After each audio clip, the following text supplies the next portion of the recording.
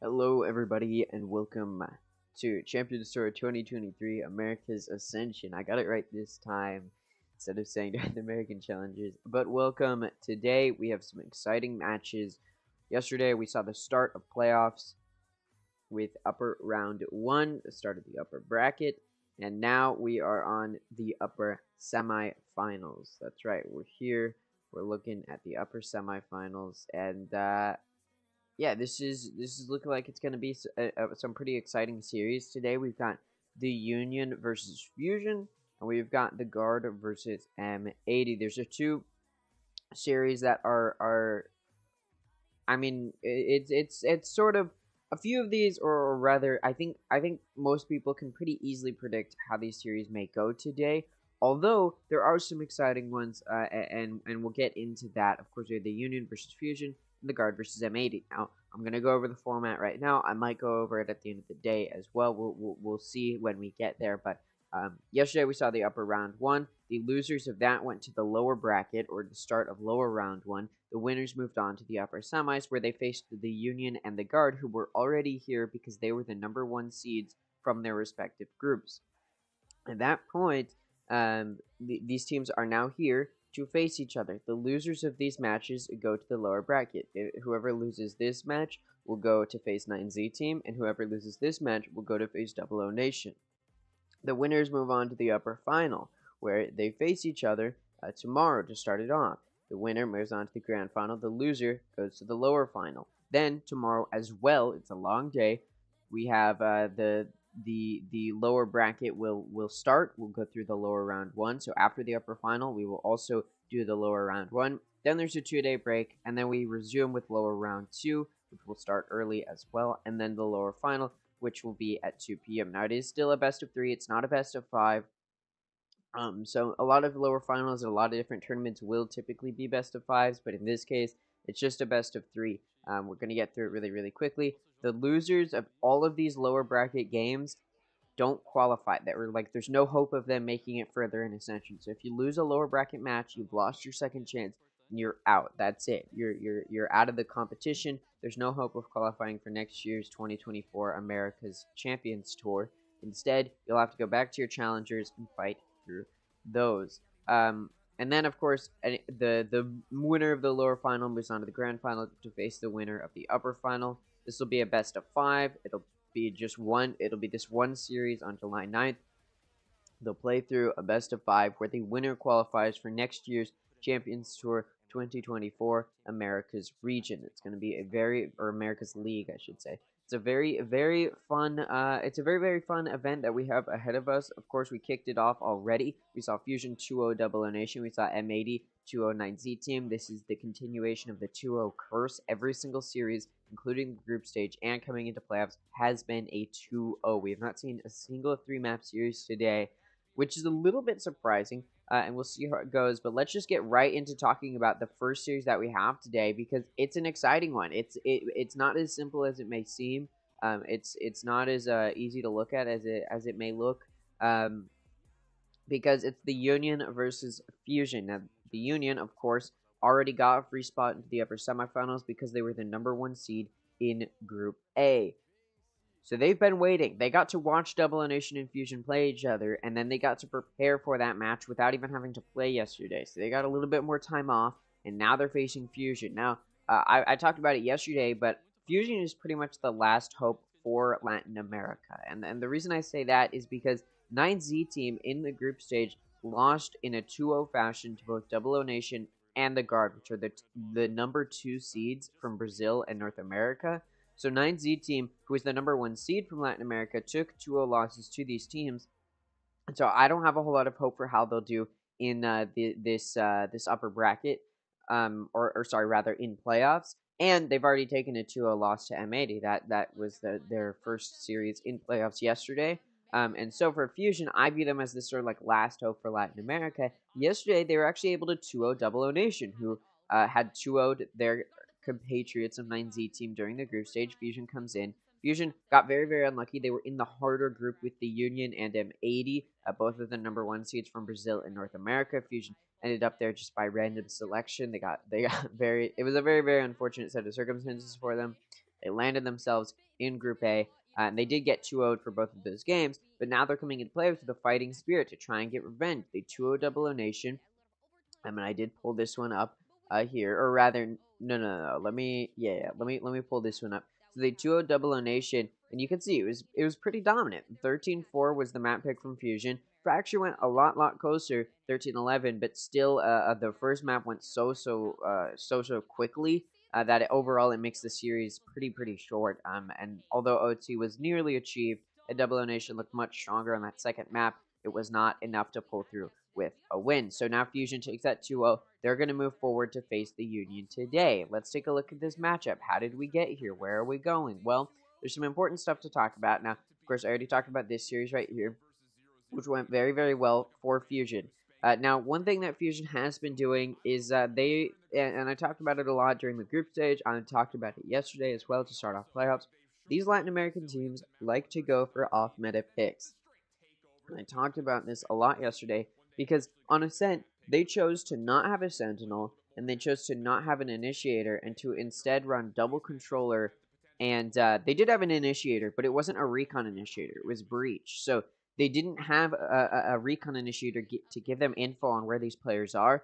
And they also went for a Neon, which you pretty much never. I don't know when the last time we saw this in the tier 2 space was. I obviously in America's region, I haven't been keeping up with all of the games that have been happening, but I'm sure it comes out quite a bit from those Latin American teams, especially Fusion, to be able to pull it out here in playoffs.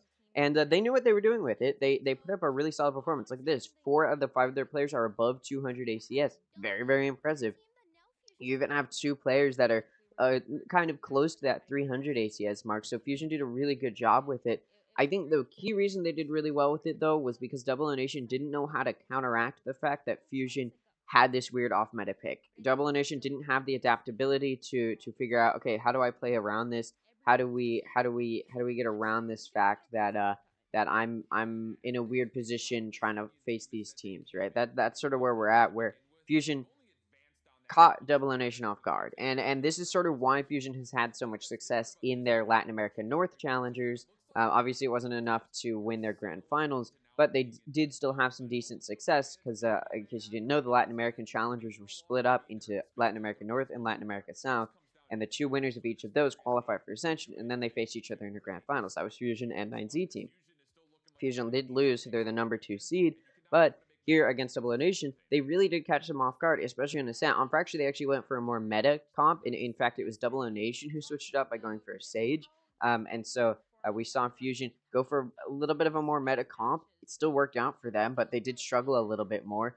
So on Ascent, where they were able to catch Double O Nation off guard, Double O Nation definitely proved that they had a lack of a deep map pool, because it really just seemed like they didn't know what to do on Ascent a lot of times, especially on their defense. They struggled to figure out how to do a proper retake. They struggled to figure out how to do a good flank, despite the fact that they have a Sova, so they could have sent him for the flank to get that recon, because, again, there's no Sentinel on the side of Fusion, so what Double O Nation should have been doing was going for a flank with the Sova, use that recon dart, figure out where those players are who are holding flank, because a player has to hold flank for Fusion, and then they can easily take them out using the KO flash, right? There were some good plays that could have been set up, but Double O Nation did lack that sort of adaptability to think in the moment and bring out that situational awareness. Now, against a team like the Union, I don't know if they'll be able to catch them off guard with a very off-meta pick, because look at this record. Look at this. It's green. It's a green carpet. This is what I want to see in my ranked games. I mean, what on earth? You've got a total of 2 losses, and those were both in split 1. A total of 2 losses, and that's it. They haven't taken a loss since those 2 losses at the end of split 1, Coming into Split 2, they didn't take a single loss. They went into playoffs, didn't take a single loss of any maps. They didn't lose a single map in playoffs. That's how impressive this team is. It's very clear that they've got a dominant hot streak going on, and I'd be terrified to face them, and I think Fusion should absolutely be terrified to face him. In fact, in the group stage, Fusion did face the Union, and this is how it went. Pro went 13-7 in favor of the Union, and then Fracture went 13-6. Considering who they are up against, who the Union is currently the #1 seed in Ascension, other than maybe the Guard, but of course they were in the easier group, only having to face Double O Nation and 9Z Team, who proved to not be too difficult of opponents. So I view the Union as sort of this #1 seed coming into this, or the #1 team coming into this, especially after they beat M80. So Fusion was able to get up at least 6 rounds, but again, at least 6 rounds is not enough to get to, say, double digits. So when we're coming into this series, I don't expect an upset, because again, Fusion can't just pull out these weird off-meta picks and hope to catch the Union off guard. Because look, they pulled out these off-meta picks. They pulled out a Yoru on Pearl, but they weren't using that Yoru util in any way that was really that effective. And they also already had a breach for flashes, so you didn't need the Yoru for flashes. So at that point, you also had an Omen for Paranoia. So again, it was sort of like you were hoping that the Yoru would be carrying the team. And although he is one of the highest fraggers, he's not going to be carrying the team because it's tied with the Neon, and then it's 13, right? So he wasn't able to carry. He wasn't able to pull out those weird Yoru clips you see on Twitter. So I'm not entirely sure why they pulled out the Yoru. In my eyes, it was a bad decision. Then we went to Fracture, and they pulled out sort of that more meta pick that they pulled out against who was it? Against Double O Nation. There you go. Sorry, I forget some of these South American teams. But yeah, they faced Double O Nation, and they pulled out this same meta comp yesterday when they were facing Double O Nation, and of course they took that win then, but they did struggle a little bit on it. And then of course it was because, or rather, I believe Double O Nation wanted to pick Fracture because the Union was able to beat Fusion on Fracture.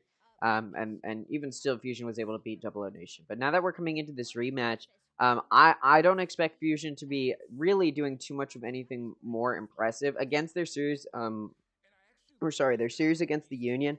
Fusion did show a very big lack of again, that sort of situational awareness, that sort of skill gap we see of teams being able to pull through with situational awareness and adaptability. We didn't see that come through for Fusion. Fusion was losing a lot of their gunfights, and at the end of the day, if you're not hitting your shots, you're not really going to be able to do a whole lot of anything. So for the Union, they're viewing this series as an amazing way to start it off because they've already beaten the Fusion. Or sorry, not the Fusion, but Fusion. So the Union's going to be looking at this and going, all right, this should be an easy 2-0, get us straight to the upper finals. And honestly, that might be the way I'm looking at it too. It doesn't mean there's no hope for Fusion. If they're going to bring out these weird off-meta comps, I need to see them really support those off-meta comps. And again, because Fusion brings out these off-meta comps, typically hoping to catch their opponent off guard, and typically it works. But again, we're talking about a team in the Union who knows how to adapt well. They know how to bring out that adaptability. They know how to change up their strategies when they need to in order to counterplay their opponents. And so I just don't see a world in which Fusion is really able to do much of anything as far as making some progress other than maybe a few good rounds. Like last time they got at least 6 rounds on both of their maps. Maybe we'll see that exact same thing happen here. I wouldn't be surprised. The only issue is at least 6 is not a win. And assuming the Union does take a loss here, they have to actually face 9Z Team. They'll be down here. They'll be facing their compatriots in a rematch because they faced each other in the Grand Finals of Latin America. And Fusion got 3-0'd. Obviously, in my eyes right now, based off of everything I've seen in Ascension, Fusion is actually looking stronger than 9Z Team right now, weirdly enough. So I don't know who's going to win this series, but Fusion could be looking at facing them if they don't beat the Union, and they've already taken a loss to 9Z Team. And at the same time, I don't think Fusion wants to knock out their fellow compatriots from Latin America either. Like, that's just not... You don't want to be knocking out your teammates, in a sense, right? Like, that's sort of a...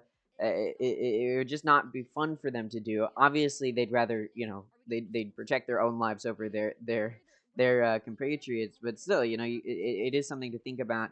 as well. For Fusion, they don't want to be in that position where they're going to have to try and beat out 9Z Team, who they've already lost to in the Latin American Grand Finals, and who they would have to be knocking out. Because reminder, whoever loses in the lower bracket gets knocked out. You're out of Ascension. There's no second hope for you this year, maybe next year.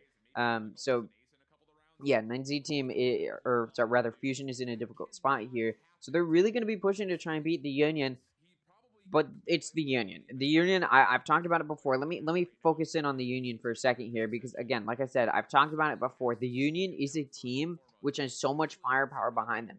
I've talked about it before, but M80 is a team that has some really, really powerful players mechanically. Their skill, their game sense is beyond a lot of other teams in any other region. They're a very, very powerful team, but their strategy does lack occasionally. So they're a very offense-sided team. Their defense struggles a little bit on some maps. The Guard is a team which favors the defense. They're a really good team when it comes to strategy. They know when to go for aggressive and risky plays, and they're able to read their opponents very, very well to give them that defensive edge, and then they struggle a little bit on their offense, right?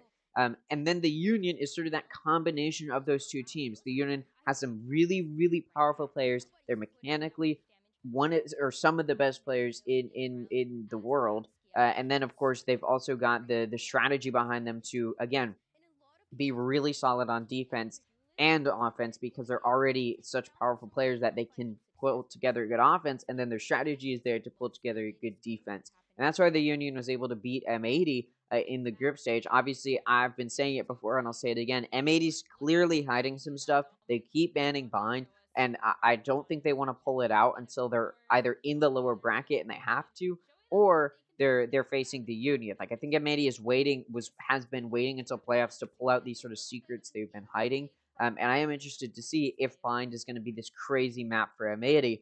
Obviously, they're facing the Guard, who has a decent bind, so I don't think M80 is going to be picking it this time around, or not banning it, rather, and letting it through. But, because M80 is likely feeling confident they can beat the Guard. They've done it multiple times during the North American Challengers. I do think the Guard looks much stronger coming into today than they did during North American Challengers, but obviously that's for the next series. My point being, the Union is a very, very powerful team. They're a team that is sort of the combination of the Guard and M80. They've got a powerful defense, they've got a powerful offense. They know why metas work, because I think the reason Fusion and 9Z Team can catch their opponents off guard by pulling out these off-meta picks is because their opponents are on the meta, but they don't necessarily know why, or they don't know how to adapt. They aren't entirely understanding how to use the kits in a way that is facing an off-meta comp. They're so used to playing the same sort of meta comps that teams like Fusion and 9Z Team can catch them off guard. We saw it yesterday with Fusion versus Double O Nation, right? And so, in a team like the Union, they understand why they play the agents that they play. They understand different ways to use the agents that they play. They understand how to counterplay, off meta comps. We saw the Union already decimate Fusion, right? So, when we're talking about these two teams, I'm looking at these two teams in Fusion and the Union, and I'm looking at Fusion and I'm going, I don't know if there's a whole lot of hope for you, just simply because they've shown, yeah, they go for these off-meta plays, but like I said, in their series against the Union, they pulled out a Yoru, which just isn't a good agent objectively in pro play. Like, it's not an agent you can use well, because everything, the fake clones can be read very easily, or simply just shot and then anti-flash. And then on top of that, you can maybe use those or sorry, not on top of that, but you could maybe use those fake clones in tandem with other flashes to effectively full blind your opponents. But the thing is, although there were multiple flashes that were available to the team of Fusion during their previous match against the Union, they didn't use any of that strategy. So they didn't use the fake clone in tandem with other flashes. They didn't use, they didn't use the TP in tandem with a paranoia, right? You could have pulled out a fade and also your Yoru, because then if you're using your fade util, you can paranoia the opponent using the Nightfall or using the paranoia of the Prowler, and then you can just either use the dimensional drift, or you can TP behind the enemy and they can't hear you, right? So that's sort of the planning you need to go through when you're talking about pulling out a Yoru. You need to also have agents that support that Yoru, and it showed a clear lack of Fusion understanding why off-meta picks work for them, or why they could work for them, other than just, hey, we're catching the opponent off guard because we know how to get kills with these agents. But when you're up against a team that is going to be able to outgun you, you need to be thinking a little bit deeper. You need to be one step ahead. You need to have a little bit of a better strategical understanding of the map. And it definitely showed, or rather those agents, and it definitely showed that Fusion wasn't in that sort of state where they knew why they were picking what they were picking. They didn't know how to support that Euro when they pulled it out against the Union. So for Fusion, I want to see either improvement from their series against the Union, where they pull out these off-meta picks and know how to support those weird agent picks, or I want to see them returning to the meta, or going to, we're not returning because they never really are on it, but I want to see them going to the meta and showing why they're going to the meta, or they pull out these off-meta picks and are just able to carry on those agents. Like let's say they pull out a Reyna and the Ren is just able to completely carry. Absolutely great. So Fusion does need to show that they're on top of their game. They need to be aiming better, straight up winning more gunfights than they were against the Union previously in their previous matchup in the group stage. And then Fusion also needs to again show why they're picking the agents that they're picking, because you need to have a sort of second level of strategical play when you're against a team like the Union, which is always going to be 10 steps ahead of you because they have that next level strategical play. They understand where you might be going. They're really good at reading their opponent. They sort of understand the basic level strats and basic level fundamentals that all teams are taught, so they can sort of counterplay that and read it very easily. So unless I do see Fusion able to pull something crazy out or really switch things up in a meaningful way, I am a little bit concerned that they're just going to get decimated by the Union once again, and then tomorrow they're going to have to face up against 9Z, which may be the death sentence because 9Z's already beaten Fusion, and or Fusion will have to knock out 9Z, and I don't think they want to have to knock out 9Z. They're fellow Latin American team, so. Again, I'm obviously predicting a 2-0 for the Union, but there are certain situations where Fusion is able to win if they can show that they've improved in a meaningful way since the last time that Fusion and the Union faced each other in the group stage. And I think if there's a time to switch it up, it is in playoffs. I mean, I feel like a lot of teams are going to be pulling out strats we haven't seen from them before to make sure they secure playoffs. In the group stage, like I said, M80 was likely still hiding behind because they know they don't need to pull it out until playoffs.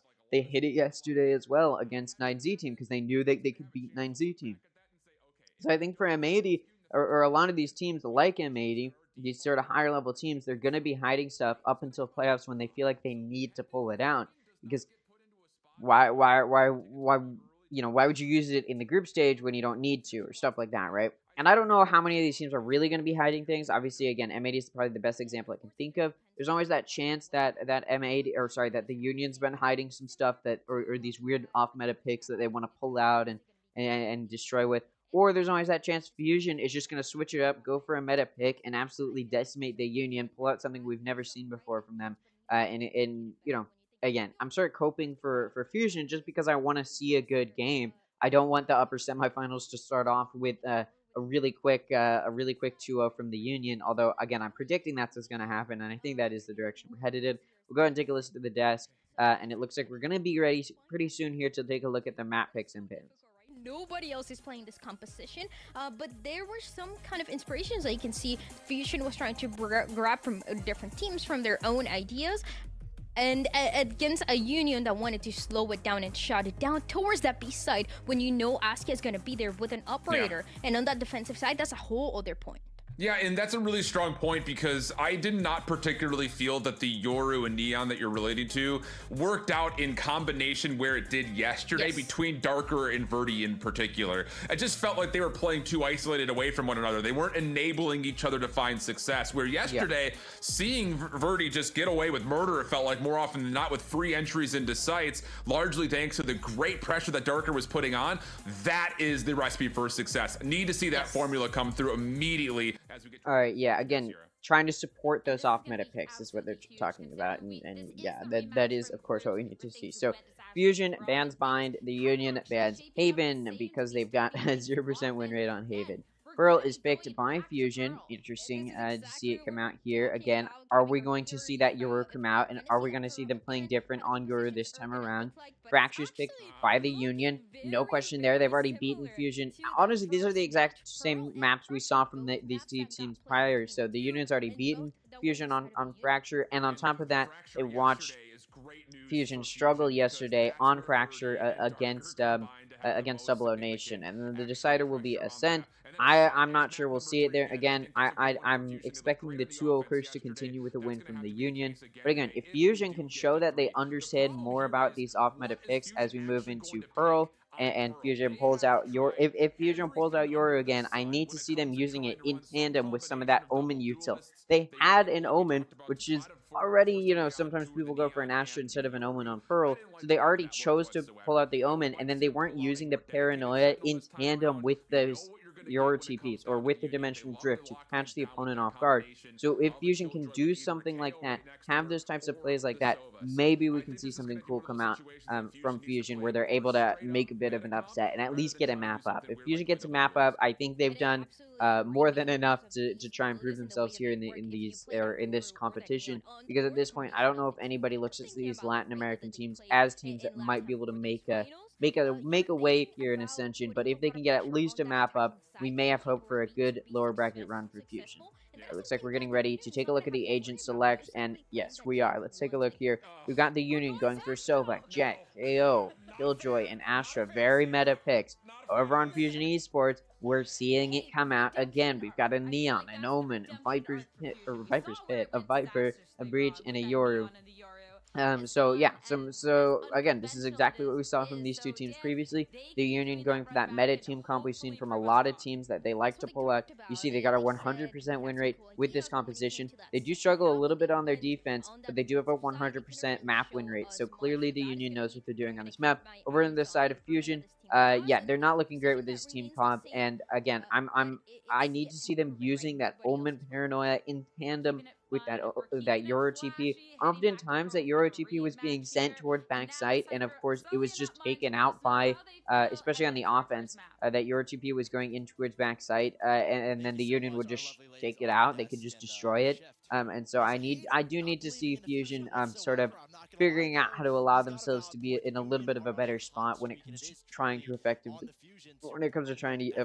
use that Yoru util, support that off meta pick, because if you're not going to support that off meta pick, there's not a whole lot you can do there. They've also, again, they're lacking this sort of recon initiator, so Fusion does need to figure out a better way. Obviously, they've got a Neon, they've got a Yoru, they can aggressively take site very, very quickly if they're able to use that util effectively.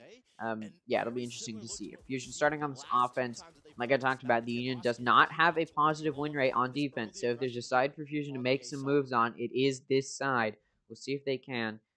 Fusion already made some engagement in A, and now they're backing up, moving towards B. Look at that. It's Askia to lock it down. Completely misses on Darker. It's okay, though, because Ponk is there in long to lock it down as well. That's going to be a pick that goes off there. Ponk trying to get away. Does get concussed. Has to slow down a little bit. See how these players come in. Ooh, nice pick from Verdi. Able to get in, but Askia takes out Meated at the same time, which will make this a player advantage for Askia. Takes out Birdie and EDU. It's now down to Theory in a 1v4. Can't do anything there, and the pistol round is won by the Union. Now, a reminder, this is the map pick from Fusion, so there's a map to win for Fusion.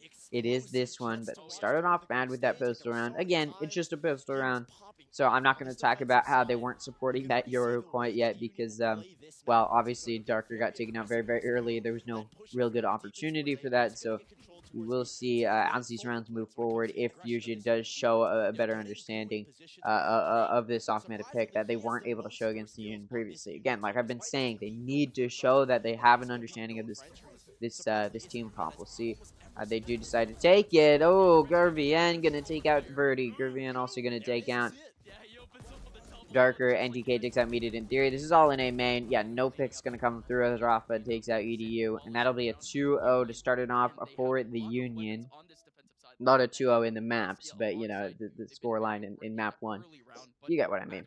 The Fusion, of course, going to be able to afford a buy. Look over at the side of the Union, though. Still going to be taking a bonus, but look at Askia. Operator is out with Light Shield. This is going to be a dangerous round for Fusion to try and play through. We'll see what they can do here, but it's, of course, very, very likely that the Union is able to pull out this firepower. We've seen them outgunning Fusion already, which is, of course, what I expected to see come out from the Union. See if Fusion can get on top of it. They did lose the first 2 rounds, so it's not the best start for them. Look at that. KO Flash does come through. Oh, Meated protecting Gurvian. who was a little bit, I believe he's blinded there, trying to get away, and then through the end, trying to take him out, gets caught out by Meated. Couldn't quite see him there.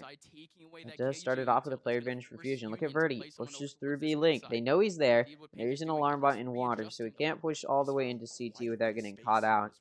It will be interesting to see how he plays this. Look at this, NTK trying to get a trade pick. Will he be able to? No, he does a little bit of damage to Theory, but now he's just going to back up.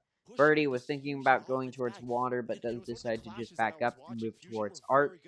There is Rafa watching it from A side. See what he can do. I mean, they do know that at least one was mid. And there you go, Rafa proving he's the better gunman.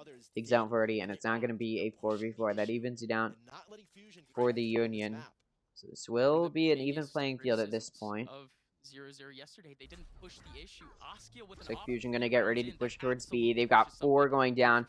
Or sorry, 3 going down B Link. 1 gonna be lurking towards main. That is that Yoru. We'll see how that util is used. A fake clone comes down. Meanwhile, EDU able to spray through the smoke and take out Ponk. Operator on Oskio misses. Maybe the first time I've ever seen him miss that badly. Theory takes him out. It's now gonna be a 2v4 from the rest of the Union players. Theory shuts down Rafa. The bonus round for the Union not gonna convert to a win, it looks like. Unless NTK can get a 1v4 clutch. He's able to get a Vandal. Picks that gun up. And we'll see what he can do with it. Obviously, if he can kill the majority of Fusion's players, then they won't be able to afford to buy next round. So that'll sort of just be his goal. NTK, of course, getting some engagement going in B Link. Doesn't take Meated out, though. Meated gonna shut him down. So good round for Fusion to start off this half with a buy, and it was a pretty dominant buy as well. So that does show a little bit of that better play, again showing that they've improved in their aim since their last bout against the Union. I do think in their last bout against the Union, it was a very off day from them. They did struggle a lot in those gunfights. I think it became a mental battle at a certain point, but even early on, I think Fusion, knowing who they were up against, just got, I mean, there's a lot of pressure, right? You don't have the home turf. Your fans aren't, they're not going to be a whole lot of your fans in the crowd. You're up against a very, very powerful team. And yeah, there's just a lot of pressure in that group stage, I think. But it does seem as though Fusion's gotten rid of some of those nerves. Tech Paw's coming out. Not entirely sure what for. We'll see. But yeah, Fusion definitely putting up more of what I would have anticipated from them going into this map. Again, what they sort of needed to switch up. Well, there you go, the coach for the Union sleeping. No, he doesn't knows he doesn't have to deal with this one. But yeah, Fusion able to pull out that round. Definitely going to be feeling good about themselves. I was sort of worried if Fusion was able to take 3 in a row that the mental energy would sort of lack there from Fusion, and it would result in them starting to lose some more of these rounds. So the fact that they're able to get one, and it's not like a, oh, we won with only one of our players alive. No, it was a pretty dominant round. They took out the Opper in Oskia, right? So they're going to be feeling pretty good about themselves. You think the Union struggled a little bit there. Maybe it was Oskia pulled out that Tech Pawns, you know. He's like, all right, hey, hold up. Clearly there's something wrong with my computer. I don't know why I'm missing. Yeah, not sure why this Tech Pawns has come out. Should be resumed pretty quickly here, though. This is the first Tech Pawns I've seen, I think, in Ascension. So, you know what? W Production, they've been doing pretty good about not getting this Tech Pawns going. So we'll see how it goes. I'm interested to see, though, again, Fusion hasn't really showed a whole lot of, like, supporting that Euro, supporting that breach. You know, that Neon was taken out very, very quickly in that previous round. So, you know, we haven't seen a whole lot of the off-meta finding too much of anything. But, you know, they're playing about as well as I would expect from any team comp, which, you know, if you're able to put up an even fight when you're on an off-meta pick, it does show you're playing pretty well. I think a lot of that round, though, was just outgunning their opponents. It wasn't even so much using the util effectively. Although that breach concussion was used in that last encounter in B-Link, I mean, it did allow that final pick to come through. Even if that player wasn't concussed, it did sort of give that awareness of where they were in that B-Link door. So it did help out a little bit there. We'll see if we sort of see that type of play coming through again. Not sure what this Tech Pause or why this Tech Pause is taking so long.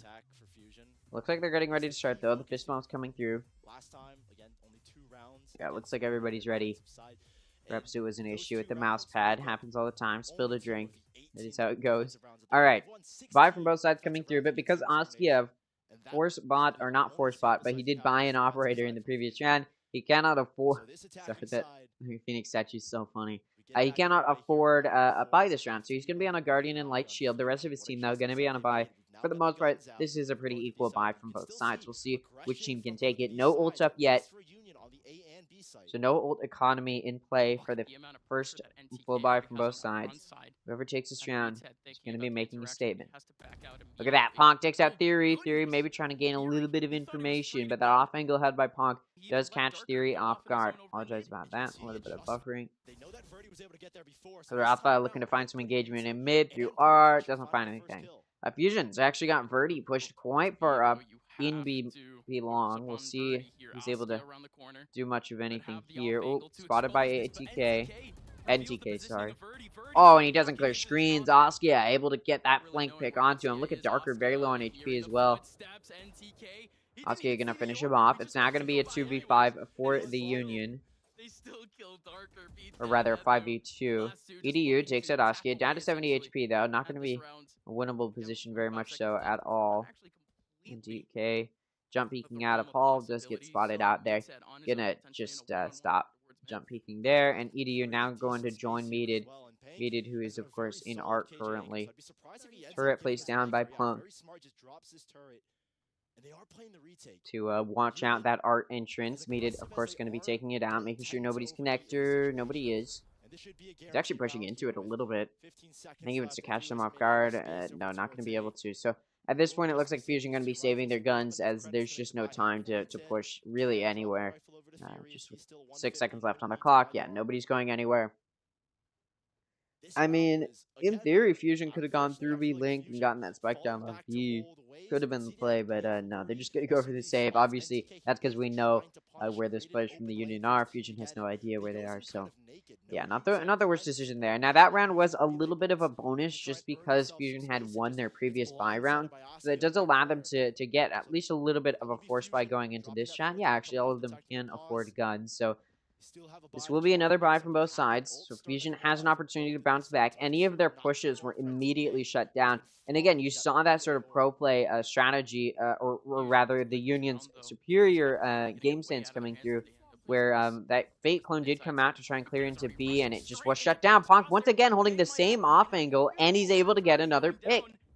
Clear lack of comprehension from Fusion. Look at this. Oskia pushed up behind pillar, gets flushed out. Oh, what on earth, EDU? Oskia miscommunication. Peeks right into B. Link. Darker takes out Rafa. I was just praising their game sense, but no. This time around, miscommunication results in EDU also taking out Ponk, and it's a 2v4, so the Union has to concede. This will allow Fusion to take the second buy from both sides. A good round for them to get this eco back into play. Of course, the Union will be able to afford a buy next round. And they'll even maintain some good econ stability with the help of these two players saving. So, yeah, Fusion is in a really, really good spot right now. Again, doing a little bit better than I was expecting from them.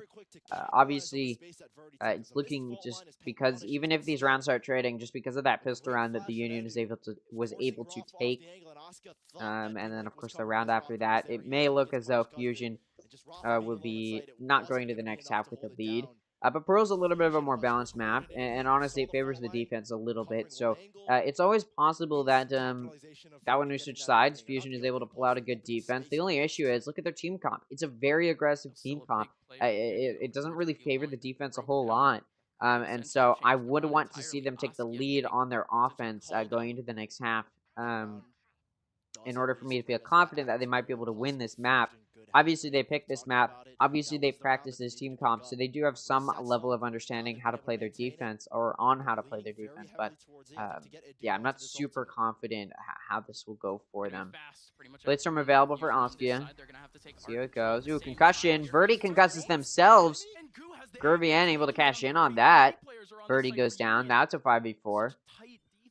There you go. Fusion, saw how well they were able to play in the previous round and said, no, that's not the usual. Come on. We're not that good. And, yeah, Brady trying to prove that, concussing themselves, dying at the hands of Gurvian. So, Oh, look at this. Theory's been able to get through B-Link and into connector. Catches Ponk off guard. Good pick there. Now it's a 4v4, but Askia with the flank. Mita goes down, so a flank may have come through from Fusion, but it's counteracted by the flank from the Union to maintain that player advantage. Rafa runs right into B Heaven as that Rolling Thunder comes through. I mean, what on earth is Gurvian doing? RVN doing just absolutely exposed there, pushing into that CT.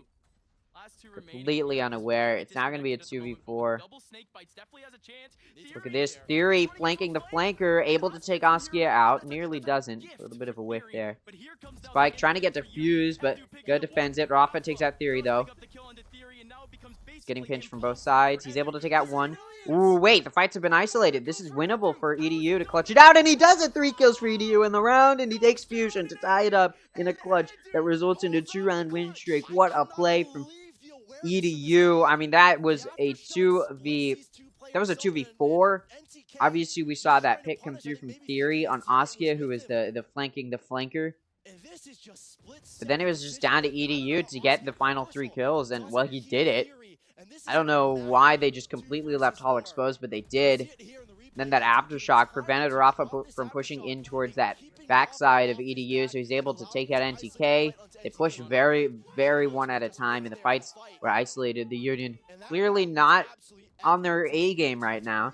Definitely struggling a little bit with these plays. Askia, again, showing they're struggling with these plays. There was an aggressive mid-push. Askia pulls out the knives, gets shut down by Verdi.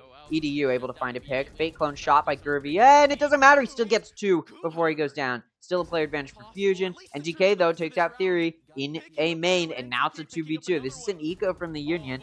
Look at that. What on earth? The NTK able to take out Meated, and Rafa takes out EDU. So although Fusion just won 2 buys in a row, the Union takes an eco, and it converts into a win, despite there being a really big player advantage before Fusion started off. So, yeah, weird series of events. That round ended so quickly. The Union not taking a timeout, because they did lose 2 buys in a row. They want to figure out, all right, hey, we won our eco. We can pull it together a little bit, but how do we really secure... How do we really secure this series? But Union just able to dismantle them, and I would definitely call a tactical timeout if you are the Union. That's a crazy round. Again, both of these teams, I think the Union, they know they're probably going to win this map. They're just struggling more than I think they would have liked to. Again, they're making some of those miscommunication errors. They've come out in these previous buy rounds. They just haven't been communicating where the players are effectively, or they haven't been hearing each other coming where those players are. Like, we even saw one of those plays. I talked about it in, I believe it was the 5th round of this half. As the Askia was just backing up, exposed to that B-Link entrance into B, and it was not calmed properly by the KO, and Askia is just taken out. And so it's small things like that where there's just miscommunication errors, but of course those small things do add up. So the Union just trying to figure out, all right, whoa. We're supposed to be the #1 team in Ascension. Why are we making these small mistakes against the Latin American team? So I don't know if they're overestimating their opponent, or sorry, underestimating their opponent, and they just don't feel like this is a match they have to put much thought into. But yeah, clearly they're struggling a little bit. Look at Fusion, able to force a buy, but one of their players does have a Spectre. They've also got a Viper's Pit and an Overdrive.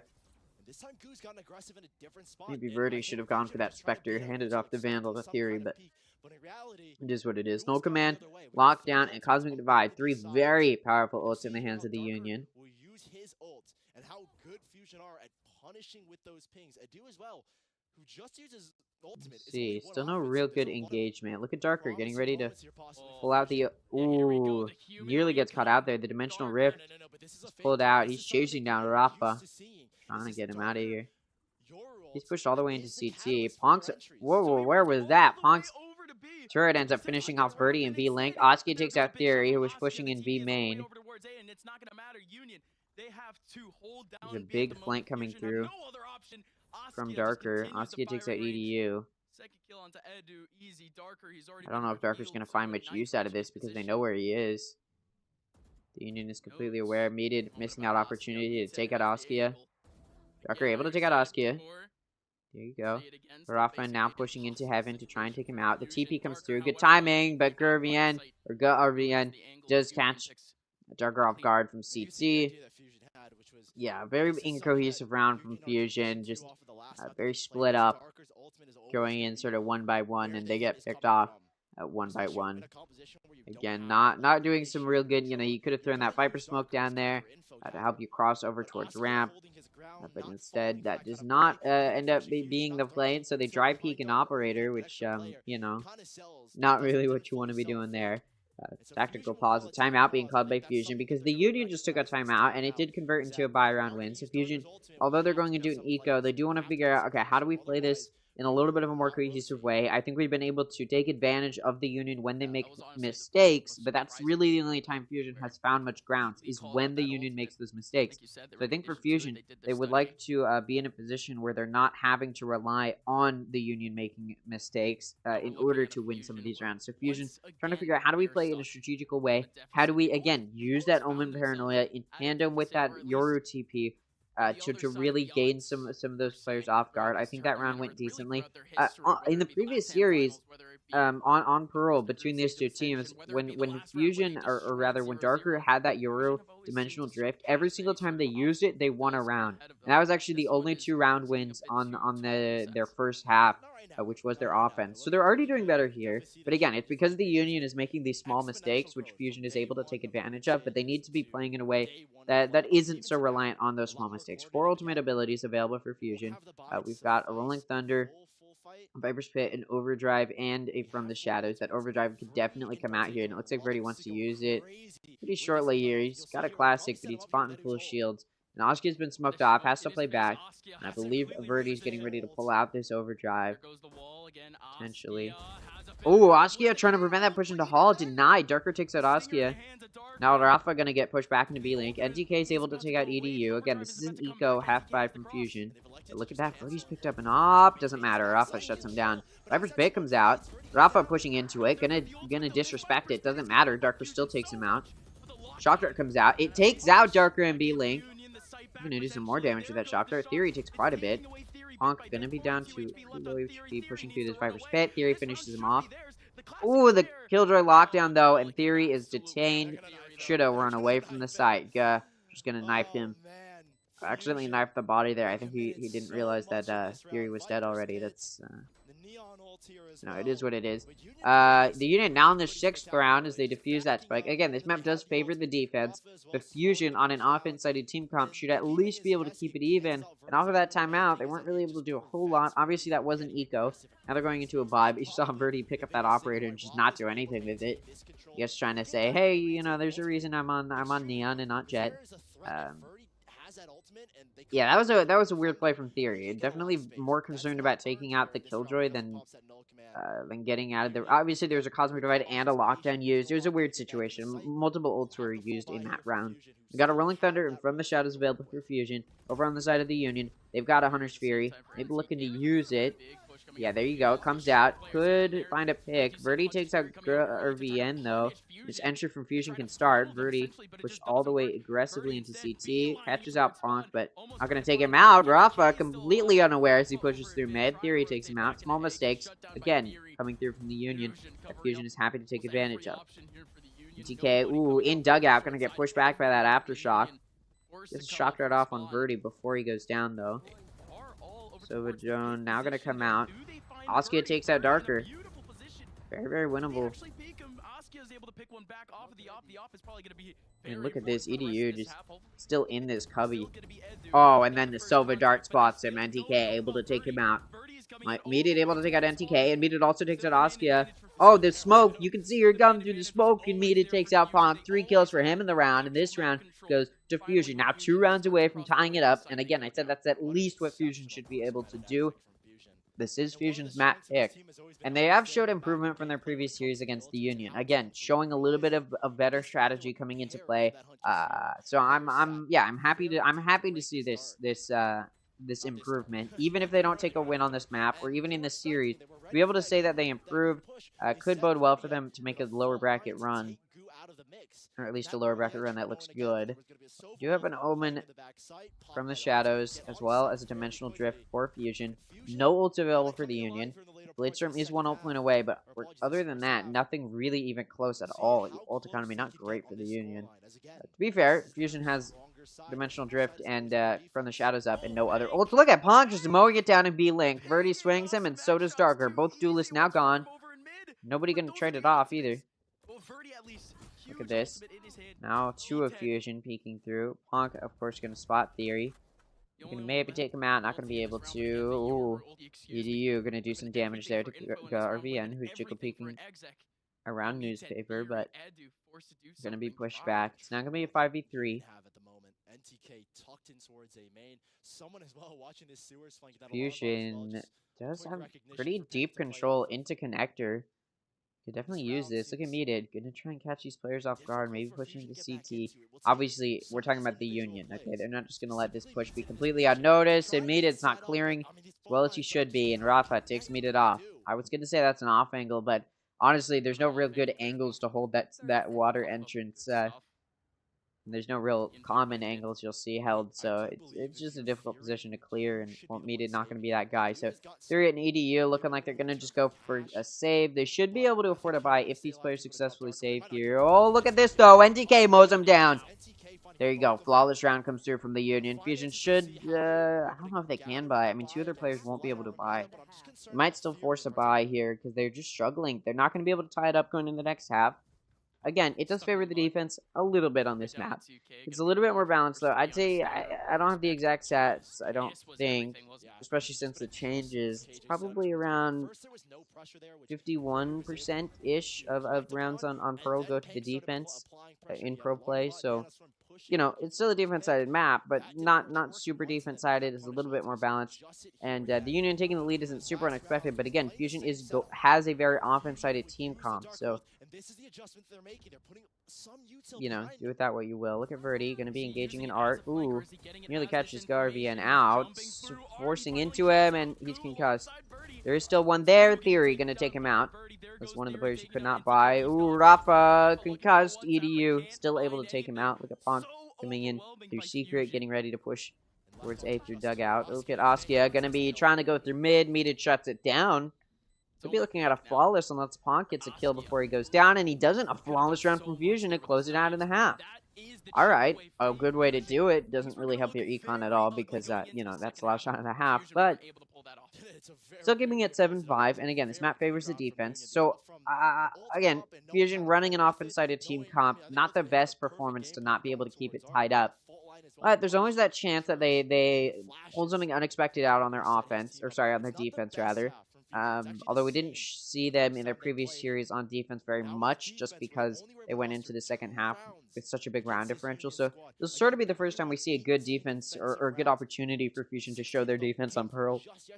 And I am interested to see how they play it. We will see how this goes. I want to highlight, look at the Union. Top 3 players all have 9 kills. Bottom 2 both have 7. That's good kill consistency. All of their players performing at around the same level is exactly what you want to see from a balanced team. And on top of that, they're winning this map. Maybe less dominantly than I was anticipating. We'll see where it goes, though. The Union starts off this pistol. They won the previous pistol round in the first half. We'll see if they can do it again here. If Fusion does it, they may just be able to tie it right up. Could be a good way to start it for them. My voice starts to keel over here. The Union just going to be allowed onto B site. Spike goes down. Look at that. Rafa pushed into CT so deep. Able to take out Darker. Verdi does trade it off, so it's still 4v4, but Fusion now going to have to go for a retake. Oh, look at those players. Paranoid and concussed, and Verdi happy to take advantage. 40 HP left, but at this point, it's a 2-player advantage. Spike trying to be held here. Gonna be halved, at least. Shock Dart comes through. Ooh, EDU is able to hide behind the wall. Wow, what a good round, and Fusion takes the pistol. Wow, those two players got caught out in that choke point of Hall. Again, that Paranoia and Concuss both came through. What a good way to use that Breach and Omen Util in tandem. Okay, Fusion showing a little bit of more understanding of how to use their agents than they did in the previous series. I'm a little bit more optimistic here that maybe Fusion can take the map, especially since, like I said, if they take that pistol, they may be able to tie it up, and that's exactly what they did. So now they're going to be able to force a buy here, and it'll likely be an eco from the Union, and they should be able to take a win. See if they can. It is still their defense, so... well, actually, I'd favor the... yeah, I mean, it's a defense-sided map. I don't know what I'm saying. We'll see what they can do, though.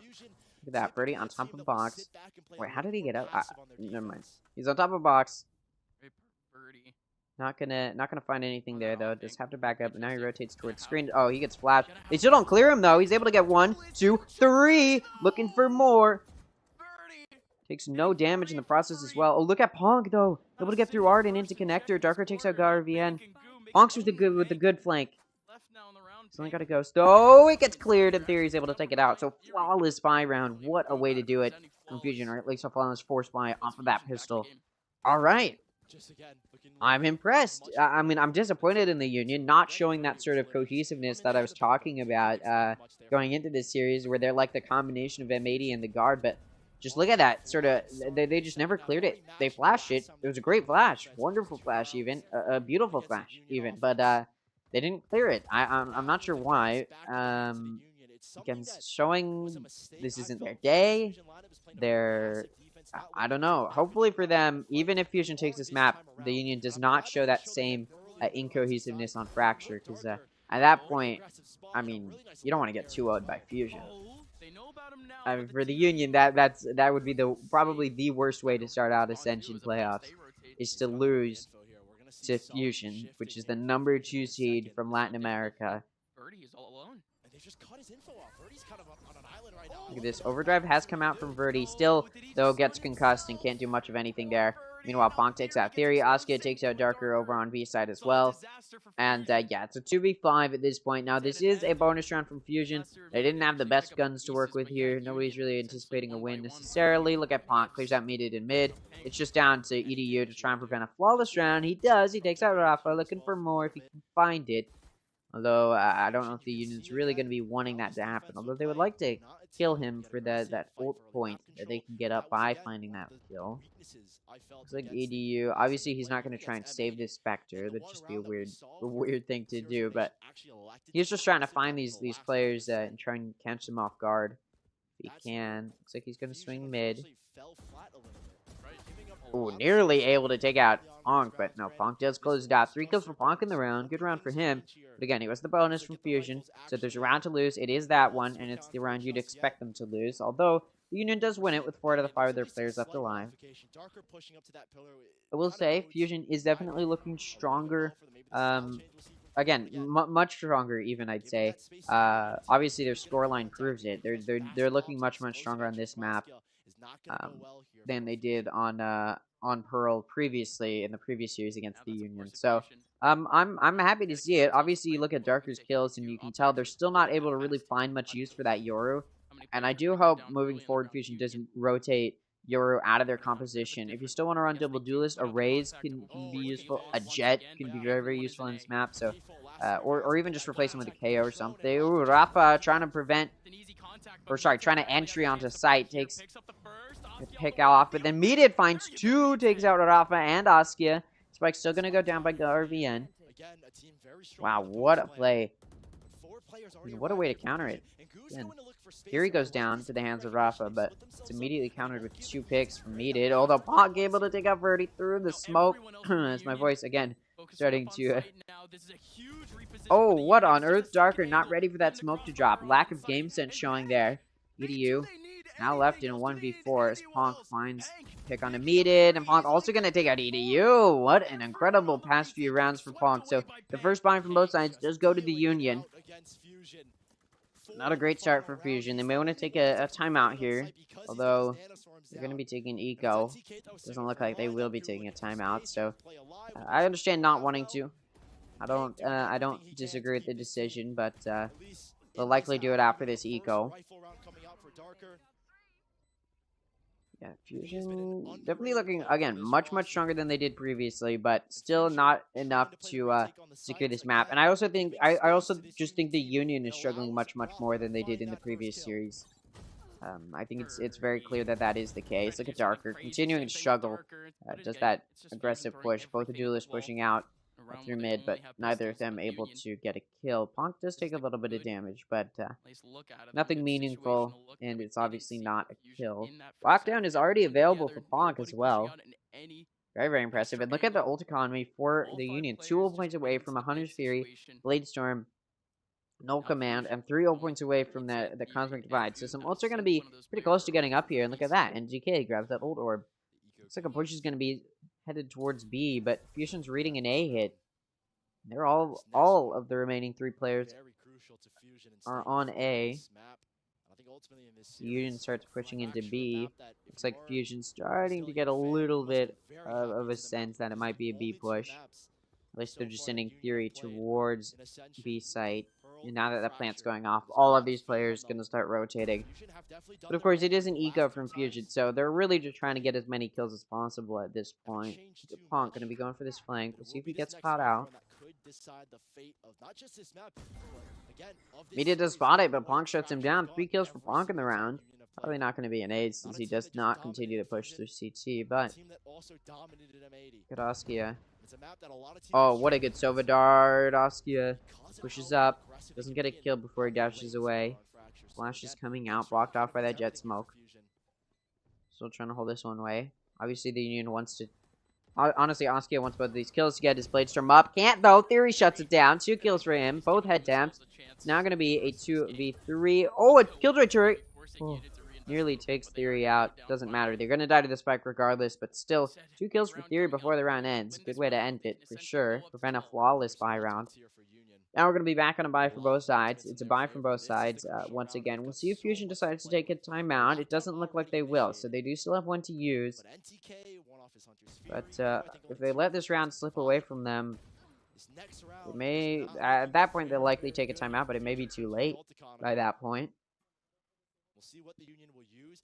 Fusion are a team that are very good at recognizing the threat of ultimates, and that's why they've called this tack pause to try and sort out how these ultimates will go down and what their protocol. So yeah, I'm not super. But again, incredibly important timeout. I'm not super optimistic when it comes to how Fusion can perform here. A little bit of a disappointing, yeah, a little bit of a disappointing performance from Fusion so far. Again, they're good at taking advantage of when the Union makes mistakes, but it does seem the Union just needed to warm up a little bit because now they're not making as many of those mistakes, so Fusion isn't able to rely on those mistakes being made in order to win these rounds. And so I am getting more and more concerned as time goes on that those mistakes will become more and more prevalent and more and more what's the word I'm looking for? More and more. Yeah, I'm just worried those mistakes won't be a factor anymore.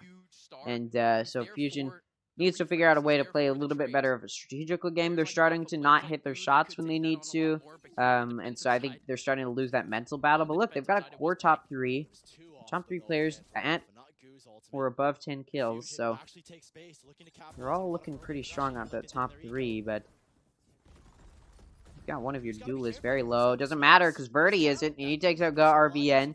Aggressive play in through mid, does come out with a lurker pick. Does leave Union without a controller. Ooh, but look at that. Hunter's Fury. It comes out. Doesn't completely catch out the player in B Link, though. Darker able to take out Rafa. I almost said Fusion. Verdi takes out Ponk. Askia there to trade it off. Attacker locked down. Doesn't catch anybody. Askia takes out Darker. Askia also going to take out EDU. Now it's a 2v2. Oh, and there you go. Askia looking for the ace at this point, and whiffs that shot. It's winnable for Theory. We saw him get a double head tap with his Sheriff in the previous round. It'd be an impressive way to do it. Time ticking down, though. Theory. Askia gonna get an ace with the Vandal. And Fusion gonna be scratching their heads. Holding their heads in shame. I mean, what on earth did they just let happen? I mean, look at that. An ace. What a way to do it. individual to step up when the time is needed. And Askia has been a hero so many times for this roster. And he's the difference maker in a lot of these rounds. Boom, there you go. An ace for Askia to close it out. What a way to do it. It's going to be a forced buy from Fusion. They don't want the Union to get to that 12th round, but if Fusion loses this, then they'll let the Union get to that 12th round, and Fusion won't have money to buy next round. Dimensional Drift available for Darker. Likely will come out. No Command. Cosmic Divide available for the Union, though. Those are some impactful ults. See Darker, the solo holder on B. There's already a kill that came out from Ponk in mid. Meated able to take out Rafa, but it's immediately traded off by Askia, and now Askia is entering deep into CT. These players in Fusion going to be ready for it? I don't think so. Askia, yeah, completely catches them off guard. I mean, yeah, completely unaware. Again, showing that lack of cohesiveness that Fusion, showing why Fusion isn't as highly rated, and NTK shuts Darker down to finish it off with a very dominant round. Again, Fusion, I think they've already used their second timeout at this point, if I'm not mistaken. So, yeah, the Union just gonna have to shut it down, and it shouldn't be too difficult for them. I mean, they just proved that they're able to catch Fusion off guard. Again, that lack of game sense. I think this is starting to become a mental battle for Fusion. They're starting to lose some of that crispy aim, that sort of game sense we saw from them to start off the map. I think they're just losing hope, and in turn they're losing these rounds. Again, they're forcing a buy here. You got 4 players with the Guardian, 1 with a Vandal, and it's Darker, who's, I believe, the bottom frag for Fusion. So, what on earth? Meated able to take out Askia after Askia gets 2, though, and then, of course, again, showing why they're a worse team overall, is Meated just runs completely unaware of the mid push. Darker able to take out NTK, but does go down. It's down to a Theory in a 1v3. There's a player who can do it. It is him. Again, I talked about those those Sheriff headshots on their eco, but at this point, it's looking like the Union gonna clean it up. 13-7 final score. I believe that is the exact same score they got on Pearl last time, if I'm not mistaken. Especially after the offense that Fusion was able to put up, to only get 2 on your defense and it's your pistol rounds is just so disappointing. It's such a disappointing way for Fusion to go out. And again, it shows, although they've gone for this offense-sided team comp, they do have a lack of understanding of how to use those agents' abilities on their defense. And yeah, they're definitely going to be feeling pretty rough about that map loss, especially considering that was their map pick. The Union looking strong as ever. Again, like I talked about, the Union making some small mistakes here and there, and I think M80 and the Guard are watching this right now. They're probably the 2 other top contenders right now for that spot in Ascension, the number 1 spot in Ascension to go to next year's America's League. I think I think they're going to be watching this right now going, wow, look at those mistakes that were made. Although minor, Fusion was able to take advantage of it. Imagine what a team like M80 or the Guard can do, or would be able to do, if those same mistakes were made in a map or a series against them. So yeah, definitely something to think about there. I would also like to say to the North American, or rather United States of America viewers out there, happy 4th of July. It's, I don't typically do anything for 4th of July, which is, you know, why I'm here, but you know, it is a national holiday, I suppose. Anyways, yeah, well, I mean, that's a little bit of again, a disappointing way for Fusion to start it off, and I'm not so I'm not so optimistic they'll be able to pull through very much moving forward. Let's take a look here, though. 13-7, final score. And again, the Union looking strong as ever. Look at this. Ponk with 20 kills, and not a single player in Fusion could even think about shutting him down. 297 ACS. Next highest is 201, 281 ACS. Look at that. Austria also with 20 kills. So they got 2 players carrying the rest of the team. And yes, I'm saying carrying because look at where the bottom 3 are. Sure, they've all got at least 10 kills, which is around the same amount of kills as the rest of Fusion. But if it was all of the players getting around 10 kills, that's exactly where Fusion is for the most part, and then it would have been a much closer game. So it's because Asuka and Punk are performing so highly that this carry can come through, right?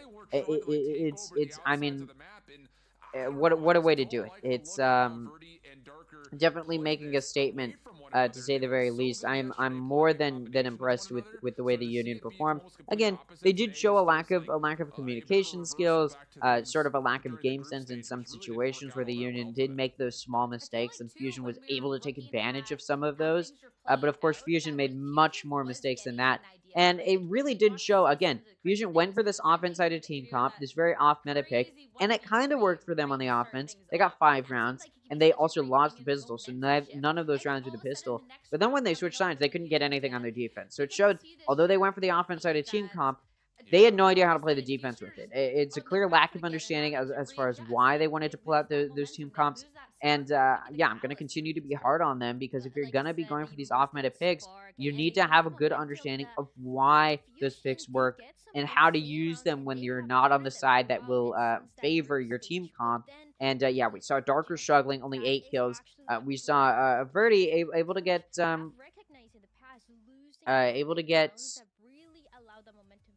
What is this? We saw Verdi able to get 12 kills.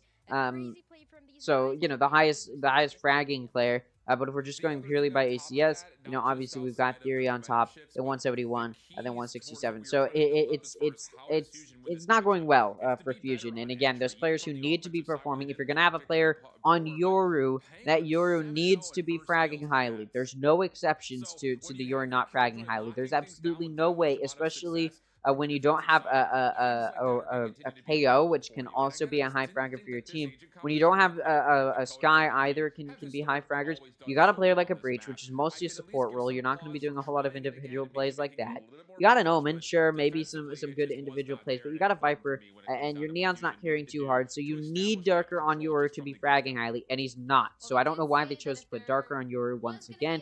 I don't know why they're pulling out Yoru once again, because there was not really good cohesive, like, there were some good plays with the Breach and Omen Util combined, the Viper, Breach, and Omen Util combined. There were some really good plays like that.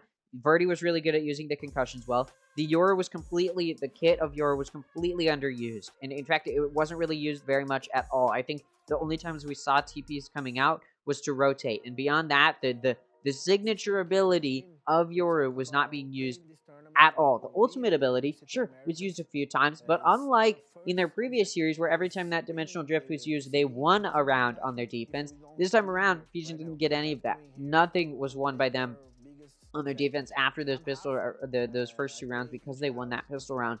So yeah, I'm more than disappointed in Fusion's decision to once again pull out Yoru and once again show that they have no concept of how to use a Yoru in this play here. So if they decide in the future to pull out a Yoru again, I need them to understand why they're pulling it out.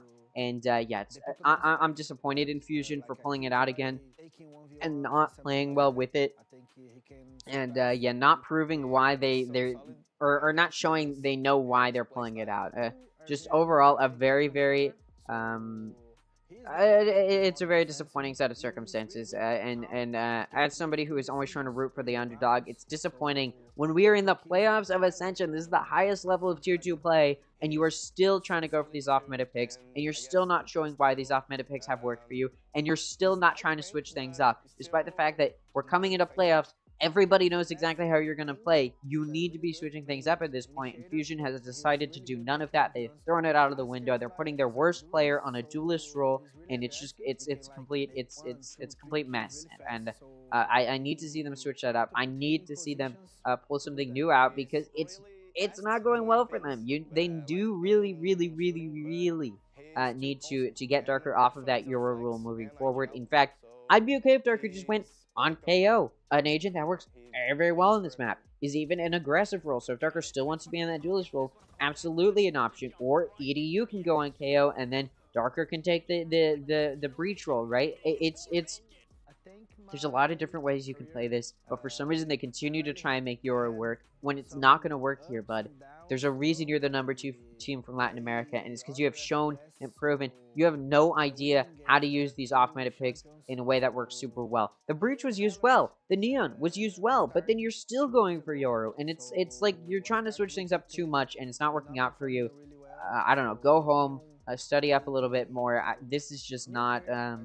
yeah, this is not showing a clear understanding of basic fundamentals in pro play, and that's why Fusion, who's sort of the last hope for Latin America, is sort of lacking, because apparently these Latin American teams just don't have those clear sets of fundamentals that a lot of the other teams in a lot of the other regions do. I know I'm being very, very hard on Fusion, but again, they're the last hope for Latin America, so if they're going to be making stupid mistakes, now is not the time to do it, and they're still pulling out Euro.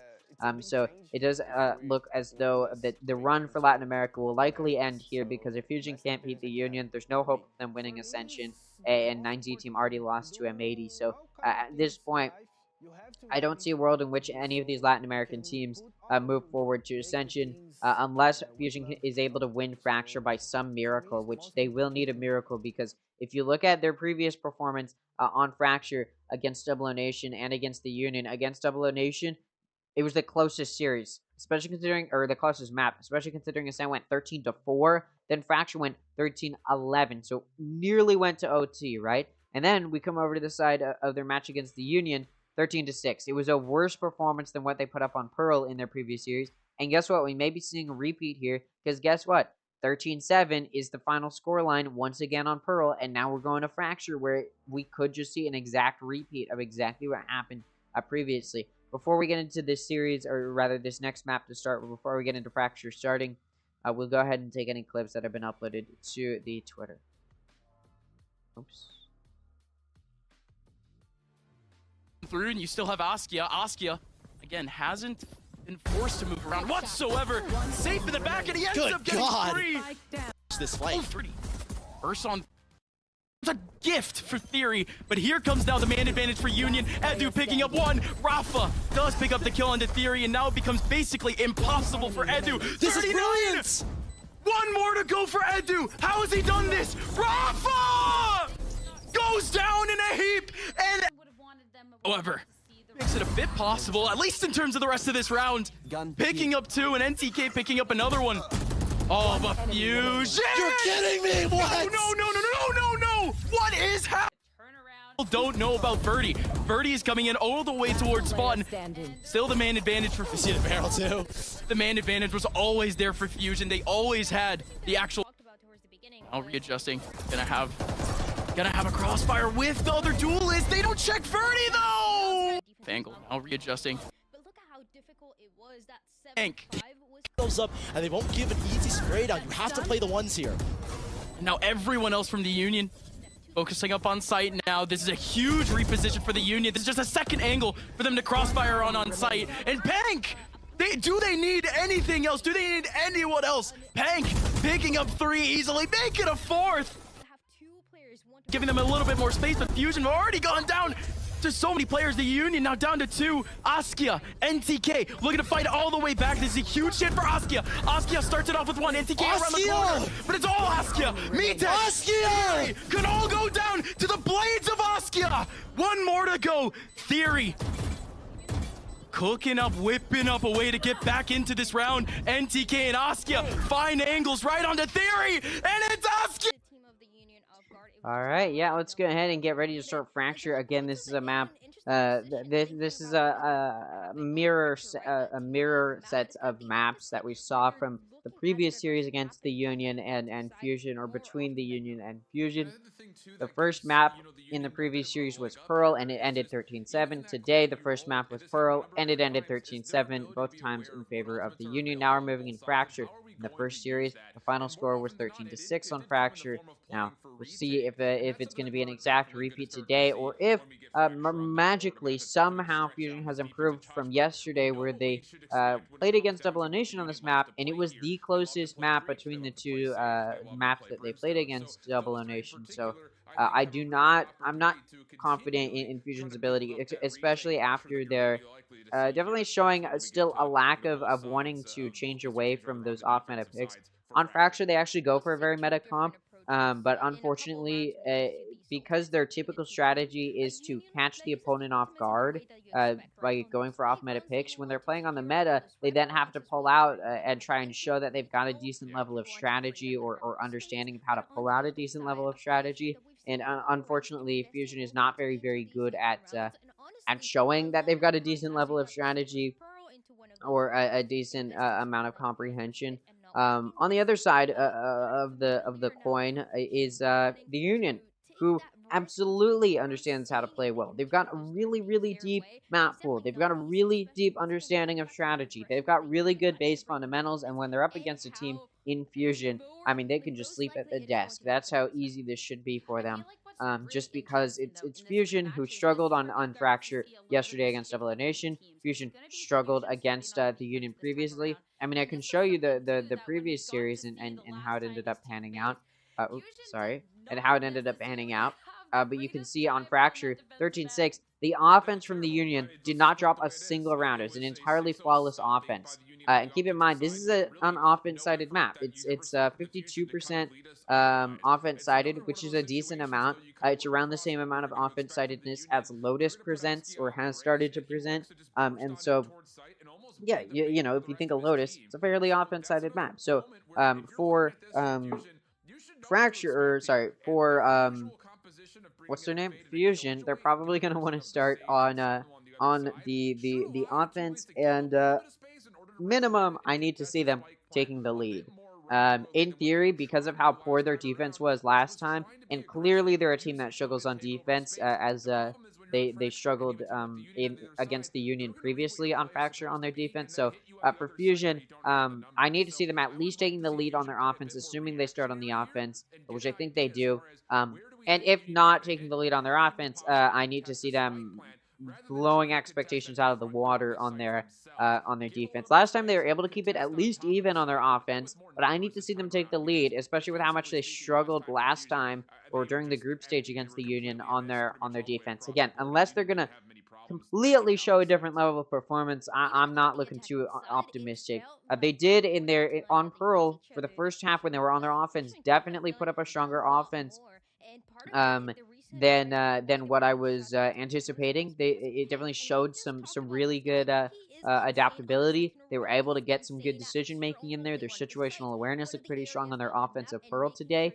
But then their defense looked like a complete mess. Their duelists weren't finding very much, and of course they're running double duelists. That means two of your players are pretty much out or down for the count, and at that point it was pretty much over. So yeah, hopefully there's for Fusion that's not a repeat, and hopefully this time around on their defense they can actually find some rounds, because again last time there's a completely flawless offense from the Union. So the Union, again, they came into this series expecting a quick 2-0. I came into this series expecting a quick 2-0. Although Pearl looked for a second, maybe it wasn't going to be a quick 2-0. It does end up going 13-7, and we could be looking at another dominant Fracture from the Union. I'm going to go ahead and unmute the desk, and as soon as I do that, they're going to send it over to the agent select, because that is exactly how this tends to go. Get his free setup, and then we're dashing on into things like trap wires and cyber cages. Let's see if we can bait out some of that utility first and then hit aggressively. And to be fair, that's something they did yesterday. So again, I want to see the team from yesterday, from a construction standpoint, from a mentality standpoint, put pressure on this Union defense first, and then use your characteristic aggression to hit at the right moment to where you can catch these guys off guard. Because the Union, with the last time they played, was very happy to play retake, and it felt like Fusion was committing way too much too early to where their post plant was very soft. So that has to change coming into this matchup today if they want to find a way to get to a third map.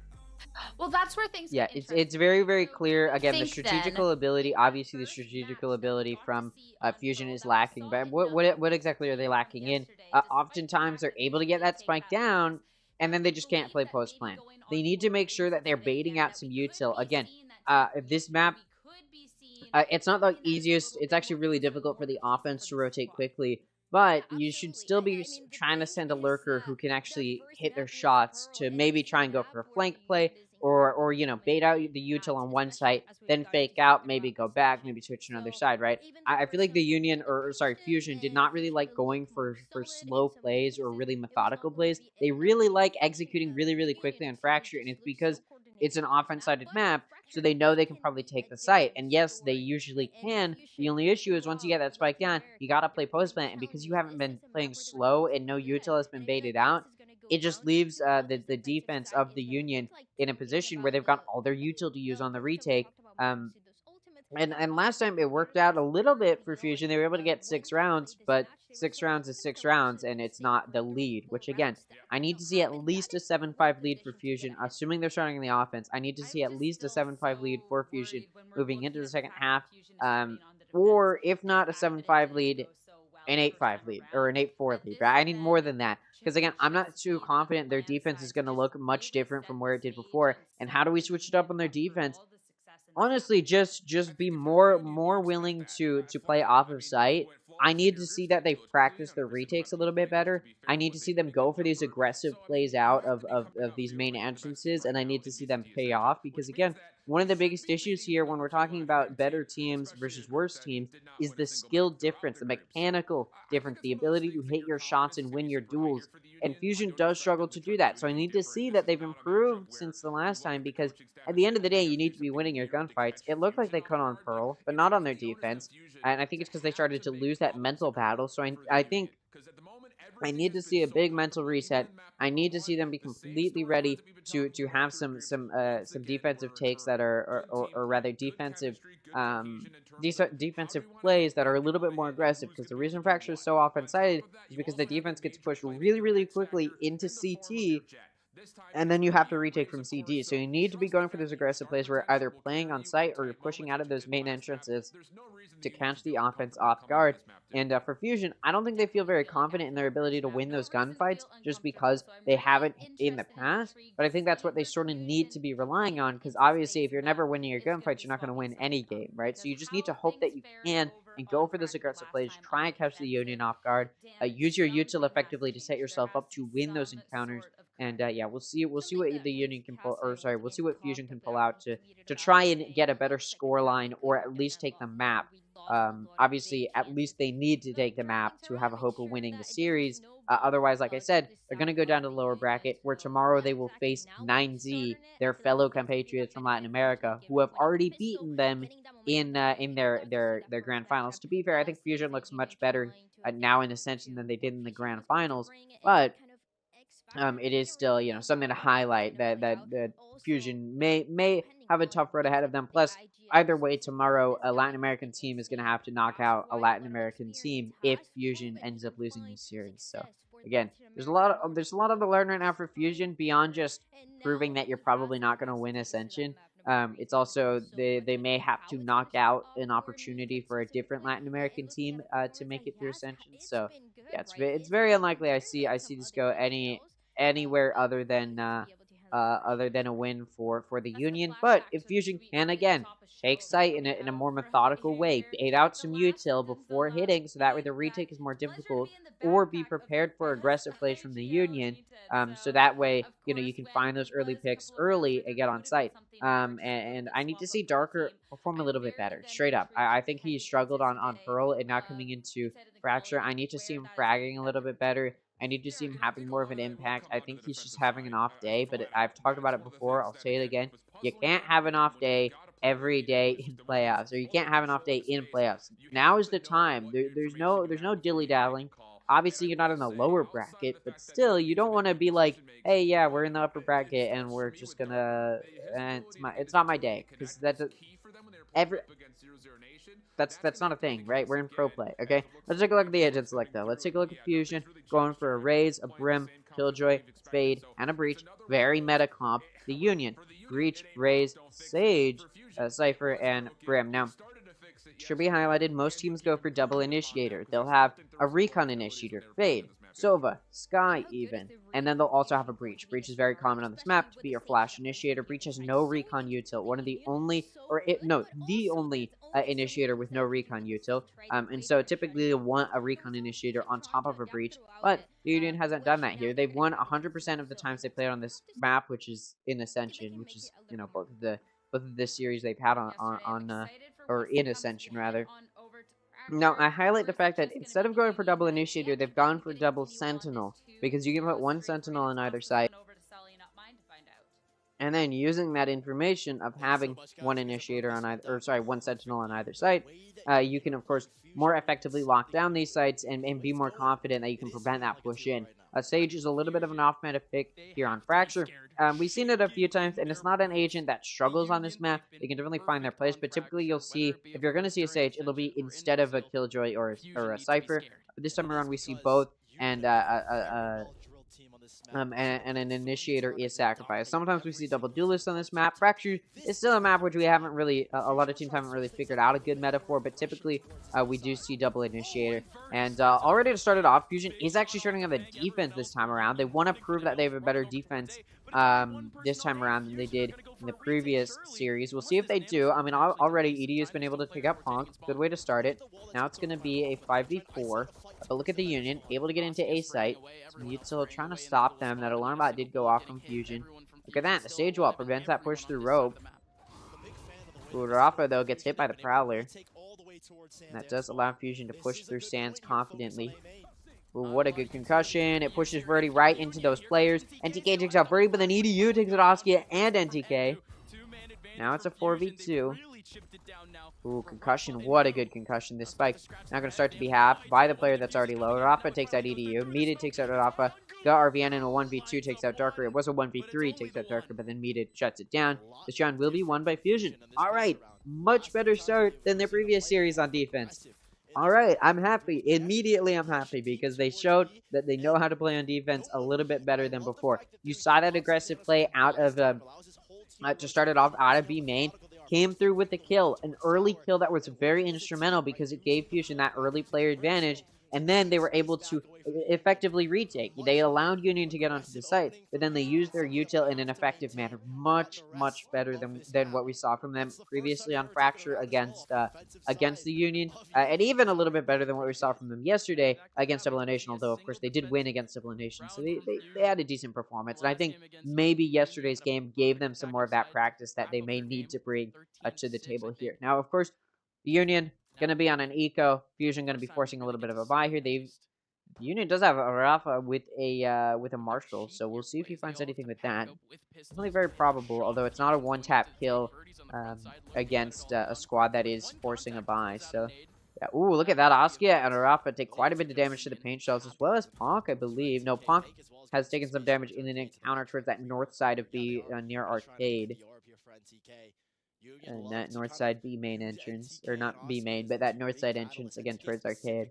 And it looks like the Union just going to go through tunnel to join him after taking a decent amount of damage. I was going to say substantial, but it's not the most substantial. Now, you'll notice, because the Union is going for this double Sentinel setup, they're running a defense-sided comp. Look at that, though. Verdi takes out Oskia. We'll talk about it in a second. Mita takes out NTK. Theory takes out RVN. Mita also takes out Punk. And then Rafa trying to push through that Broom Smoke and B-Main gets shut down by Theory. A flawless round for Fusion. What a way to do it. But what I was trying to say is, hold on, wait. I'm gonna remember. Oh, yes. So the Union is running a defense-sided comp, likely because this is an offense-sided map, and it's not the worst idea when you're on a defense-sided map to run an offense-sided comp, because it can give you a little bit more of an edge on the side that isn't as favored. But what that does mean is it takes away some of that offensive advantage you would normally have, say if you're running double Initiator or double Duelist. Here, because the Union is running double Sentinel, they may struggle a little bit to find some good use on this offense. Obviously, their post plant can be great, but they don't have a whole lot of util to entry with, so they may not even be allowed to get that spike down very often, which could be a point of struggle for them. And the Union going to be on a bye off of that previous round loss, but it was an eco round that previous round, so they're going to be on a bye, excluding Punk is on a Bulldog, but still, for the most part, this is a full bye coming out from the Union. Over on the side of Fusion, of course, going to be on a bonus off of that previous round, being a win from them. Able to keep all of their guns as well, because it was a flawless round. Mita concussed, cleared out by Oskia. Oskia looking to take out the holder of main.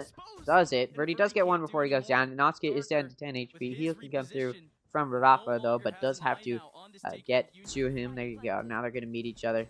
Noski is going to start getting healed here. And like I talked about, Double Sentinel does allow for some good post plant, and you do see this wall coming up. Cypher Trip is of course also there. Yeah, some good util there. Honestly, if I'm Fusion, I think I would want to try and push through door, but they do just decide to break wall to try and deny some of that vision. I respect it. Rafa going to take out EDU, and NTK takes out Darker. Theory just trying to get a kill or two before he goes down, is unable to do so. So only one player lost from the Union on their bye round. It was, of course, the bonus round from Fusion, so they did have worse guns, but only able to take out one of the players from the Union. Not the best way to go. But, of course, this is an offense-sided map. Again, for the reason that it's really difficult to retake on this map because you get caught in those choke points in CT. And, of course, the Union knows how to take advantage of that. They picked this map for a reason. And now, I'm going to be honest. With how well Fusion played on Ascent yesterday against Double Nation, if by some miracle Fusion wins Fracture and we go to that third map, it may even be an opportunity for Fusion to take a 2-1 win because just how well Ascent looked from them yesterday. But obviously, I'm sort of taking away from the main subject at hand. I'm getting off topic here. Let's talk about Fracture here. Orbital Strike available for Meated. Rolling Thunder available for NTK though, so these two ults could be powerful. Ooh, look at Verdi aggressively pushing up. Down B made, along with the help of a Darker and Mated. And they do find a player pushing into tunnel. That's Rafa. So one of the Sentinels gone. Their healer as well. Could be a little bit of a difficult position to be in. But the Union has been able to get onto A site because, again, it was 3 players from Fusion aggressively holding and pushing out B main. And although they got a kill, they did, in return, allow A site to be given up. EDU coming out of rope. Going to get caught out here, possibly. Ooh, look at that good flash. Ooh, GarVN going to be cleared back. Still able to get a pick, and then Ponk takes out Darker. GarVN's Orbital Strike is up, and he uses it to push. Or no, he doesn't use it yet, I don't think. Theory able to take out GarVN. Looking for more. He takes out NTK. Looking for the final. No, not going to clutch the 1v3. A little bit chaotic there. Sorry, I was not paying attention to what was happening. I was worried about the ults, but yeah, Fusion able to win 2 in a row. They win their bye where they had the eco advantage, and then the first bye from both sides comes through, and the Union is able to win it and tie it up. Good way to do it as well. Again, offense-sided map. So if there's a team that should go into the next half with the lead, it is the Union, but they are running this defense-sided comp, so it's possible Fusion is able to keep it tied up, and I think if, say, it was M80 running a standard comp against the Union, we may have seen, or we may see it stay tied up in that situation where the Union's running this defense-sided comp. But because we're talking about Fusion here, we may not see that come out here. Look at Oskia going to entry very, very aggressively now. They do know it's an eco, and he's taken out by Ponk. Oskia takes out EDU. It's not going to be a 3v5. Of course, again, they know it's an eco from Fusion, so they're not super worried here. Still no kills have come through. It could possibly be a flawless round. Man, those walls come out in rope every single time. Rafa actually able to take out Verdi. Reach util, forcing Rafa into Fusion. Meated takes him out, but Ponk and NTK each find a pick on those remaining players. And the round win does come through from the Union. So that's 3 rounds now. 2 rounds in the hands of Fusion. So let's take a look at the Union. They've got 5 ultimates up at this point. Look at their ult economy.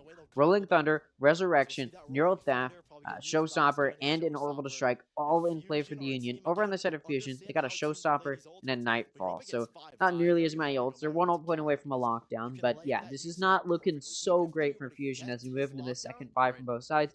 I imagine if Fusion isn't able to win this round, with how many ults are in play, I don't know if they'll be able to. They will likely move to take a timeout, as this is, of course, the 6th round, which is, you know, halfway through the half. If they do lose it, it would be the time to use a timeout. We'll see if they do. Again, sorry about my voice. Apparently talking every day for the past 5 days for 6 hours is starting to take its toll. Look at this NTK with a Rolling Thunder ready from tunnel to hit into the site. Ooh, Verdi with the Showstopper takes out Oskia. I think both players used their Showstoppers there. Got RVN able to take out Meated, though, so that will keep it even. It's a 4v4 now. Verdi is down to 50 HP. So it could be an easy pick here for the Union. Although NTK able to find an easy pick onto Theory. EDU coming for the flank as well. Does get taken out by Ponk. So that does leave this in a 2v4 for Fusion. And they're just going to go to save. And I imagine, like I said, if they take a loss, they'll probably take a timeout. And I expect that to see, or I expect that to come out here. Again, the Union struggling so much here. Yeah, more than disappointing, or sorry, Fusion struggling so much here. More than disappointing from what I would expect, and Rafa able to find 2. So, off of this round win, I'm starting to think maybe Fusion is losing their grip on this map. They were able to get the first 2 rounds, but again, it's an offensive map. Sure, but if Fusion isn't able to get at least 5 rounds, maybe 4 even is possible, but if they aren't able to get that many, it's going to be difficult because, again, Fusion is running a more defense-sided comp, so they're going to be able to put up a pretty decent defense. Yeah, if Fusion isn't able to get at least 4, I don't think they're winning the map. So they need at least 2 more to be good in my eyes. They're taking a timeout here. This time around, on Pearl, very early on, we saw the Union making some small mistakes, some communication errors, but this time around, we don't see that coming through. Fusion the Union has not been making those mistakes. They haven't been struggling in that regard to find their footing. Their communication seems to have been on point this whole time. Their executions look really well thought out. And Fusion just has no idea how to counterplay against this, it seems. Despite letting this map come through once again, they're still struggling just as much as they did before. So you do really have to question why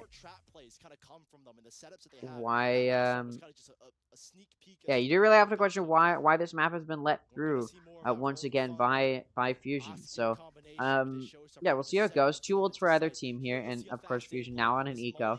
They did just take a timeout. Maybe they can pull something through. Verdi going for a Hero Guardian. Got a lockdown. Got a Nightfall in the hands of Fusion. Union has a Resurrection and an Orbital Strike. Okay, Askia just walking through sands. And Theory's just completely unaware and does get taken out. It's now going to be a 4v5 here. Concussions come through. Askia's Boombot takes out Birdie. With a good kill there. Now it's going to be a 3v5. EDU not going to find anything with that Sheriff. Ponk takes out Darker. And Meated gets shut down by Askia. So the eco round from Fusion doesn't find anything, and a flawless round comes through from the Union.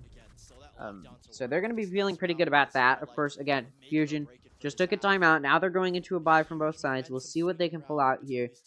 Again, still that lockdown and Nightfall available for Fusion. They're 2 ult points away from a Rolling Thunder as well. Could be impactful. Resurrection and Orbital Strike still available for the Union as well, though. Again, those are some impactful ults.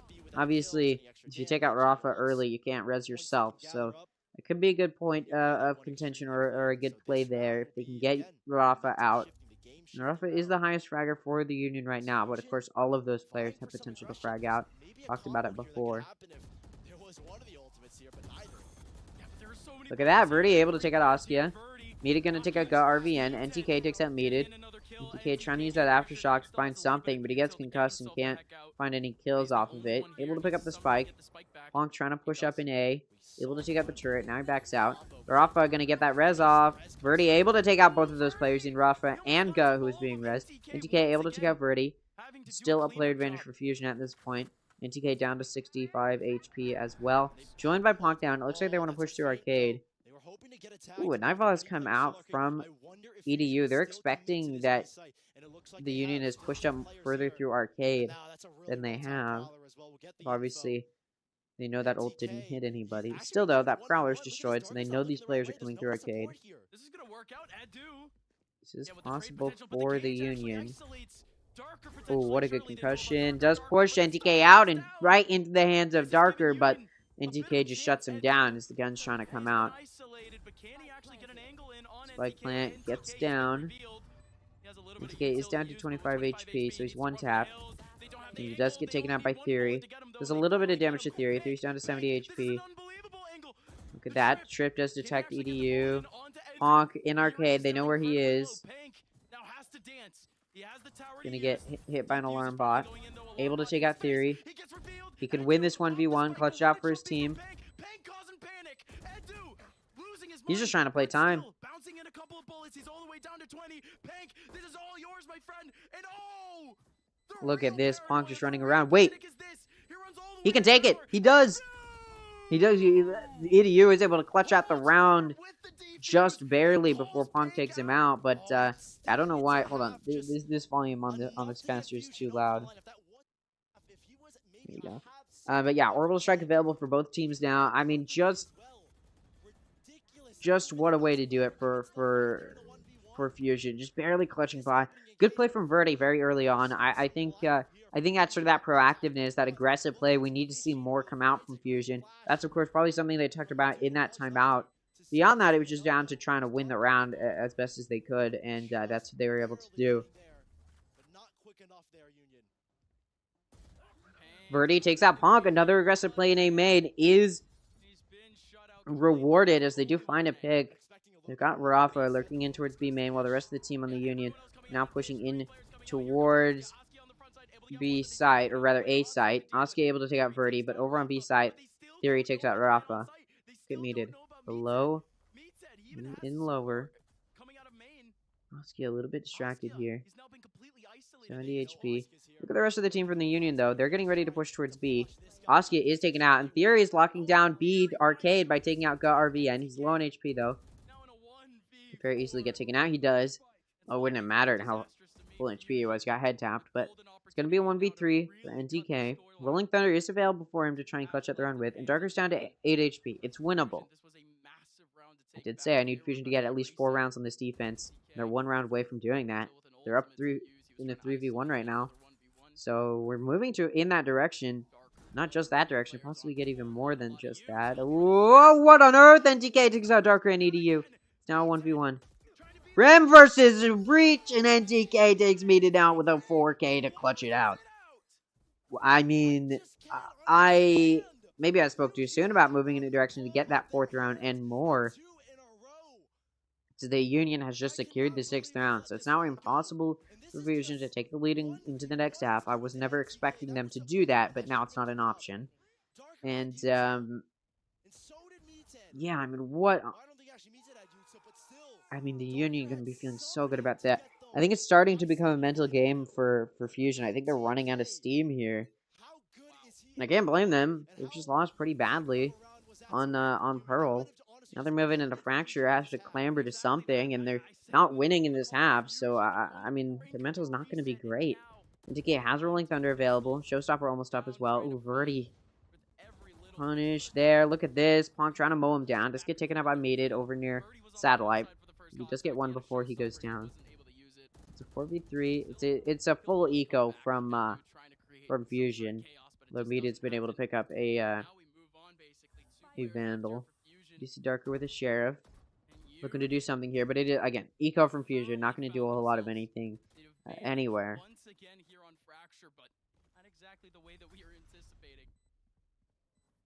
We'll see. Askia takes out Meted. Darker takes out Askia. Just down to Darker. Gets shut down by RVN. So the eco does find 2 kills. Not horrible, but you know, you don't kill the majority, so the econ not going to be impacted too heavily. And off of that, the Union can, of course, afford a buy here. Now, again, it's a very offense-sided map, or it's a not super offense-sided, but it's about as offense-sided as Lotus, which is a pretty offense-sided map. So, you know, it's a decent amount of offense-sidedness. So 3 isn't horrible, and it's not the end of the world. But again, I do need to see at least 4 rounds for me to really believe that Fusion can take this map. But also, one thing I'm worried about is if Fusion, even if they're able to get that 4th round, if they struggle for the rest of this half, I'm just worried that their mental will be in a bad spot moving into the next half. And even though they'll have the offensive advantage, they may not be able to do much of anything. That's what I'm worried about happening. Ooh, Verdi shuts on Askia, so no showstopper entry there. Ooh, Rafa able to get through Arcade. Nobody's able to find him. He's able to get 1. Does go down, though. Darker's able to take a RVN as well. The Rolling Thunder has been used by NTK, but the spike's down. Or, not down, but it's not in the hands of the Union. Showstopper comes out from Verdi. They want to secure this. They're able to clear out that corner, but now NTK is able to get away without being worried about that showstopper, so he can start pushing up here. We just saw NTK clutch out a 1v3 on the previous buy from both sides. Ooh, NTK spotted. Flash comes through. Concussion comes through, most importantly. Nobody's swinging him off of this. Fade util used, though. And he's decayed, but Ponk's able to take out Darker. Now it's a 3v2. This is winnable, but Verdi able to take out NTK through the smoke. Ponk able to get the spike. Pick it up. Doesn't really have time to rotate, and Verdi takes Ponk out. 3 kills for Verdi this round, and Fusion takes their 4th. Again, that was I said that was the minimum. Especially after the 1v4 that NTK pulled up, I don't think you can have any 1v1 to that situation. Fusion, though. Maybe they can get more here. Maybe they can follow through with something. And if Fusion could get one more, honestly, I'm saying it's looking winnable for them. I'm not going to lie. Or at least it'll be able to take it to OT. I think 4 was the minimum. And even though they have 4, if they go to the next half and it's 4-8, I say it's winnable, but I'm mostly thinking it's winnable in overtime. I think if they get 5, it's winnable without it going to OT. But again, Fusion will still have to win a majority of their rounds on the offense, which they did struggle to do in their previous match against the Union. Previously, when they played the Union, on their offense, Fusion only got 6 rounds, which in this case would not be enough to take it to OT. So they do need more than that if they go into the next half 4-8. If they go into the next half 5-7, still, they're going to need at least 7 to take it to OT. And then, of course, they have to fight through OT. And Fusion is running a defense-sided comp. Ooh, Meated able to take out NTK. Or, sorry, the Union's running a defense-sided comp. 5v4 to start it off. Meated also takes out Ponk, who was coming through upper. What a way to do it. Or, sorry, through drop. Meated also takes out Askia. The operator on Rafa shuts it down. He's able to pick up the Vandal as well. But still, 2-player advantage at this point for Fusion. I mean, Meated locking it down. Good way to do it. 2-player advantage can be hard to play through if you are Fusion. Or, sorry, if you are the Union, rather. I don't know what, like, their names are so similar. I keep mixing them up. And EDU able to take a RVN. Or, sorry, yeah. And Rafa takes out Darker for a bit of a trade, but then Theory shuts it down. So the final round of the half does go to Fusion. They've got 5 rounds. All right, I'm sitting up in my seat. This is looking winnable for Fusion. They may even, if they get 8 rounds, which is, you know, that's saying something against the Union. But if they get 8 rounds before that 12th round is reached by the Union, so the Union only needs 12. What? The Union only needs 5 to get to 12 to make it so that way Fusion can't win in this half without it going to OT. On the side of Fusion, sorry, the Union, I think I said that, only needs 5. Fusion needs 7 to at least take it to OT. Again, 8 if they want to win in this half, and they have to do it before the Union gets 5. So, you know, it's much more winnable. Again, offense-sided map, but the Union's defense-sided team comp, running double Sentinel, could definitely provide them with some useful util. Look at this. Union is expecting a north side push. Fusion is all the way in south side, though. They're also expecting a B hit. You've got 3 stacked on B. You've only got 2 on A. Sure, it's one of your Cypher's one of them, but he doesn't have any trips or cages. He's got a cam to watch out that north side. But because that north side hasn't seen anything, he's actually going to be rotating over towards B, which leaves RVN in a 1v5 on the site, and he gets run down. Concussion comes through. He can't get away, and Birdie shuts him down and insta head tap of the Ghost. Nice shot there.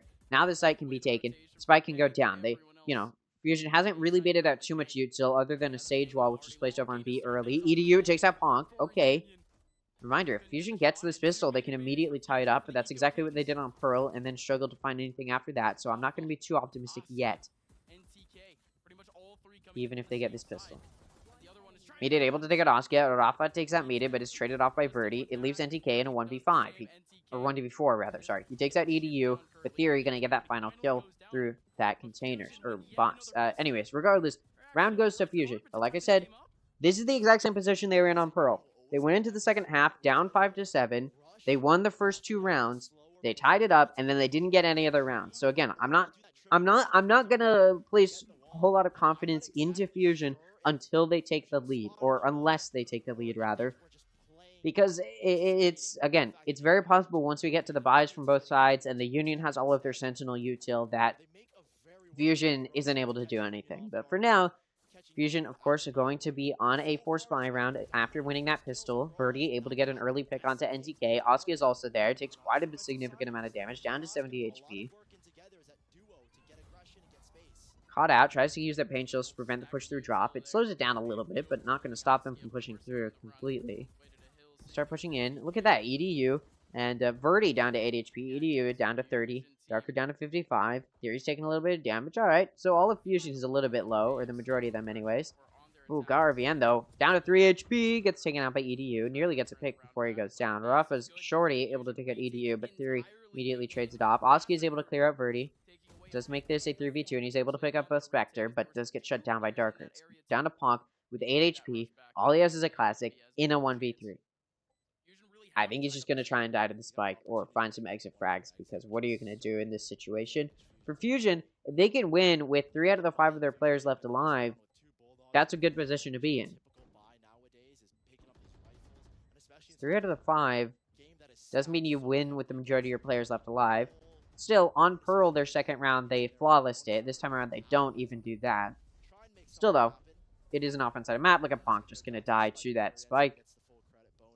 And, yeah, 7-7 is the scoreline to start it off. Fusion's able to tie it up. It's possible. It is very, very possible that Fusion takes this map. But, again, like I said, this is the exact same position they were in on Pearl, where they started on the offense, only got 5, then went to the side which was favored, which was the defense, got 2, tied it up, and then the Union just won the rest of the rounds on Pearl when they were on their offense. So, this time, it's the exact same situation when we're talking about which side is favored here. So Fusion started on the side that wasn't favored, got 5 rounds, won the first 2 rounds. It's very possible we see the same scenario that we saw in Pearl play out here. Fusion could start it off, subvert expectations if they win their bonus. But no, Asuka takes out Theory to start it off, so not looking super likely. Look at Verdi, in drop, trying to find something. No, gets shut down. NTK takes out Verdi. GarVN takes out EDU. Darker able to take out GarVN with a ghost. Asuka trades it off. Does leave Meated with a Bulldog in a 1v4. To at least just try and find the majority of the players on the Union dead. Meated's been having a good game. It's entirely possible. Again, he's been having a good game. He's looked very, very solid this whole map. Looking for something. No, Asuka shuts it down. 3 kills for Asuka this round. So they do win their bye. Only losing one of their players. So the Union's in a good spot to start it off. And now that they're going to be able to be on a buy from both sides, the Union will have all of that that Sentinel util to lock down these sites with. I'm feeling pretty confident that the Union's going to be in a good spot here. Of course, like I said, in order for me to believe that Fusion can take the map without it going to OT, I need to see them take the lead. If they take the lead, I'm going to have some confidence in them. But we also need to see them take some of these offensive rounds that are buys from both sides before I'm going to be entirely confident. If they win this round, I mean, I'll be feeling pretty good about rooting for Fusion here. I'm always rooting for the underdog, but I'm going to be feeling pretty good that they have a chance of winning, I should say. So we'll see what they can do here. Look at this. Fusion getting ready to aggress into B. I do wonder, are they just going to bait out util or... Ooh, look at that. Cypher Cam does get taken out. They bait out that cage. Question is, does Fusion continue to aggress B? This is something they did a lot initially. Rafa able to stop Verdi from entering. Orbital Strike clears out Heaven. This site's starting to be taken, but Ponk able to spray through the smoke and get a pick. What on earth are you doing, Theory? I mean, I know what you're doing. Try to clear out that Sage Well. Yeah, not going to happen. Grimwell not being held any longer. Alright, so Spike goes down. It's a 2v5. EDU down to 50 HP. Meated. He's taking a little bit of damage as well. So, yeah, not looking winnable. And now Rafa takes out EDU. So, yeah, Fusion, something they struggled previously on Fracture was on their offense, and the reason they only got 6 rounds was because they would just aggress into a site, and they wouldn't bait out util and leave, or you know, back out and fake out or rotate, nothing like that. They would just go in, take out the util, get on site, and the Union was happy to just play retake with all of their players left alive, because Fusion very rarely would find entry picks, and when they did, they would win the round, but... Again, I think Fusion needs to have that sort of second level of strategical play, in the sense that they need to be they need to be finding either entry picks before they push in, or bait out the util and then rotate off. bait out the util, back out, play slow, right? Like, it's something that Fusion struggled to do in their previous map on Fracture, and it makes me worried that they're not going to get any rounds in this offense, despite it being an offense-sided map. Regardless, this is going to be an eco from Fusion. Started off, Rafa does take out Birdie. One player, I believe he had a Marshall. The only player with a gun. Actually, maybe he didn't. I think he did, though. No, I don't think he did. Never mind. Hold on. It doesn't matter. I'll move past it. All right. Look at this. Oskia trying to mow down that A-main push. Does get taken out by EDU, but takes out Theory before he goes down. And then pushes back Fusion. See, the only time Fusion is playing slowly is on this eco. I want to see if they can do the same thing on their buy. Otherwise, I'm not going to have too much confidence. Ooh, Meated. Nice shot on the Rafa. That does even it out. It's a 3v3, but EDU is down to 5 HP. So, yeah, not a super winnable spot to be in. Look at Ponk holding from heaven. Does Fusion clear him out? That is the question.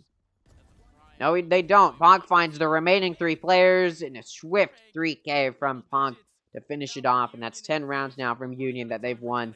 10-7, the scoreline. In favor of the Union here. I'm becoming less and less optimistic as Fusion moves forward. Hey, you know what, though? They got 2 rounds on this, or sorry, they got 5 rounds on their defense, which is already better on their defense than they did previously. But now they're struggling on their offense.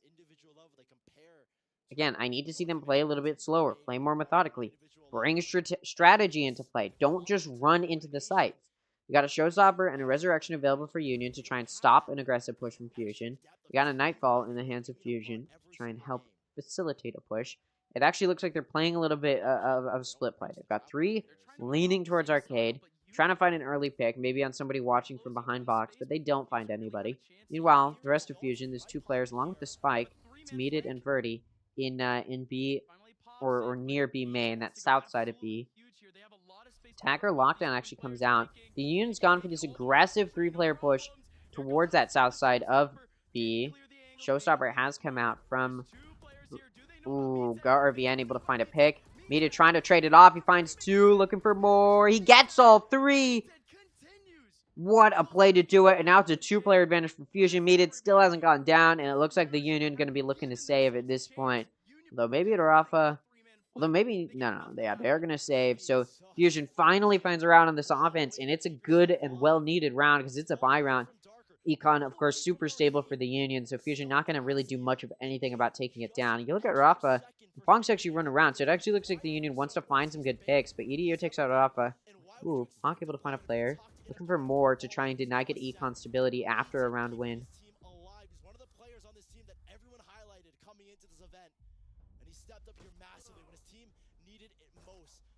Ponk's only got a classic, and Meated shuts it down, so the majority of the players for Fusion will stay alive. Off of that round win, so they get a little bit of econ stability moving their way. They should be able to afford everybody a gun, and a full loadout should come through, or a full buy should come through from Fusion, so it should be another buy from both sides. Orbital Strike in the hands of Fusion. I mean, what a play from Meated to start it off. May give the Union, and again, that's sort of what's gonna weigh on the Union, because they've gone for this defensive-sided team comp where they've got 2 Sentinels. So you've only got 3 players that aren't those Sentinels who can go for those aggressive plays, and one of them is your controller, so they're not really going to be able to do a whole lot. And so you're going to be sort of leaning on this breach and Oskia to really do a lot of that firepower. So if they get shut down in those aggressive plays on your defense, you're pretty much done for. So you're sort of stuck in a lot of these sort of traditional quote-unquote plays where you're sort of just sitting on site or you're pushed up a little bit. And of course, if those players get taken out, then the site can be taken very easily. And although Fusion does struggle on post-plant, this could pay off for them. Again, assuming they can take out those players who are holding the site, which they have been struggling to do, which is why they've been struggling a little bit on this half. And in that previous round, the Union went for that aggressive play, and it didn't work out for them. So they're not going to try it again here. Because, again, they realize we've got 2 Sentinels who can't go for those aggressive plays with us. And on top of that, one of those players who can go for an aggressive play is our controller, and we don't want to lose them. So, again, then they're sort of left to just have their duelist and their initiator playing for those aggressive flanks and such, and doesn't always work out well for them. Oski on top of box, gonna find two. Okay, all right. Check his PC, takes that meted and Theory with a nasty spray. Very, very lucky there. Verdi able to take out NTK over on A, I believe, but Ponk, no, that's on B. Ponk able to take out one. Oski gets 3. Again, that was just, I don't even have much to say other than that was very unlucky for Fusion. Also, they just weren't clearing Generator like they should have been. Again, showing that lack of game sense, that lack of situational awareness, not paying attention to the situation at hand. That concussion actually missed Generator, and so I think they knew if somebody was on Generator, had that concussion hit, that player probably would have just dropped down. But unfortunately for them, that concussion didn't hit. So, although one buy round was won by Fusion, they are now moving to a point where they do struggle. Technical bot's actually coming through. Maybe it's because of that weird spray that came through. They got to chill. I believe this is the second one. Hopefully it's not the same issue that was encountered last time. I really wish during these technical pauses that they would show the scoreboard and such like they did during challengers, instead of just showing us all of the players, because I'll be quite frank, I don't care how the players look. I care about how the game is looking. Still, though, 11-8, looking pretty good for the Union to shut it down in a 2-0 fashion. Fusion got 8 rounds on this map. That's 2 more so far than they got on their previous years against the Union on Fracture, showing that they've improved a little bit. But Fusion is still struggling. Again, the defensive-sided team comp that the Union has does sort of force them to play those more traditional setups on site. And so, in response, Fusion should just be aggressing very quickly, assuming that they can clear the side out effectively. Obviously, look at Fusion here. They're forcing a buy. They don't want the Union to get onto that 12th round, but you look at Meated, gonna be on the Stigger. You look at Darker, gonna be on a Sheriff. And look at Rafa over on the Union. He's got an Operator, and he finds a pick. Ooh, may get punished for it, though. He gets concussed. Ooh, he walls himself off. Nah, he goes down to Verdi. They do trade him off. And then Verdi's also able to take out NTK, so suddenly, Fusion actually has a player advantage. Oski is left alone to defend the site, but he's in A main, just going to be waiting for the rest of his team. There's a flank coming through from Ponk, but not going to find anything in A main. So, Oski and Ponk will be in A main to try and help retake. Although the spike hasn't gone down yet, because an orbital strike came out from Go RVN to try and prevent that plant. And it does momentarily. Ooh, and then paint shells allow Go RVN to take out Darker. Oski takes out Verdi. Suddenly, this round not looking as winnable as it did previously. Theory able to take out Go RVN, but then Askia takes out Meated. And Ponk able to shut down Theory. Could have been a good play from Theory, but he's just not that guy. Again, that mechanical skill gap definitely showing. And Fusion's decision to force a buy, not going to be able to get all of their players' guns, puts them in a very, very bad spot. And guess what? They take the loss. So now they have to win 4 in a row. They have to start off the comeback low on Eco. And it's starting to look like the Union, who I expected to come into this with a 2-0, maybe a little bit less dominantly than I was anticipating, still looking like they're going to move towards that 2-0 scenario. See what they can bring out here. Now, one thing that's interesting is all of the Challengers competitions there was prize money involved. There's no prize money involved in Ascension. It's literally just a chance to try and make it to Tier 1. I just think it's interesting. Anyways, Orbital Strike available for Meated. Over on the side of the Union, they've got Rolling Thunder and a Resurrection. 1 point away from Showstopper as well. So the Union going to have some firepower going into this round to utilize. I mean, what does Fusion even do here? Likely we'll see that Orbital Strike come out. Showstopper's only 1 point away for either of these teams, but for Fusion, they may want to contest for it. And yeah, Verdi's going to get it up. That could be a factor here. He pulls it out. He clears onto side. No, he doesn't. Oskia takes him out. There you go. GG as Oskia takes out Darker. They're able to take out Oskia, but Go RVN shuts it down and takes out Meated. So yeah, GG at this point. EDU just clambering to something here, coming in through Arcade. Able to get 1, but yeah, just going to get shot through the smoke. And yeah, it's over. It ends. The 2-0 comes very, very swiftly, very, very, very quickly, and yeah, the Union going to close it up. You know, maybe a little bit of a better performance from Fusion this time around, but they don't even get a map up, and I believe, like I was talking about, as that, in my opinion, was the last hope for the Latin American teams. It was Fusion, and they're not able to pull it through with a win against the Union. And they're going to now have to go to the lower bracket where they'll face 9Z team. So at this point, I hate to say it, but I do think the last hope for Latin America may just be over. And we'll go ahead. I'll analyze how that game went. We'll take a look at the clips from that second map. After which we will then do Rank Duel. And then we'll get to talking about the second series today, which, as I was just talking about how it's the last hope for Latin America, we've actually got North America. Both of the North American teams facing each other very early on in the playoffs. They're going to start it off with their first semifinals match from both of these teams. The Guard, of course, making their debut here in the playoffs because they were the #1 seed in Group B. They got a free spot to the semifinals. M80 got put in the same group as the Union and struggled to beat the Union and ended up losing in a 2-0 fashion. I want to point out, there were 6 games in the group stage. All of them are 6 series in the group stage. All of them ended in 2-0s. We start off the playoffs with 3 2-0s. I'm starting to think there's a pattern forming here. I don't know about you guys. Okay, we'll go ahead and look at the clips before we look at the overall performance. We will see what we have here. Oh, I'm going too far down. Looks like we only have 3. Let's take a look.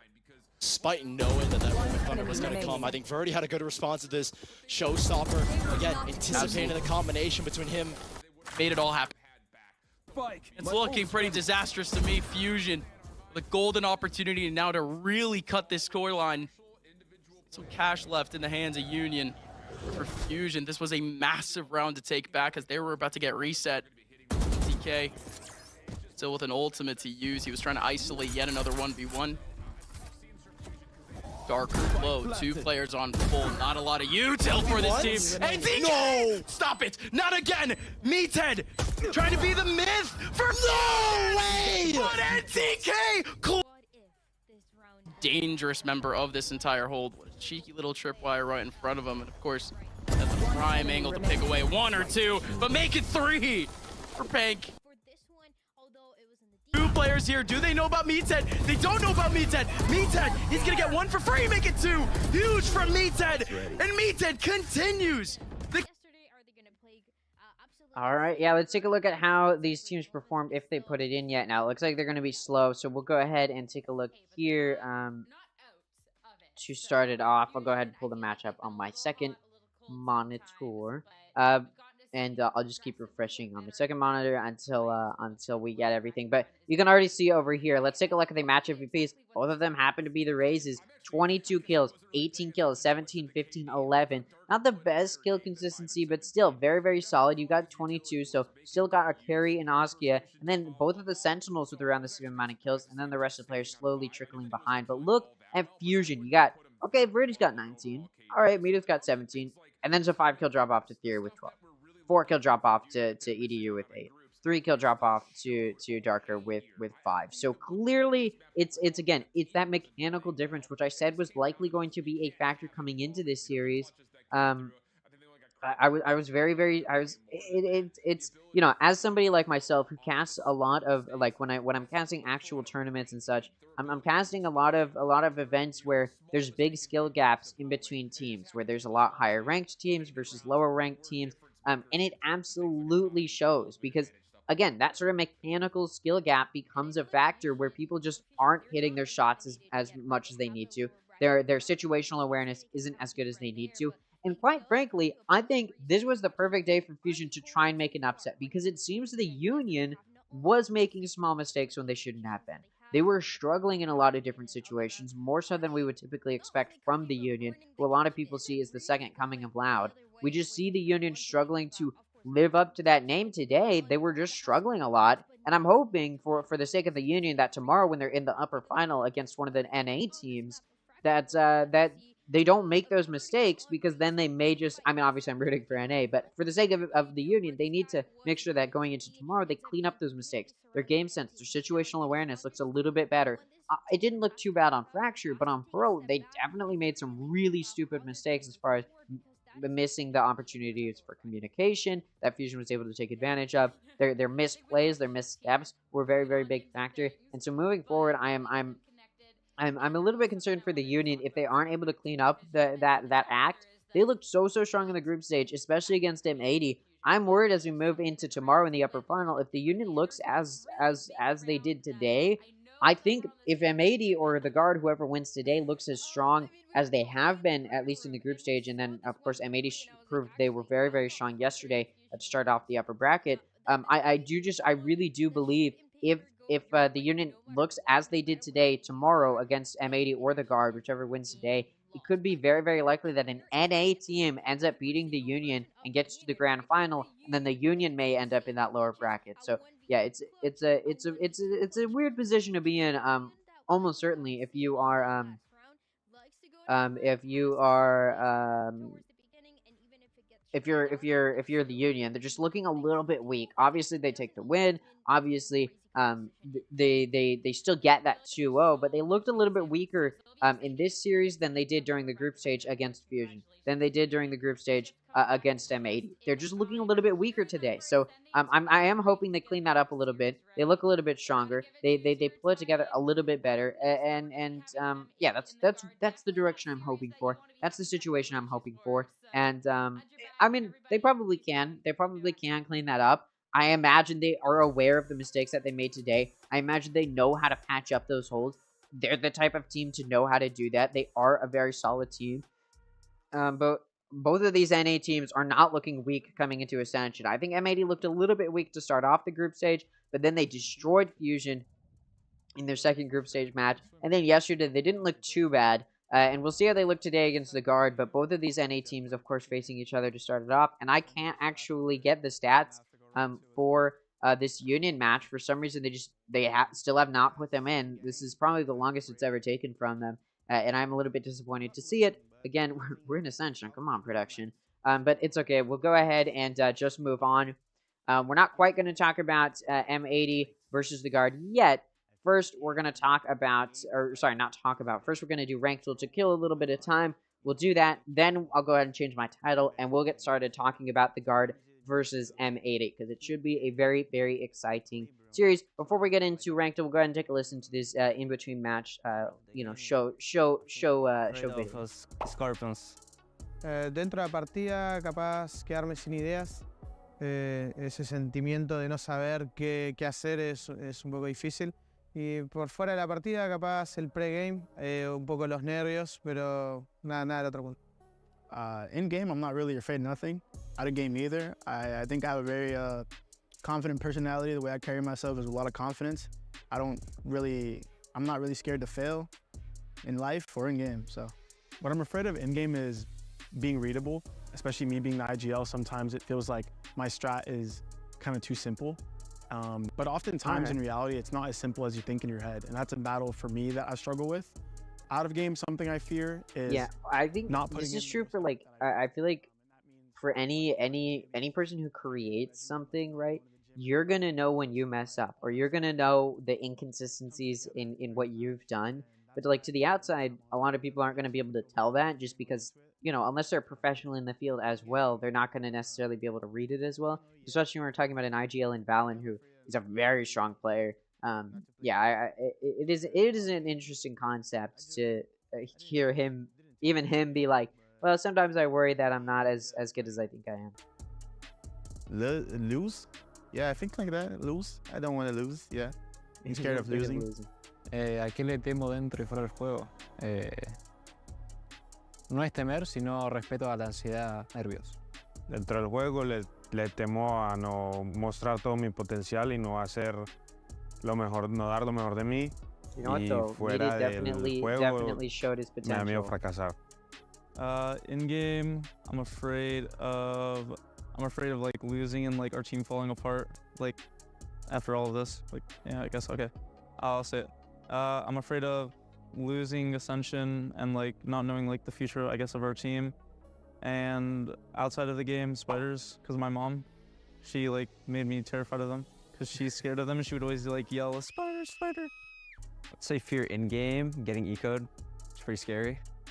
Out of game, I would probably say, well, it's not now, but when I was a kid, I used to be kind of scared of like zombies. I don't know why. All right. Okay, so yeah, there's a bit of an intermission while these teams get ready to set up, while the map videos come out. Again, it is both North American teams fighting against each other. We actually saw these two teams play each other during the Grand Finals of North American Challengers. I'll talk about that, though, in a little bit. For now, we're going to do a bit of a rank duel. Should be fairly quick, fairly easy, and then we will go ahead and talk about the series. I'll change my title, and we'll get ready to talk about the Guard versus M80, a very interesting matchup. I'm excited to see it, but we'll get into that in a minute or two. Let's do rank duel first. That's what we're running at? I don't fucking know. Yeah, I'm just gonna last pick.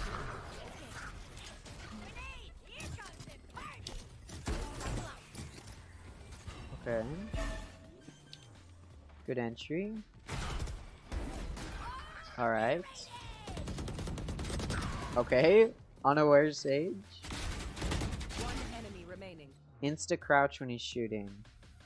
Let me see this again. That's what we're running at? I don't fucking know. Yeah, I'm just gonna last pick. No comms. So, immediately I'm thinking it's below Ascendant. But also the aim's not great. He's insta-crouch when he's shooting. Well, not there. Alright, it's not horrible. His movement's not great, though. So I'll say plat. Diamonds. Okay.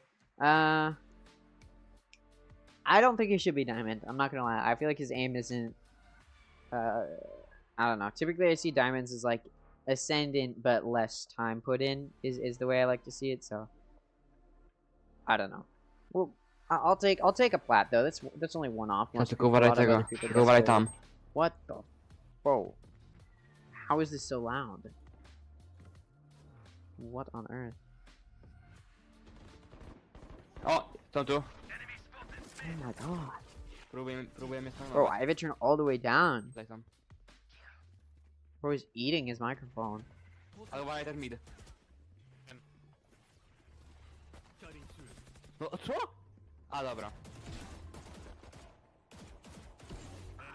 Okay. Some side. There's some comms. One enemy remaining. Yo. One deck. Alright. Yo, good. Okay, I mean, I don't know this region super well, but I'll say,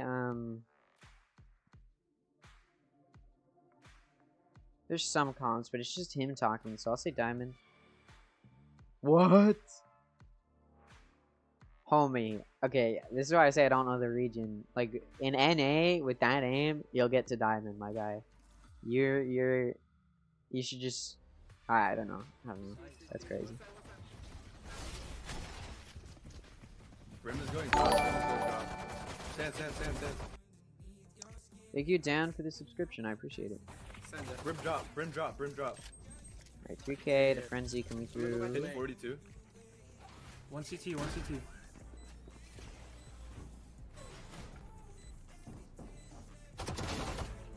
Nice. Okay. That's that drop, right? He was.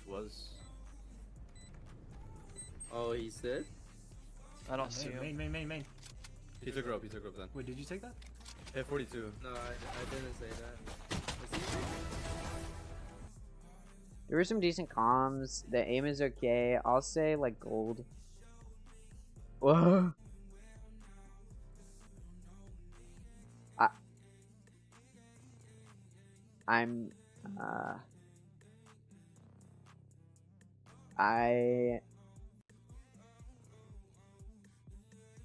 You know what? I'll take the L on that one. I'm not gonna. I don't think he's immortal, but it is what it is, I suppose. All right. So let me change my title. We'll get geared towards talking about M80 versus the Guard. So, in case you missed it, let me quickly recap where these teams have come from and where they are headed. So, in the group stage, M80 2-0'd Fusion, and it was a pretty good match. It was pretty dominant. Let me actually pull it up here. I can. So yeah, they 2-0'd Fusion. It was 13-7 and 13-7. So pretty decent round, or pretty decent series, I should say. But unfortunately for them, they got 2-0'd by the Union. And the first map, they only got 7 rounds, but that was the pick from the Union. Then their map pick of Pearl They got 15 rounds. It went to OT. It went quite deep into OT as well. I mean, I think this is the longest OT I think I've ever seen M80 in the like this year, I should say, this season. So yeah, very very hard fought second map, but unfortunately they fumbled it. Were not able to take the win there. So they did end up not being able to take that #1 seed in Group A. They get to the 2-0 curse started right there, and it has continued to this day and through to this series. So now that's M80. They didn't get that #1 seed. Oops, sorry, they didn't get that #1 seed in Group A, so they end up being the #2 seed. So that means they face the #3 seed from Group B to start off the playoffs, which is 9Z team. And they 209Z team. It's 13 out on split, 13-4 on their map pick of Lotus. So really, really dominant win from M80, especially on that second map. So they move on to face the Guard. How did the Guard get here? Well, they were the #1 seed in the group stage. They 2-0'd Double O Nation, and I'll go ahead and pull both of these matches up. They 2-0'd Double O Nation, and they 2-0'd 9Z team. Against Double O Nation, they went 14-12. The first map went to OT 14-12. The second map, not even close. And that was the second map was the map pick from Double O Nation, which at the time they had a 100% win rate on. And the Guard shut them down 13-5. Then the Guard went up against 9Z team in the group stage as well. They take Ascent 13-6, and they take Lotus 13-6 as well, making quick work of 9Z team. So up until this point, pretty dominant from the Guard. So they secure themselves the #1 seed in Group B, so they get a free spot into the upper semifinals. Just so happens that M80 ends up being in the position where if they 2-0 9Z, they'll face the Guard, and that is exactly what has happened. So both of these North American teams will be facing each other. Now, again, I want to highlight, did the Guard destroy in the group stage in Group B? Yes, but that is also the easier quote-unquote group, because they were against the #2 seed from Brazil and the #1 seed from Latin America. And I'll be honest, the Latin American teams are not looking the strongest right now. And so, yeah, it was sort of an easier series for the Guard to play through. And it ended up going in the Guard's favor pretty dominantly. Obviously, if you exclude when they faced Double O Nation, went to OT. But yeah, so they did a pretty good job, and they definitely proved that they can stack up against the #2 seeds and sort of the easier teams. So they definitely proved that they were ready to face the top 2 or top 3 teams in the Union and M80, and this is their first opportunity to show it. Now, like I talked about, these two teams have faced each other before, and although M80 is not the #1 seed in their group, they were still very dominant in North American Challengers. They were still the #1 seed from North American Challengers coming into this. And again, I'll highlight this match history. It's pretty dominant. A big upset loss to Shopify Rebellion, and they definitely fumbled that one. But since then, their only loss has been to the Guard. But they also beat the Guard since then, and then they beat them again in the playoffs grand finals. So their only loss since pretty much towards the end of Split 2 has been to the Union, and that was during the group stage. So yeah, very pretty good match history. Versus you look at the Guard, it's not as solid. Okay, they struggled in Split 1 a little bit. I mean, not super hard. They do end up losing to TSM, and that's their only loss in Split 1. But then coming into the midseason face-off, they lose to M80, it knocks them to the lower bracket, and then they lose to G2 Esports. Then they come into Split 2, they lose to Moist Moguls. They had a player injury, makes sense. Tex was out, they're duelist. But then they come into the playoffs and started off by losing to Moist Moguls, or not started off, but the second series that they played, they lost to Moist Moguls. So they struggled a little bit. They're able to end up beating Moist Moguls in the lower finals, because I really do think Moist Moguls should be here. They really fumbled it. I'm not gonna lie. The Guard got lucky that Moist Moguls started to struggle towards that end of the playoffs. And then the Guard faces M80. They're not able to take the series. They only get one map up. And it is Fracture 13-11. Then Lotus is 13-1 from M80. 13-11 on Haven, 13-11 on Split. It is close, sure, but it is still a 3-1 final scoreline for the Guard to close out the grand finals. So now they're coming in to face M80 again. Those series, or that grand finals was close, but I want to say M80 is still looking decently strong. I would say they're looking pretty much as strong as they did in the playoffs of North American Challengers. One thing I will say about the Guard, though, they're definitely looking a little bit stronger than they did in the North American Challengers.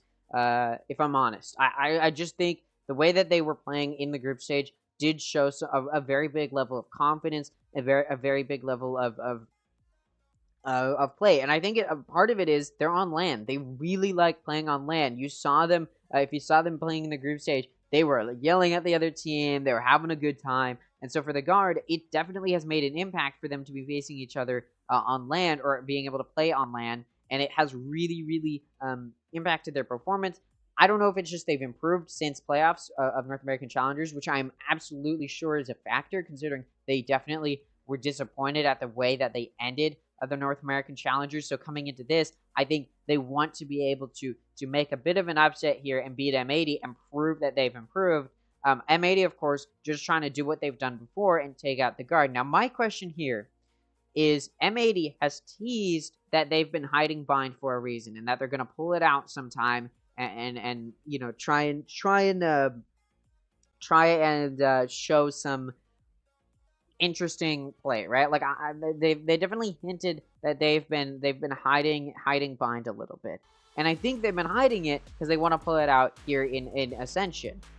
They didn't pull it out in the group stage because they didn't need to. You don't need to win the group stage to make the playoffs. They didn't pull it out against 9Z team because they didn't need to. I think they want to wait until to use it until they're facing the Union. But with the way the guard is performing, I am very, very curious to see if M80 is going to be willing to pull out bind and against the guard to try and secure themselves a spot in that upper final, because I think they know that the guard's not going to go down easy, and I'm curious to see if they're going to be wanting to pull it out. Obviously, they've beaten the guard before multiple times, and more recently, in the more recent matches between M80 and the guard, M80 has won both of the times that they faced each other. So I think M80 is very, very much so willing to continue to hide bind. But I am also still very, very curious to see if bind will come out. I imagine, I am assuming it will come out at some point in Ascension, but I'm curious to see when M80 will decide it's worth it. I know they want to use it against the Union at some point, but I don't know if they're going to be waiting. They're going to be so willing to only want, like, are they really going to be so secretive and they really just want to hide it until they have to pull it out against the Union, or are they going to be willing to pull it out against the guard even if they've performed well against the guard in the past? Like, I think that's sort of the position where we're in right now, where it's like maybe the guard will be willing to, maybe the Union M80 will be willing to pull out bind, which they've been hiding against the guard, in order to really assert their dominance and make sure, or at least secure their spot in the upper final, where they can then pull it out again against the Union. But I also don't want the Union to ban it, right? But I don't think the Union will. The Union is likely just going to ban Haven because they struggle on Haven quite a bit. So I think there's, if M80 wants to, they can pull out bind against the guard, even though bind is one of the guard's better maps. If M80 truly is hiding it to be able to pull it out here in Ascension, now could be the time to do it. And then tomorrow when they face the Union's not going to ban it unless M80 absolutely decimates the guard on it and the Union really doesn't want to face them on it. In which case, M80 could then pick Haven, which is a map that M80 does really well on and the Union really struggles on. So I think it could be a good decision for M80 to pull out bind right now. If they're really hiding something, they're really hiding the way that they like to play on bind, if there's a time to pull it out, it may be now, because they can pull it out now and still be able to play it tomorrow. Sure, the Union will have had time to prepare to play against it. However, it's not a whole lot of time. It's a day, and it's not even a day and tomorrow morning, because tomorrow the games start at 11. It's a very early start comparatively, right? So it's you know, it could be a good opportunity for M80 to pull it out, because there wouldn't be very much time for the Union to prepare to play against bind if M80 decides to pull it out here. I think the Union is very aware of the fact that M80 has been hiding bind and is waiting to use it against them. But for M80, I think it might be a good decision to pull it out against the guard here. So I'm interested to see if it will come out. From the guard, let's focus on the guard. What can the guard do against M80? Well, first of all, if they can continue to prove, because I talked about it before, M8 is a very offense-sided team. They're very aggressive. They have explosive. They've got explosive performance. Each one of their players has proven that each one of their players has proven that they can frag out each one of their players has proven that they can frag out individually and can perform very, very high compared to the rest of the team. Or at least not compared to the rest of the team, but each of the players can do well for their team, I should say. Noob, of course, is one of those players that can typically do very, very well. But then any one of the other players in Nismo, who's another aggressive player, or even EU, we see perform pretty well a lot of the time. I'd say pretty much the only player on M80's roster that doesn't perform well is Valen. And even then, or not Valen, John Cutie. And even then, John Cutie's the IGL, so you can sort of excuse that. And he still does perform very, very well. Sure, he doesn't typically win clutch situations, but he doesn't need to, right? He's not in them very often. And even when he is, it's at a point where it's not like a pivotal moment necessarily. And so I'm my point being, M80 is a very aggressive team. Then we switch over to the guard. The guard doesn't frag out as well. I'll be honest. They're not as powerful of a team. They don't win the majority of their duels. They're not as aggressive as M80 is. They don't have that sort of explosive player performance. But what they do have is a very, very solid strategy. That's why they're a more defense-sided team. They know when to go for risky plays. They know when to counteract the aggressive offense that some other teams can bring. They're very, very good at counteracting teams when those teams are on their offense. And so when we're looking at this matchup, it's really going to be down to, can the guard make a bit of I don't know, can the guard perform a little bit less than what we typically, do more than what we typically expect from them, and show that they are also a good offense team and pull out a solid offense? Or can M80, on the flip side, not just prove that they've got a good offense side, and also perform highly on their defense? That's sort of what I'm interested to see come out. And again, although the grand finals that M80 and the guard face each other in on during the North American Challengers went to M80, the only map that was like a dominant win from M80 was Lotus. The rest of the maps were pretty close, and the guard even won one of those maps. So I think this series is really going to be to determine, has the guard improved since we saw them play M80 in North American Challengers? Is the guard going to continue to dominate on LAN like they did in the group stage? Or is M80 going to be able to say that they've stepped up their strategical play, knows how to counteract this team in the guard?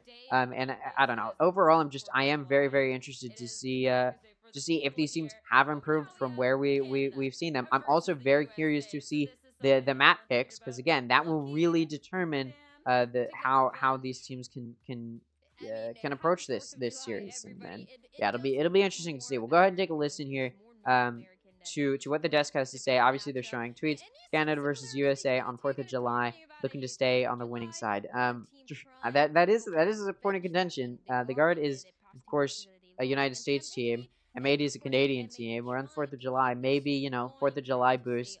Now, the interesting thing is, in a lot of these series where an NA team is playing, they're either facing a Latin American team or they're facing a Brazilian team. In both cases, it is much more likely that there are fans for their opponent, because it's much more likely that a Latin American team has fans in Brazil, and it's very likely a Brazilian team will have fans in Brazil, versus there's not going to be very many NA fans in the audience, right? So when we're talking about this series between M80 and the guard, this is one of the few cases in this LAN event where there won't be a home turf advantage for either of these teams. And so it will, something to think about, right? Typically, when the guard is facing some of the other teams that they face, there is, there's that home turf advantage. But when we're talking about this series, M80 is not going to have to play against the Union when the Union has the Brazil team, the Brazil fans behind them, right? So it will be interesting now that we're sort of more on this even playing field, and these teams can play their best without the audience being super against one team or the other. It will be interesting to see. It's of course, like I keep saying, it's going to be interesting to see. They're comparing Trent to Nismo. Nismo is, of course, a Flash Initiator player for M80. Trent is, I believe, the Initiator player for the guard. And you can see, or maybe they're just comparing the players with the most even stats. Obviously, Nismo has 131 rounds. Trent only has 82. Nismo is, of course, older. He's been in the scene for a lot longer. We got Trent with 259.8 ACS. Nismo has 259.3. If you don't know what ACS is, it's average. It's average combat score, which is essentially how much damage you're doing in the round. And then, of course, 1.4 KD for Trent, 1.27 for Nismo. Now, the reason that Nismo's KD is lower than Trent's isn't because Nismo is a worse player, but it's because Nismo is a lot more aggressive. Again, like I said, M80 is a more aggressive team. Guard is a more defensive team. So M80 is going to be playing a little bit more aggressive, and that allows players like Nismo to be a little bit more aggressive and have a little bit more of that explosive potential. And that's why the KD is going to be a little bit lower, because he's playing aggressively. He gets killed a lot quicker. He's typically on KO, an agent which is more of a duelist, or is sort of like a duelist in addition to being an initiator. And so Nismo is going to be engaging quite a bit in sort of aggressive situations. And yeah, it's a situation that M80 is in here. I'm still very interested to see which maps come out here, because again, it's not a best of 5 this time around. The previous time they faced each other in the playoffs, it was a best of 5 grand finals. This time, it's just a best of 3, and it's to determine who goes to the upper final for an opportunity to beat the Union to try and get to the grand final, right? It's you know. Now, obviously, as an NA fan, I am just wanting either of these teams to win, because the team that wins is, of course, going to appear to be the best North American team in Ascension, and then that team is going to be trying to beat the Union. But if I had to make a prediction, obviously I can't say go Valorant, right? If I had to make a prediction, I would just say I'm probably favoring M80. They've beaten the Guard before. They're looking as strong as they did previously. There's even that potential that they pull out finds and catch the Guard off guard. However, anyways, I've said that so many times at this point. I don't know why I still. Anyways, M80. M80's got sort of this. Also, they have this sort of like status behind them, this reputation behind them of this dominant North American team. And so I'd be surprised if they just let that drop here. But again, if there's a team that I think could make an upset against M80, it is the Guard. The Guard has played against M80. The Guard has played against M80 more times than any of the other teams in Ascension, and so I'm not worried here. I think it's pretty open. You know, it's an open shut case, right? There you go. Where I can pretty easily see where this is headed. I can pretty easily tell that I think M80 is gonna win this, but I don't know. It's also going to be very, very even, where the Guard is. I expect them to be playing better than they did in the previous grand final, where these two teams faced each other. But if M80 pulls out that bind, anything could happen. And I'd even, if bind does come out, I even favor M80 a little bit more. I hate to say it. They like to bring the way that they set up their duelists for success, and the Guard on the other side, and something that Chef was saying, how are they going to be able to read this? How are they going to be able to read those set plays? And I feel like that also connects to a Guard that is used to this because of the matchup, and that we got to see on that match against 9Z, where 9Z also had a lot of set plays, and for the Guard it was like nothing because they're used to it.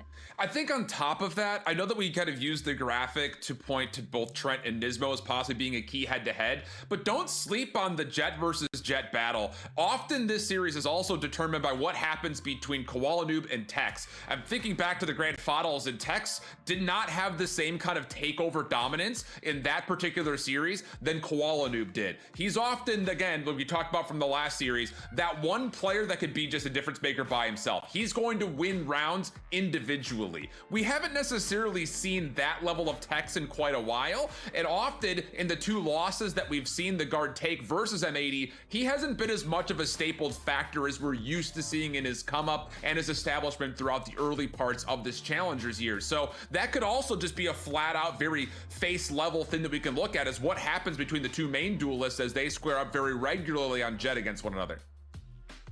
That is also a really good point. Honestly, it is actually something to think about as well. Is typically Koala Noob is on Jet. In fact, we pretty much only see Koala Noob on Jet unless they're playing on Lotus, and then Koala Noob goes on Omen, and then Nismo goes on Raze. It's weird. But we pretty much only see Koala Noob on Jet in pretty much every situation. Tex, however, is very... He favors actually Raze. He likes to play Raze a little bit more. So yes, it's a duelist head-to-head. That is a factor. I don't know if it's necessarily a Jet head-to-head, though. I don't know. Overall, I'm still just so interested to see which maps are picked here, because then we can talk about it a little bit deeper. Get that information across the map.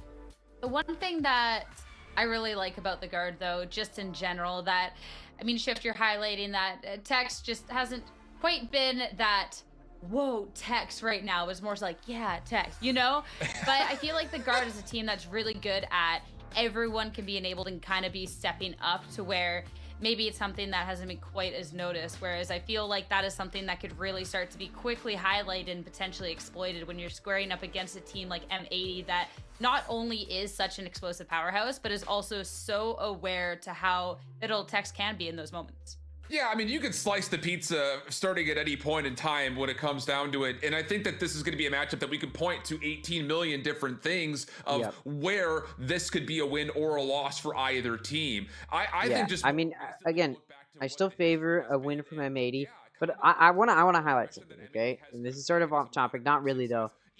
If there's a series to break the 2-0 curse, it's this one, all right? And I expect it to. I expect this to be a 3-map series. It's entirely possible that it isn't. Just like any series could possibly not be a 3-map series. I mean, I thought M80 versus the Union would have been a 3-map series, but it was still a 2-0 from the Union. So, you know, it's always possible. But if there's a series to break that 2-0 curse that's been coming through here throughout group stage, that's right. We're 9 series in, and every single one has been a 2-0. So, just to show how evenly matched these teams are, this could be the series to make it a 3-map series for the first time in quite a bit. Again, I'm still, like, we could point to the fact that M80 is really good at adapting around a solid defense. The guard is really good at protecting against a solid offense. Flip the sides. The guard has some really good executions, and then they know how to adapt to a really set up defense. Over on the Net and Koalaну playing rock, paper, scissors. And then over on the other side, M80 is really good at knowing how to stop those set plays in execution. They're a solid team on defense as well. Yeah, I think it's all just a lot that you can point to when it comes to where these teams are as far as how they can perform overall, and there are really evenly matched two teams. And it's proven by the fact that although they faced each other 3 times, and M80 has won 2 out of those 3 times, there's pretty much never been a map that was won very dominantly by either of these teams, with the exclusion of course, like I said, in the grand finals of NA Challengers, where M80 beat the Guard 13-1, which I imagine the Guard will be very, very quick to not pick Lotus here. Obviously, I imagine... Okay, the more I think about it, the more I don't think M80 is going to pick Bind, even if they're hiding it. Even if they want to try and pull it out to surprise this team of the Guard, the more I've thought about this, the more I've seen the sort of consistencies. I really don't think M80 wants to pull out Bind, because I think they still really believe they can win this series, and so I think M80 is still going to ban Bind. Like I said, if M80 does decide to pick Bind, they can then pull it out. They can then catch the Guard possibly off guard if M80's gonna be able to play Bind better than anything we could possibly expect. Plus, there'll be the fact that the Guard hasn't played against M80 on the Bind. Hasn't played against M80 on Bind at all in Tier 2. And so, or since this season started, we haven't seen the Guard and M80 face each other on Bind. And so, there's always that possibility that they can catch the Guard off of their Guard, and then we go ahead and then tomorrow when M80 is facing the Union won't want to play them on Haven because M80's Haven is so good, and the Union has a 100% loss rate on Haven. So I think the Union will be more concerned about banning Haven. Plus, they won't have had as much time to analyze the way that M80 plays on Bind, because it's only been 1 game and it would have been today, right? So there's still the possibility M80 can pull out Bind today, catch the Guard off of their Guard, and then tomorrow M80 can pull it out against the Union and catch the Union off guard as well, and be able to get that element of surprise against both of those teams. Obviously, if they pull it out today, there'll be less of that chance that they can do that against the Union tomorrow, but there is still that possibility, right? And if they really do want to try and secure this win over the Guard, it could be a good idea to decide maybe not to pick Bind, but at least let it float through to the decider if necessary, and just ban a map that the Guard is better on. Like, hey, let's just ban Ascent. We don't need to face the Guard on Ascent. Something like that, right? And I think I think there's potential here. I am still, of course, very, very interested to see the way that this moves and which maps are going to be picked. I keep saying I need to see it, see those map picks and bans before we can really talk about where these teams are headed or what direction they're headed in. But yeah, I'm curious to see how it goes. I'm curious to see where this these teams land, and yeah, I don't know. There's not a whole lot to say anymore. Looks like we're gonna be throwing it in a little bit. Versus Canada, the guard versus M80, a matchup that we've gotten to see play out a few times as these teams tried to journey to make it into Ascension Americas, to prove that they're that team to earn their full-time spot. This is a series, Dan, we've gotten to see play out so many different ways, but where is it going to play out where it truly matters? In so many different tournaments too, in the regular season, in the mid-season face-off, during the grand finals, and now here in Ascension. I can't wait to see who's gonna come up on top. Two teams that we've talked about constantly in North America, about how good they are and how the expectations are on these two. These are the two favorite teams to make it all the way to that Americas League next year, and it is for a reason, right? We talked about the stats, we talked about the individuals, the talent is there, and we've known about it since last year. So now is a chance to see who comes up on top. You're talking about talent that we've gotten to see play out, and I feel like the guard is the epitome of that. They had this core, this team shift has shown us so much, and this is a team that could be deserving so many times through and through of this spot.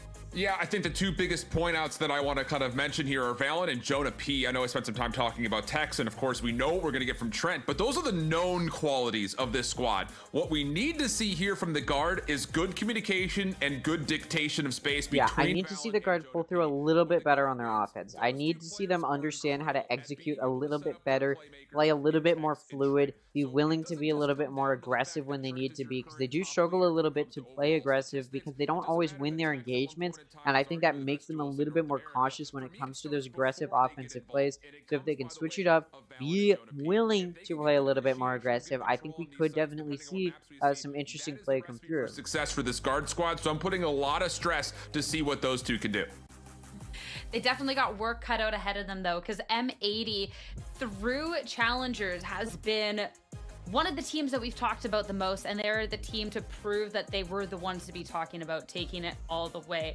And I mean, for good reason, Dan. This team is so explosive. How they can just come out of the gate and obliterate teams is like nothing else at some points. And these two teams are able to do so, but M80, once again, the team that has remained the #1 in North America, is the one that you want to keep your eyes on, and you start to wonder how that experience from the guard is going to play out today, how it's going to shape. We got to see them talking a little bit in a circle, just making sure that the energy is high, the vibes are just going the right way for this one. And I'm excited too to see the clutchers that we have on these two teams, which is insane, by the way. The clutches that we've seen, you can think about it from Valen on one side, you can think about you can think even about the duelists making it. Here we go. This is it. This is the moment I've been waiting for. Banned by M80. They're not pulling it out. All right. Interesting to see. The guard bans Lotus. I mean, to be fair, M80 destroyed the guard on Lotus in the grand finals and the many challengers. M80 picks Haven, a map that the guard has done actually pretty well. They actually destroyed yesterday Double O Nation, or not yesterday, but they did, not Double O Nation, 9Z. They decimated 9Z on Haven 2 days ago during the group stage. Guard picks Ascent, a map that they've done really, really well on. It's not flawless for them, but it is still one of their better maps. The Decider will be Pearl, a good map from both of these teams. I want to highlight in their previous series, the map that the guard did end up taking was in fact Fracture, so that's not even coming out as a factor here. And neither of these teams want to face each other on Fracture, as both of these teams have definitely improved on, or rather M80 has improved on Fracture since that win that the guard was able to take. And yeah, Lotus not going to be played here, no question why the guard bans that. M80 of course not wanting to pull out Bind yet, still hiding it. Again, I think if they end up beating the guard in this series, I think M80 will pull it out against the Union tomorrow to try and secure their grand final spot. I think that's a very real possibility, but M80 does continue to want to hide this here. Obviously, Haven will be the first map picked by M80, no question why there. It's a very solid map from them. They've historically done well on it. And of course, in the previous series, in the best of 5 where they did face each other, M80 won it. It was only 13-11, but they did still win it. So, you know, not... Whoa, John Kitty's hiding his face. Does not want to be on camera. Because he's, that was weird. I don't know, you know, baseball rules. You don't want them to read your lips. Not sure. Alright, let's take a look at the agent selections. We're getting ready to start Haven. Let's take a look here as M80 goes Sova, Jet, Killjoy, Omen, and Breach. Very meta pick. Exactly what you'd expect to see. The guard going for their meta pick, or what they like to play, which is double controller. They've got Viper, Sky, Omen, Jet, and Killjoy. Now, they love to play double controller on every map they possibly can. They pioneered double controller on Lotus. They were one of the first teams to do it, and it is now, of course, the meta that most teams go for. And of course, these stats is 0%, 0%, 0% for M80. That is all. This is the Ascension stats. So you can see the guard has a decent attack win rate. And of course, they've played this composition one time. It was in the group stage against 9Z, where they decimated 9Z. So I'm interested to see this. I'm interested to see the guard on this double controller. I don't think this is the first time. Again, I wanna double check in that previous series on Haven. Did they pull out that double controller? Yeah, the guard was playing with that double controller. So again, double controller is an off meta pick. It can have that element of surprise where you catch the enemy off guard. But of course, M80 would be very prepared to face the guard on Haven with that knowledge that they would likely go for double controller. So I'm interested to see how the guard does decide to play this. Again, the reason you don't typically see double controller is because it can make more sense to have double initiator. You get a recon initiator, and then you've got your flash initiator and breach. That's exactly what M80 is going for. It's what most teams in most facets of play, both high-level competition and even low-level competition, a lot of teams like to run a double initiator setup because you can get that recon, allows you to entry on your offense. The breach on your defense can be really good at preventing that plant from going down, or on your offense can be good for clearing out space, getting that post plant. It allows for those aggressive plays. Again, this map does favor the offense a little bit. I believe it's 51.6% offense sided, and it's because of the fact that it's because of the fact that it's a 3-side map. So it's a long defense rotate, or it's a long rotate for the defense. So yeah, it's a map, and it's gonna favor the offense a little bit to start. Talked about it before. Both of these teams know how to play defense well on this map. So honestly, that offense side you typically see play out likely won't be a factor here, especially when we're talking about the guard who's running a more defense-sided team comp. They may be able to keep it even on their defense, if not take the lead. So it's very possible that this map is even won by the guard. Obviously, M80 does pick it, so they are feeling confident coming into this. Both of these teams have one of the widest map pools in Ascension of any of the teams, just because both of these teams did so well in their respective challengers. So both of these teams have a very big map pool. They've got a historically good map pool, and coming into this, both of these teams are going to be feeling confident on whichever maps end up being played. In this case, it's going to be Haven and Ascent to start it off. The decider will be Pearl if we end up going there. It will be interesting, of course, to see if that is the direction that we head in. Let's just get into this, though. It looks like we're getting ready to start it out here. We will see which direction these teams do head into. So again, to start it out. And yeah, I know the fireworks hasn't started yet, but on the off chance that it does start before the stream ends, I apologize if you hear any of that. It wouldn't be like people in my household launching fireworks, but on my street, people do like to launch it here. So yeah, something just in case. I'll apologize for it preemptively, just in case. But yeah, both NA teams facing each other. I think this is a series a lot of people are like, well, the guard's bested them multiple times. The guard should be, or sorry, M80's bested the guard multiple times. M80 should be able to take it. It's pretty open and shut. And I think that is the same conversation when you're talking about the Union versus Fusion. That doesn't make this series any less exciting, because it's still a lot that these teams can try and prove to one another or to the audience. that both of these teams can potentially win this series. We'll see, though, as it looks like we are getting ready to start the map. We saw the agent select so long ago. I don't know why it's taken so long to get ready to start the map. Typically, it goes from agent select right into the map. I guess these teams just needed a little bit more time. Tech pause, get ready. But it looks like we're heading into it. The guard will be starting on the offense. Again, this is M80's map pick. The guard chose to start on the offense. It will be interesting to see if they're able to perform well on this offense. Let's take a look as we do end up getting started here. Sorry, I'm like moving around the chat a little bit just so that way it's in a good position in case more messages come in. People don't usually talk in the chat, but you never know. All right, the guard getting ready to push forward or through mid here. Look at M80 though; they're ready for this. They've got two in C link, one of them in garage, one of them in C link, one in backside of B, and he makes his presence known. That is Nismo sending that aftershock through. So. And the concussion. So, of course, M80's like, alright. Or rather, sorry, the guard is like, alright, let's just get out of here. And they do. They skedaddle. Are now getting ready to rotate towards A. Look at this. M80's so ready for that. Look. One's in heaven. One's coming in through CT. We've got two in A link. And look at this. They even have Xander lurking more towards that A link into A. So as the guard pushes through, it's going to be so heavily defended. There's still 40 seconds. So even if they don't lose players or aren't able to make progress, they can still rotate. They see Koala Noob. Koala Noob's waiting for them. And they actually just back out. They're like, alright, nope, I'm good.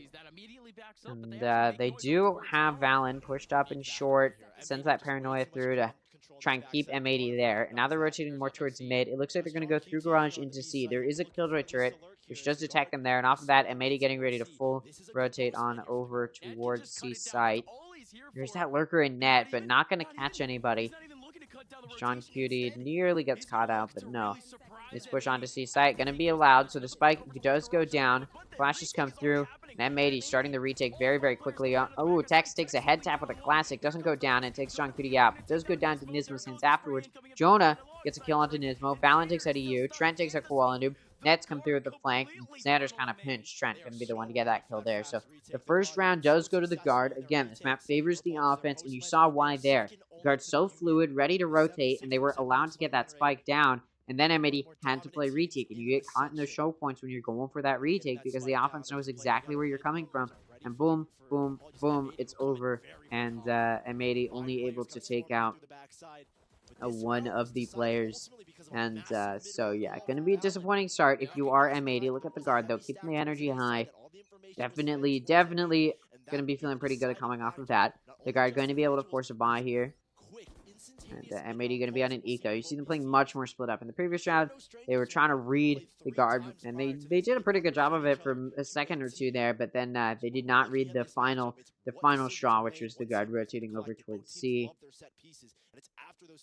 We'll see what they can do now that they're on an eco as far as getting at least a few picks. M80's goal will be to kill the majority of the guard's players. So even if M80 doesn't get a win, they want to kill quite a few of these players if they can. Because if you kill the majority of the guard's players, then next round, which will be their bonus from the guard, even if they take a win this round, they won't have decent guns to work with versus M80, who will be on a bye, should be able to easily take it. So this round, they're trying to make next round easier for them by killing the majority of these players on the guard. Look at Xander, in C Cubby, getting ready to defend. Possibility of the guard pushing up. He's going to get cleared out. He's able to hit Tex, and it's finished off by Nismo from C long. P takes out Koala Noob, though. Koala Noob had that Marshall. And Trent gets wallbanged. He goes down. So EU is able to pick up the Marshall and takes out Jonah P. But still, now at this point, the guard has a player advantage, and they're running it over towards B. Smoke off C-Link. They're getting ready to get that spike down, and they're pretty much just going to be allowed to get that spike down. I believe M80 was expecting an A hit, but no, it is a B push. So we'll see how players, again, they're just trying to kill the majority of the guard's players. They're not trying to win the round necessarily. So they're not. They're going to be completely out in the open where, again, the guard. Net and John Cutie meeting each other. A little bit of damage done to either side. Net takes out John Cutie. EU, again, just trying to get one more kill. It can't, and Trent takes him out. So the majority of the players will remain for the guard. So this next round, they're going to be on a bonus. They have 3 guns to work with.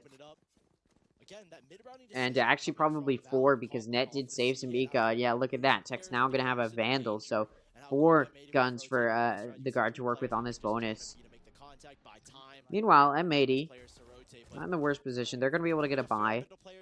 They should have the gun advantage, but for the guard, they're going to have some decent guns to kill the majority of M80's players. And this time, there's a little bit more at stake. If the guard kills the majority of M80's players, then next round, M80 may not be able to get a full buy going, and it could give the guard advantage on the first buy from both sides. Ooh, Valen going to take out Koala Noob, who's doing some anti-flash. Really caught out there. He does go down. Now it's going to be a 4v5. It's EU wrapping around A. Koala Noob was playing an anti-flash. Expecting a quick play out towards long, and he got it, but he wasn't ready for it. Target hit, Dex gets pinged off. Gonna have to back up. CEU's Silver Drone does do a good job of slowing down this push. The guard's still wanting to commit to A here. Just playing a little bit slower. EU gonna be the first to see it. Ooh, and he gets caught out. Tex takes him out. Suddenly, this buy from M80 not going their way. The bonus looking so strong from the guard. Tex is down to 60 HP. Nismo, the only defender of sight, able to take out Valen. That spike down. Looking for more. No. Doesn't look the right direction. It's a hard position to choose where to look. Tex 6 out John Cutie. It's down to Xander trying to clutch out a 1v4. At this point, may just want to go to save, and looks like that's what he's going to do. So, disappointing start for M80. Xander, ooh, able to take out Jonah through the smoke. Down to 15 HP, though. Yeah, disappointing start for M80 to lose 3 in a row. And it's starting to look like the guard may be able to take Haven, which is the map pick from M80. Now, I talked about it before. M80 is a more offense-sided team. That doesn't change anything, though. They typically put up a decent defense. It's looking like the guard's offense is going to be too much for what M80 can break through. The guard running double controller is going to struggle a little bit more on the offense than the defense because it is a more defense-sided team comp, but it doesn't matter. They're still winning these offensive rounds. M80 is just being caught out, baited out. In this previous round, yeah, they went for that aggressive play in A, and the guard knew exactly what they were trying to do and shut them down. So M80 gonna lose their buy where they had the eco advantage. Start off this half very low on eco. It looks like they're actually gonna force potentially. No, it looks like they are gonna be no, they're gonna force.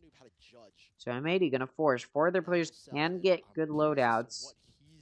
One of their players in Koala Noob going to be on a judge. He's not close to Bladestorm or anything like that, so it's not going to be a factor. Tax does have Bladestorm over on the other side of the coin, but I don't know if he's going to be wanting to use it. Because again, it is a buy. So it's a buy from both sides, technically. John Cutie's gone for a Guardian, and Koala Noob has a judge, but still, the majority of the players for M80 will have decent guns to work with. Koala Noob with a judge going to get spotted out there by that dog. Holding C, and off of that, you see the guard just backing up.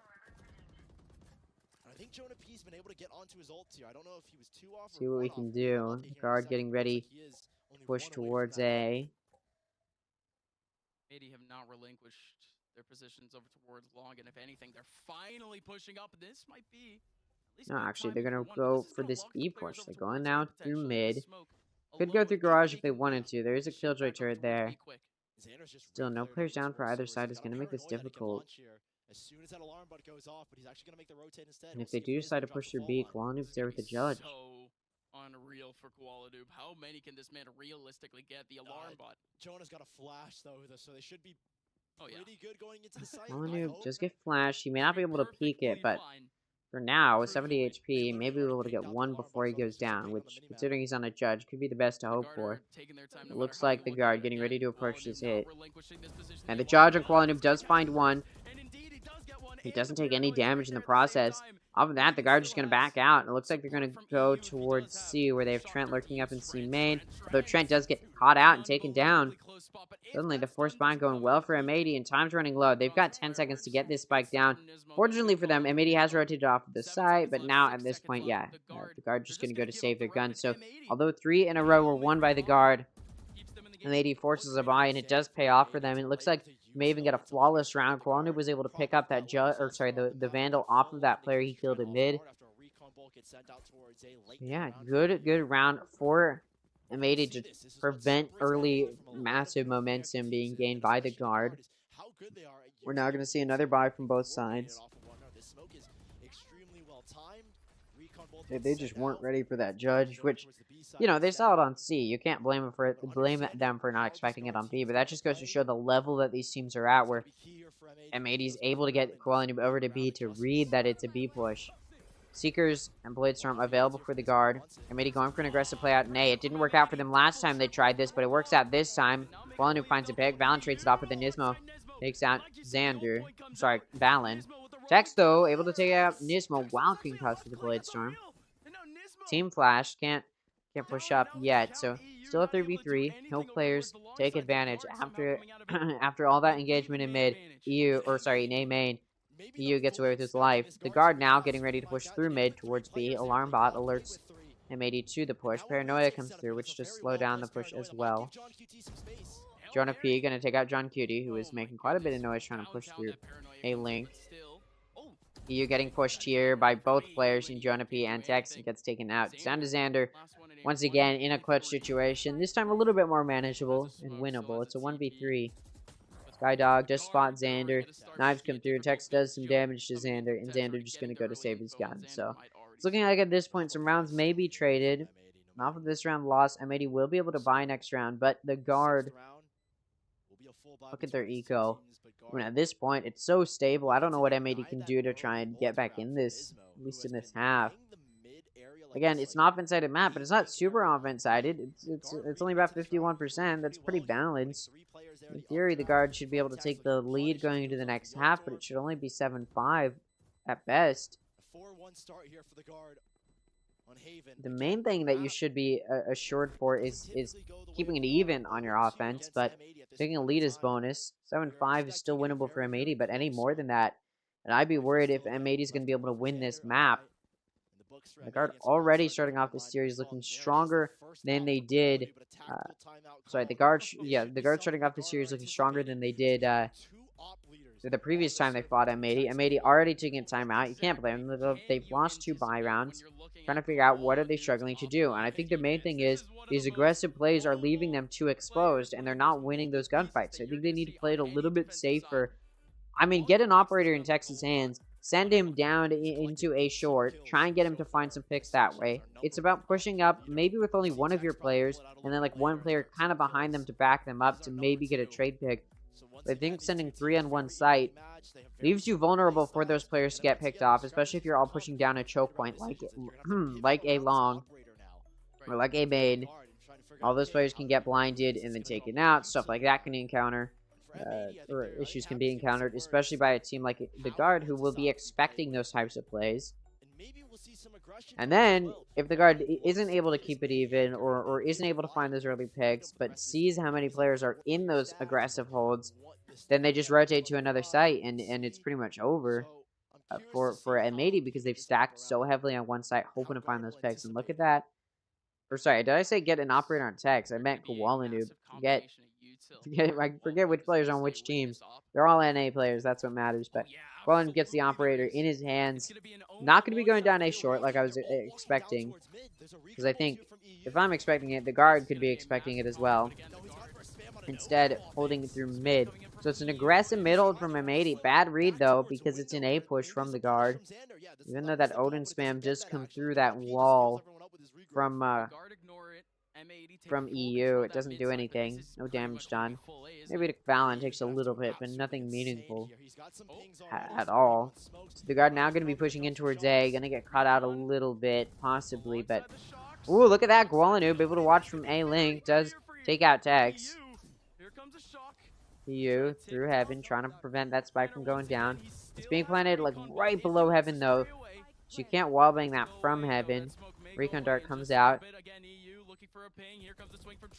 Look this, M80 trying to, for Kowalinu, trying to help retake, but Xander only able to get 2 while Jonah P mows down 3. Net takes out 2, finishing off Xander. And what a play there from those 2 players on the guard. I mean, Jonah gets 3.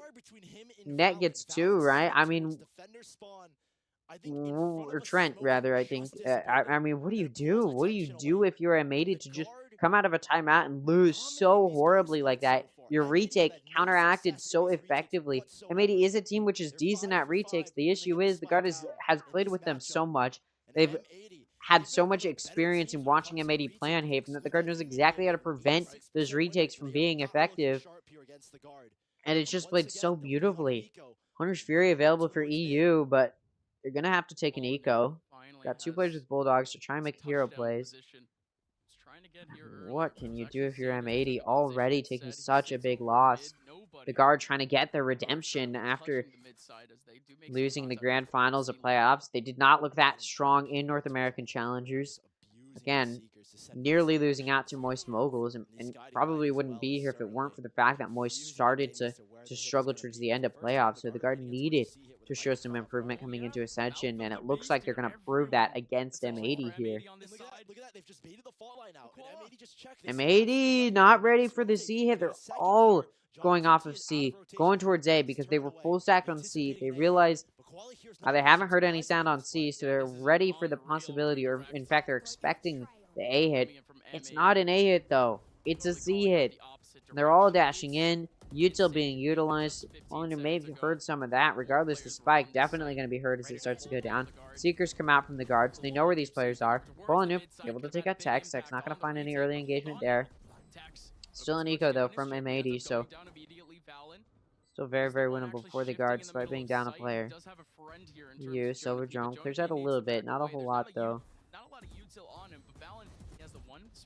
Koalanu able to take out Trent. Now it's going to be a 3v, or sorry, rather a 5v3. Hunter's Fury comes out. What a good play into C. Kabi. Koalanu watching that entrance as well. Obviously, Kabi. Koalanu finds 4. Net shuts down the ace, but Xander there to trade it off. So suddenly M80 does win their eco. Okay, that's how you get back in it. That was played really well, and this is a perfect example of both of these teams knowing how each other like to play. In that previous round before this one, the guard was, the guard was planning on A, and then M80 was trying to go for the retake they played so many times before it, and the guard knew exactly how to counteract that. This time, when the guard gets that spike down on C, M80 knows exactly what type of post plant the guard is going to be trying to play, and the guard gets completely read out there. So what a good way for M80 to still try and secure some dominance here. It'll just be a question of can they continue that momentum. From the shadows available for both of these teams. Viper's Pit available for Trent. 2 ults in the hands of the guard, only 1 in the hands of M80. Now, both teams have that from the shadows, which is very situational, hard to use in a way that is impactful type of ult. And on top of that, the guard does have that Viper's Pit, but you have to get onto the site to use that. Well, there you go. Able to get that from Viper's Pit down without even having to enter onto B. Just get that spike down. Xander, though, I don't know if he heard Valen TPing or what, able to take Valen out after he tries to TP to get that spike down. Net's able to take out EU as he's coming for this flank. Koalanu shuts down Net's flank, but Jonah takes out Koalanu. It's now going to be a 3v3. Trent takes out John Cutie.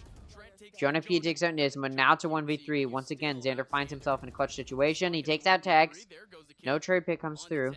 Wrapping back around. Taking some damage here coming through this Viper's Pit. The decay starting to play a factor.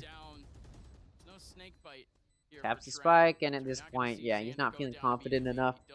Just going to back out of there. I cannot blame him. So he'll save his gun. 2 players from the guard still alive as they secure their 6th round. So at this point, it's impossible for M80 to take the lead going into the next half. But the way the guard is playing, they're in a position to take a dominant lead going to the next half. If they go into the next half with more than 7 rounds, I mean, I'm saying they win the map. And at that point, M80's in a tough spot because they'll have to win Ascent, which is not their best map, and it is the guard's best map. I'm starting to think maybe M80 should have pulled out behind coming into this series, I'm not going to lie. From the shadows available for both of these teams. Bladestorm available for Koalanu. Lockdown available for Net. Both teams have some powerful ults in addition to that from the shadows. Koalanu going to be using that operator to lock down mid through garage. There's 3 players for M80 to defend this A site. 2 watching short, 1 going to be watching long. Those 2 in short are spotted out, and off of that, Xander going to push up a little bit, trying to find some early aggression. If M80 loses this round, they won't be able to buy next round, so they really do need to win this for their eco.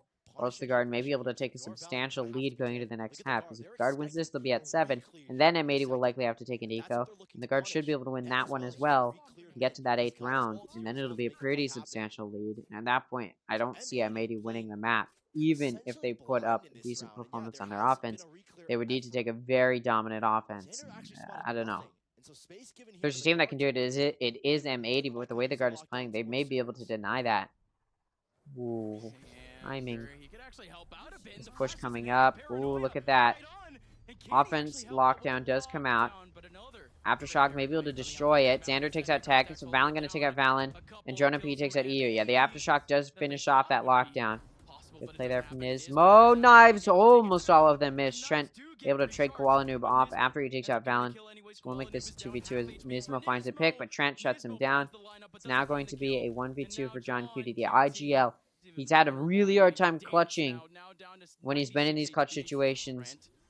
In this Ascension. No, he's shooting through that Viper smoke, trying to take out the planter. Can't do it, and Jonah P takes him out. I think the play there would have been for John Cutie to swing through that smoke. Doesn't do it, though. Hindsight Andy over here. We've got From the Shadows available for either of these teams. Lockdown in the hands of John Cutie. 1-0 point away from the Seekers for Jonah P. So, I mean, good situations for both of these teams, but I don't know. Again, like I said, if M80 lost that, they were going to have to take an eco, and the guard would have the lead. And guess what? We're in that situation. So now the guard can probably take this round. Gonna likely get to that 8th round. The guard has just been so good at counterplaying M80. M80's just, every single aggressive play they've tried to do, which they like to do, has just been denied immediately. They haven't found any grounds on very many of those aggressive plays. So I think they need to go back to sort of a default. Try and just stay on those sites and lock them down. And they've had some success when they do that. But they still keep going for these aggressive plays because they don't want to be too readable. But unfortunately, those aggressive plays are very readable. EU finds a pick, but immediately returned by Xander and EU going down. Ooh, Koala Noob able to take out Tex. Now it's a 3v3 that evens it out. Spectre can be picked up by Koala Noob as well. Meanwhile, though, Trent's been lurking over near B, and the rest of his team now joining him, along with Valen, who has the spike. 50 HP for Valen could be a decently easy kill, but look at Koala Noob, 65 HP. Though, part of that is that offense. No, he's actually at 100. It was that offense Viper wall. Look at this. The spike goes down on B. Trent is aggressively pushed up in A lane. You see Nismo ready for that possibility. They meet each other. Trent loses the encounter. Flashes come through. Blinds come through. Nothing really done to either side. Koala Noob getting ready to push in towards A link. Looking to maybe spray and do some damage. Can't do much, though. John Cutie, meanwhile, coming through C link. Encounters Valen. Valen takes him out, but Koala Noob able to take out Valen. Nismo takes out Trent, and with the Ghost takes out Ned as well. Apparently, the Ghost wins those. Nismo trying to prove that. Able to win the round, so he's still in this. And like I said, if the guard takes any more than 7 rounds, I don't have confidence in their ability to win the map. So if M80 is able to win the rest of the rounds in this half, I'll believe that they might be able to make an impact going into the next half. 3's not bad, but I want to see, I mean, at least 4. I want to see at least 1 more. If, again, I still wouldn't necessarily be favoring them to win the map going into the next half, even if they have 4. 5-7 is winnable, though. Very winnable for them. 4, it is still winnable. It's just not as strong of a situation as I would like to see from them, especially considering Double Controller is a defense-sided team comp for the guard. And even though M80 is an offense-sided team, and this is an offense-sided map, that counterplay of Double Controller, and also the guard knowing how to read M80 so well, as they've proven, is definitely going to play a big factor. You see the guard pushing through mid, getting ready to push through garage. They're getting in as Trent and Valen in garage window, getting ready to push towards into ceiling. Seekers coming out as the guard is actually getting ready to entry into B after making some grounds in garage. They pivot over towards B. The spike's gonna get to go down.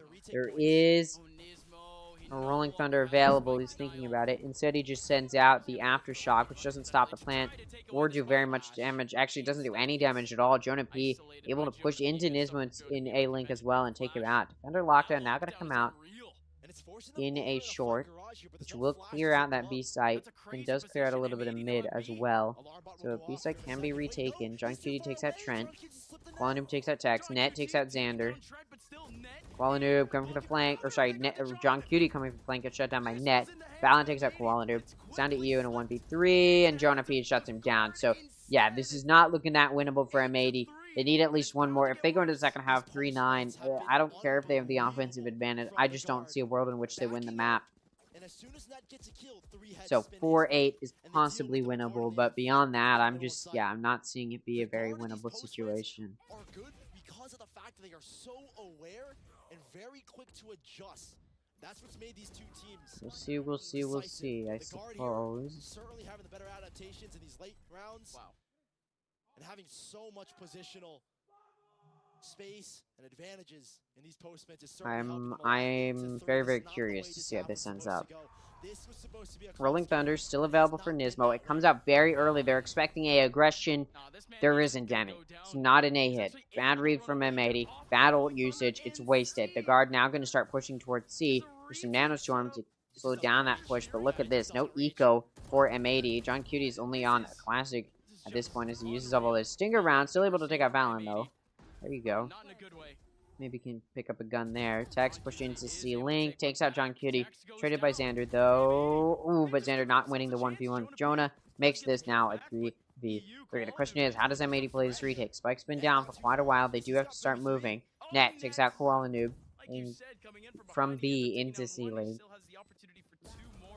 Jonah P going to take out EU, and that's it. It shuts it down. This round goes to the guard, and that's a 3-9. I don't see a world in which M80 is able to take this map at this point. Sure, 3-9 curse may come into effect. It is M80 is an offense-sided team. It is a slightly offense-sided map. Guard is a very defense-sided team. They're running a defense-sided team comp as well.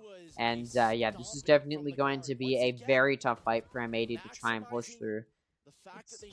It's just such a tough position to be in.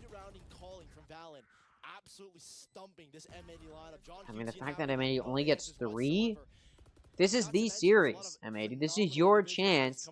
Again, I really feel like they should have tried to pull out Bind here. Try and pull out something that the guard wouldn't have expected, because the guard knows how to read M80 so well at this point. Clearly, a lot of that time coming out of North American Challengers playoffs, coming into Ascension, was spent. How do we best M80? Because you can tell how well they're able to read M80. They've been studying up on how to beat M80. This is just impressive how well the guard has prepared for this series. At least for Haven. See how Ascent goes. We don't see M80 on Ascent very often, so there's still some opportunity there. But at least on Haven, this is a map we see on M80. Or, sorry, we see M80 on quite a bit, and the guard knows that. They prepared to play against M80 very well. They're playing a retake on the B and C side. M80 getting ready to M80 getting ready to push towards C.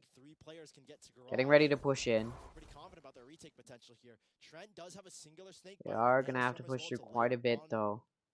A delay. They've just checked A. Guard is gonna be getting ready to stop them. Although no, M80 is actually all the way over on A site. They've been reading this A hit. Got a 2-player flank coming through, but yeah, C site gets planted on. And it's going to be quite a while before the guard starts this retake, because they've got 2 players coming in for a flank, and they want to wait until those players are in a position. So these guard players are getting ready to help with this retake. They're waiting for those players to get ready to start this pinch. Now they've got 2 players in Garage, 2 players in C-Link. Look at this, though. M80 is pushed into C-Link. He takes out Net and Trent. EU then takes out those defenders in Garage. It's down to Tex to do something, and he can. M80 gets a flawless round. Hey, if we're going to start off a comeback on your offense, get that pistol round. Great way to do it. Good job, M80. But now you need to carry that momentum through to try and make a comeback possible, to try and get that 9-3 in your advantage. I won't believe in a comeback from M80 until they get the lead. That's what I always say. And that's because with how many rounds they're down, it's just not a winnable position. Fortunately, though, getting that pistol allows them to force a buy. The guard going to be on an eco, so M80 should be able to take this round if they play their cards right. Which it won't be hard to do. You can just overwhelm the guard. Looks like the guard gonna stack up all of their players in mid. Unfortunately for them, though, M80 is getting ready to push towards C. Looking for the guard. They're able to read that. Shifting 3 players immediately off of the push from Jonah P. 3 into C. And not only that, They actually have a really big lurk in Jonah in offense spawn, which does allow the guard to have so much vision as to where these players are going. I don't think they saw anyone over towards C long, but I think the ult orb was picked up. What is this call? But you just have Jonah P here, which is why I'm not Getting ready. M80 actually now getting pushed towards C. They're going to be able to, because for some reason the guard's ready for this A push, but M80 just going to go into C. They're waltzing on in. Nobody's there to stop the plan either. Xander takes out that lurker in the flank in Jonah. He goes down. Now it leaves it in a 4v5 for the guard. They were just taking a measly mid-evening stroll. That's all it was towards the A site. They now waltz their way back over towards C. Not a single player from M80 is even here. Nice little welcome mat. They're just gonna pop into the side. M80 gets that spike down. They're just gonna play post plant from long. Look at the guard. At this point, trying to start this retake. It's taking a little while though, and I think at this rate, they're just getting ready to try and find some picks before they die to this spike. Ooh, yeah, Xander takes out Trent. Nismo takes out Tex, and yeah, Valen just gonna back up. Net and Garage, they're all just gonna back up, get ready to die to the spike. Get some of that econ moving in their direction. The guard now going to be going into a buy round. And once again, a map that they've never lost against the guard. The guard now going to be moving into a buy round. And M80 going to be on a bonus. They're going to have some decent guns to work with. And they've got some really good eco behind them as well. So this could be good eco momentum, not just for this next round, but potentially the round after that as well. I was hyping this guy up because he had the Vandal, but he just passes it over to Qualinu. But still, rifles out for both of these sides. And this will be the big test. M80 getting ready to move towards A. They're all going through A lobby. The big early battle, but it's actually Xander. TP is back over towards this one. I thought it was maybe a cross TP, but it was just a fake. The guard. M80 moving through mid, getting ready to push towards B. Sorry, my voice is starting to give out on me. It was so good yesterday too. I felt like, well, to be fair, yesterday was really short, but you know, it wasn't that bad yesterday. All right, M80 getting ready to push towards C. They've got 4 going in through mid. They've got John Cutie in C main. Now they're going to be sending those 4 that were mid into Garage. They cleared out with the Sova drone. Dash comes in. C site getting ready to be taken. Spike gonna go down. The guard not able to prepare to stop that plant.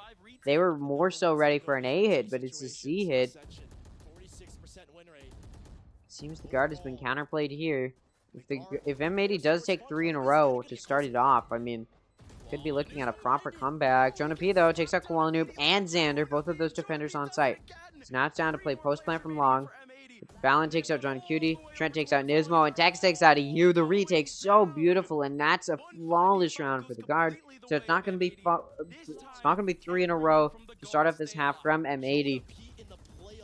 A flawless round will give the guard so much eco momentum to work with here. They're already going to have a very stable eco. Meanwhile, M80, off that bonus, going to be able to get a buy moving. Definitely not happy that that buy round from the guard went flawless. They were definitely going to be trying to get the majority of the guard's players down.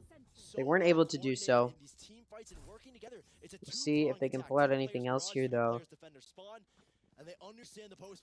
M80 getting ready to move towards B site, it looks like. Sorry, A site. I don't know why I said B. Although they do leave that spike in their spawn, so they're playing very default. Xander did that jump peek out with the Omen TP. Doesn't catch anybody, so they know the guard's not holding aggressively on A. They do just decide to, let's go C again. Sure, why not? We got the spike down last time. You do see Valen pushed up in C cubby. Definitely going to be cleared out. And yeah, Koala Noob takes him out. Tex on top of container, on top of platform. Able to take out Koala Noob. We'll make it even. He's getting flushed back, but not going to die. Takes a little bit of damage. Look at John Cutie. He's lurking up towards A. Gets hit by that alarm bot. Backs up a little bit. Going to be joined by the rest of his team now. Question is, where's this team going to play? Nano Swarm lineup's going to clear out CT entrance. to watch out for. Jonah P not in a position to send flashes. They've even lost Valen, so this retake will have to, I think, wait a second to see what Valen, or apologies, Jonah P can cook up. Right. Net drops down from heaven, takes out Xander. John Cutie, though, takes out Net and Trent. Tex takes out Nismo. John Cutie takes out Tex, though. It's down to Jonah. He's coming for the flank, but you can see this. Look at how ready M80 is for that. Spike's already down, so Jonah does have to retake the spike. Pop flash coming through. Nobody's directly watching it, so they don't get blinded. And it's a 1v2. Jonah meets the doubled up players and does end up falling. So M80 now gets a third in this half. Still only going to be at 6 rounds, but a comeback is possible. Winning the first buy from both sides is going to mean a confidence boost. But as I talked about earlier, because of the guard's ability to take such a good eco, to win their buy round with in such a dominant fashion, the guard does take a pretty good eco boost to start it off. So they do lose that buy, but they're going to be able to buy once more. And they even have an operator on Tex, classic. Let's put the operator in short. So look at M80 all getting past it. Ooh, Sova drone comes through. Operator gonna destroy it. Off of that, M80's like, alright, let's just group up. Let's go A long. It's not like any of the guard is there yet. The guard's not gonna stop them or be able to take advantage of that choke point. You do see now Tex backing out, getting ready to peek long as well. See Jonah P thinking about it. Actually, no, the guard is expecting them to be rotating out. Sky Flash comes through, so they know the players are still there. This entry starts. Jonah P concussed in hell, gets taken out by Xander. Operator on Tex gets taken out by Koala Noob. Koala Noob holding that tiny little crack of an angle. Not going to find a pick, but he does see one crossing. Regardless, Spike goes down. Post plant can now be played by M80. Look at this, the guard going for a full save. Trent went to go pick up that operator, and now he's just getting out of there. A lot of cash. M80, good stuff finally. I do think part of M80 did want to get that operator in the hands of Koala Noob, but because it's picked up, they can't. They do just have to back out. It'll be interesting to see how they play this. Moving forward, again, M80 starting to start off this half in a way that could take advantage of that 9-3 curse. They win both buys. Imagine after this round, the guard's going to want to take a timeout. They didn't use any in the previous half because they didn't need to, so they've got 2 to use. May as well use one here. Ooh, he was actually able to take out Net. Trent's operator, though, going to take out Koala Noob. Trying to greed for that up. So it's not going to be a flawless round from M80, but Koala Noob does have a Blade Storm to utilize. Yeah, timeout now going to be called from the guard. M80 has yet to have to use that second timeout that they have, so they can hold on to it for a little while longer. I imagine as soon as they lose a buy from both sides, they'll want to pull out that timeout. Here's the thing, though. The guard did lose the majority of their players on that round, so they may not be able to get a good buy moving forward here, which could put them in a bad spot. We'll see, though. You can prioritize lanes a little bit better without having to worry about like 2 other lanes, basically. Scoreline of 10-7, still looking good for the guard. They're definitely starting to lose a little bit of that lead, though. Definitely going to be a little bit worried about losing that lead as M80 continues to make progress here. We're looking at a guard team that still very much have the advantage, that still much have some sort I don't think the guard is losing very much hope, though. The mental battle that we saw Fusion have to fight through when they were facing the Union earlier today, we started to see Fusion lose hope, and then it started to impact their play. I think in this case, the guard is not a team that loses hope easily. M80 is not a team that loses hope easily. The Union's not a team that like these top 3 teams are not going to be losing their hope very, very quickly at all. I think the guard just needs some good strategy to bounce back. But like I said, the majority of their players died in that previous round. So they're just going to be taking an eco. Obviously, 2 players got to hold on to their guns. So those players going to hold on to him. We even have an operator in the hands of Tex started off. Koala Noob, though, has actually purchased an op over on the side of M80. And he's got a Blade Storm to use as well. So could be a very, very difficult round for the guard to find very much ground in. It's M80 now testing into A. See, for a while there to start off this half, the guard was reading A hits time and time again, and M80 didn't go A until just this previous round, where it was perfect timing because it was right when the guard was starting to not expect those A hits. This time on this eco, the guard stacking B, so that way they can rotate very quickly to whichever site they find needs help. You got both of your controllers playing back on A and C site. You see Trent just jump peeking out, hoping to find something on C. There's a Sova drone, just spotted there. Off of that, you do see the guard backing out a little bit, moving towards C site. Ooh, a Sky Flash comes out. Guiding Light comes out in A main. So they know there's at least some players on A. And off of that, M80 is now going to back up more towards C. Look at this. The guard's ready for the possibility that it's a rotate back towards C. We'll see if Trent can do anything. Spots the push. Sova drone comes through. Ooh, Trent completely spotted. Look at that. Koalanoob whips all of his knives, but still going to win the encounter using his classic. John Kitty takes out Net. Koalanoob whips out his operator. Takes out Jonah P. and Tex. EU finishes off by taking out Valon. The eco round from the guard is a flawless round win from M80. What a way to do it.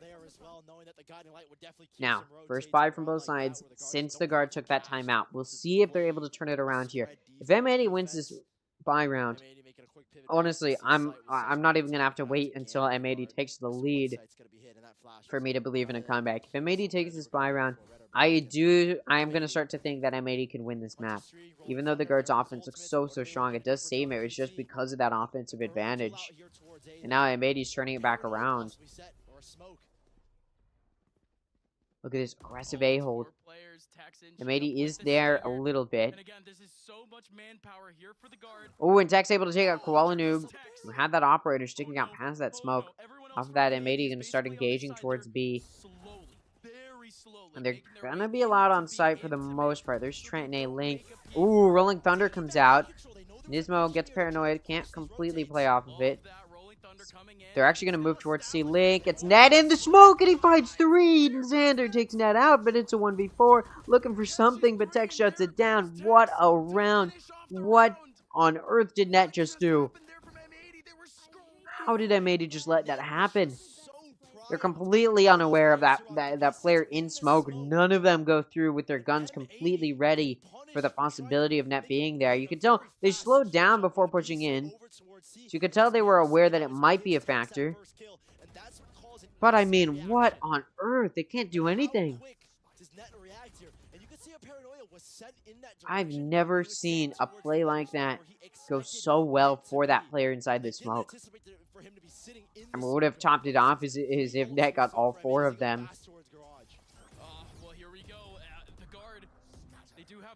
So now the guard's back in this.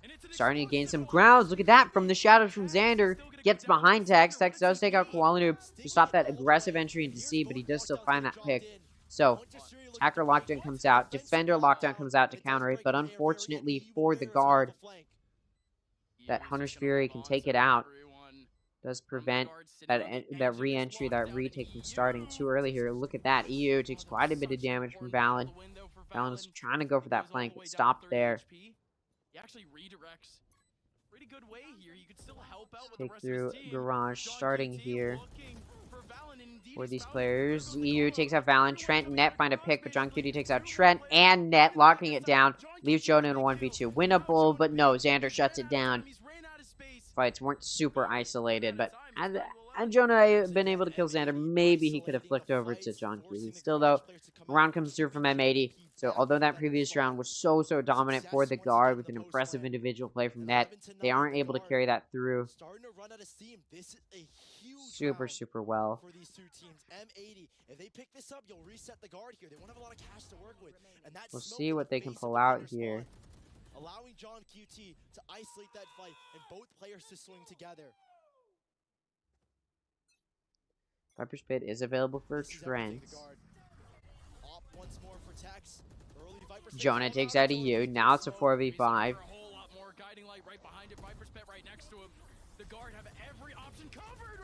Koalanoob dashing in, gets completely blinded, but still able to shoot through the smoke and take out Jonah P. The Viper's Pit has come out from Trent to try and stop the push, but it's an ult in short, and M80 entirely pushed through long.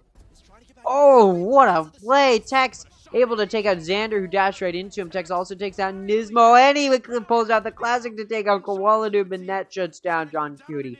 Another very impressive round from the guard, and they get to that 12th round. I'm not believing in that comeback anymore. Well, I did say they needed to win that bye round that they lost, so yeah. I was never really believing in it. Now I'm really not, as M80 needs to win 3 in a row. They're going to take time out here to figure it out, as they just lost some rounds here. That round was a little bit hectic. Sure, guard had a Viper's Pit to use, and that's part of why they won it. M80 able to take that. Sorry, M80 getting destroyed so quickly by the guard. They need to figure out how to clear effectively into the site. And again, use some util to push back that retake, which they weren't really able to do because they used so much on that entry. They weren't able to effectively concuss CT, paranoia. None of that was available for them. So M80 collect themselves, refigure out how they want to do this. Instead, we're staring down the barrel. See what they can. Again, one more round going the way of the guard for them to close out the map, and M80 have to utilize. Again, this is for all the marbles. Obviously, it's just map 1. But if M80 doesn't take this map, this is their map pick. And sure, Ascent may still go very well for M80. I think one of the key reasons the guard is doing so well on Haven is because they're able to read M80 so well. But that doesn't change the fact that the guard is still a powerful team on Ascent. It's one of their best maps, if not their best map, which I think it is. And other than maybe Bind, but of course the guard has, or sorry, M80 has been banning Bind against everyone, not just exclusive to the guard here. Bladestorm comes out from Koala Noob, or is available from Koala Noob this round. May not come out though, it has a Vandal, but being that it could be the last round, if all that firepower isn't brought, then Koala Noob may want to use that at Bladestorm. Look at this, the guard's starting to default a little bit. In the past, they were doing some aggressive holds. This time, they're just going to play slowly. M80 themselves slowly pushing in through Garage. There's a Killjoy turret, spots out that push. Sova Drone comes through. They know nobody's in there. Ooh, an Omen smoke from Valen prevents that push. Look at that. Tex pushed up so aggressively down into C-Long. Valen takes out John Cutie. Nismo takes out Valen. Tex takes out Koala Noob. Nismo takes out Tex. It's a 2v3 at this point. Seaside is cleared out, but there's a flank into Garage. Ooh, M80 may be able to catch Jonah P off guard. He doesn't, though. Jonah P wins the encounter. Nismo takes out Trent, but it's net there to trade it off. And this round will be won by the guard. What a way to do it. Map 1, Haven, picked by M80, is won by the guard. I mean, unbelievable.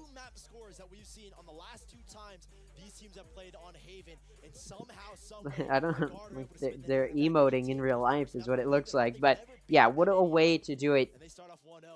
I'm shocked because it wasn't even close in the past, or in that grand finals that M80 and the guard faced each other on.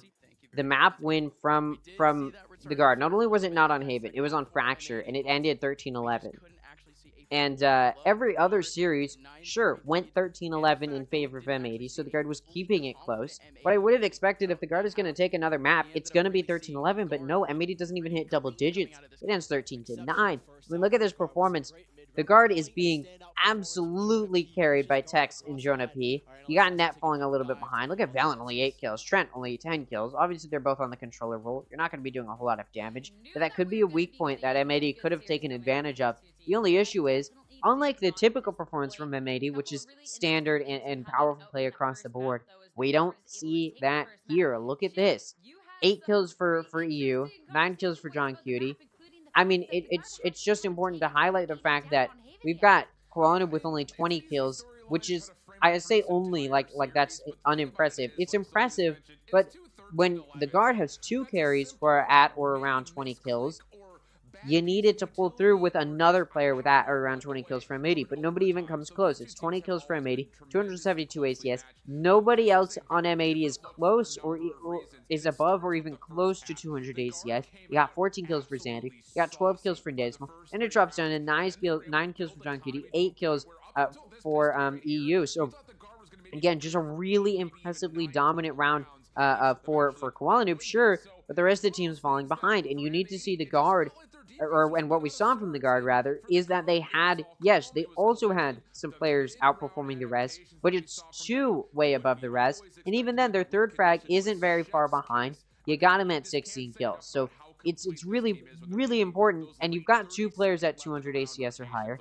and on top of that, you've got your third frag nearly there at 197 ACS, so you got 3 players performing very, very well for the guard. Sure, the other 2 fall a little bit behind, but it doesn't matter because you got these top 3 that are doing pretty decent, you got these top 2 that are really doing well. You got 9 assists on Jonah P. You got Valen the IGL. Sure, he only has 8 kills. He's got 14 assists, so his util is being used very, very effectively.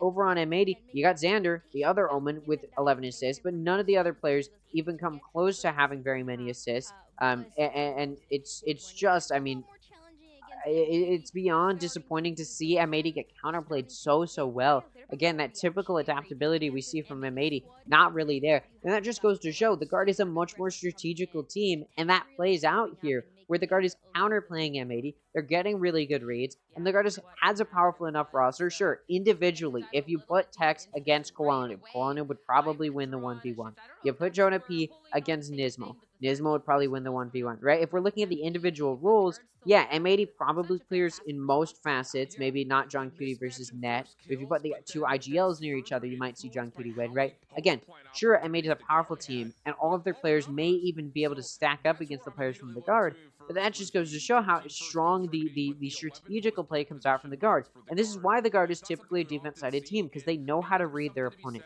They know how to adapt when their opponents try and do the same things or have specific executes that they like to pull out. And the guard, knowing that they were going to face M80 coming into Ascension, very likely a lot of the time coming out of North American Challengers into Ascension was spent in that break trying to figure out how do we best M80, because that was going to be one of the opponents that they have to figure out, considering they didn't have them figured out coming into Ascension. But we already see on Haven a very beautiful play. Again, they're pulling out all these stats because, again, it's just such an impressive individual performance from everybody on the guard, and then that strategical play comes through to support that individual performance. It allows players like Tex to get 20, and then also have Jonah P get 19. And then you come down to M80, you still got Koalanoob on top like you'd expect, but because the guard is so good at counteracting and reading where these players are going on their defense, and then on their offense, the guard was just so good at denying those retakes that M80 is typically so powerful at. The guard just knew exactly how they were going to retake that execute those retakes rather, and the guard shut it down every single step of the way. And as we move into Ascent, I am worried for M80. We could see the 2-0 curse continue, and not in the way that you'd expect. I think I would have anticipated a 2-0 for M80 if there was going to be a 2-0, but we could definitely be looking at, in fact, it's very likely we see the guard, or not very likely, but it's very possible we see a 2-0 come from the other side, where the guard could 2-0 M80, because they just destroyed, I'll say destroyed just because of how big this score gap difference is, considering who these teams are. The guard beats M80 in a very, very dominant fashion, considering their pass together in a 13-9 scoreline. This is the best the guard has performed against M80. And honestly, I don't even know. It's so weird to see M80 disappointing this much, and I think it's because for M80 coming into Ascension, they were more worried about how do we beat the Brazil teams. They weren't worried about the guard because they knew they could beat the guard, or they thought they could rather. And so then coming into Ascension, they were worried about how do we beat the Union.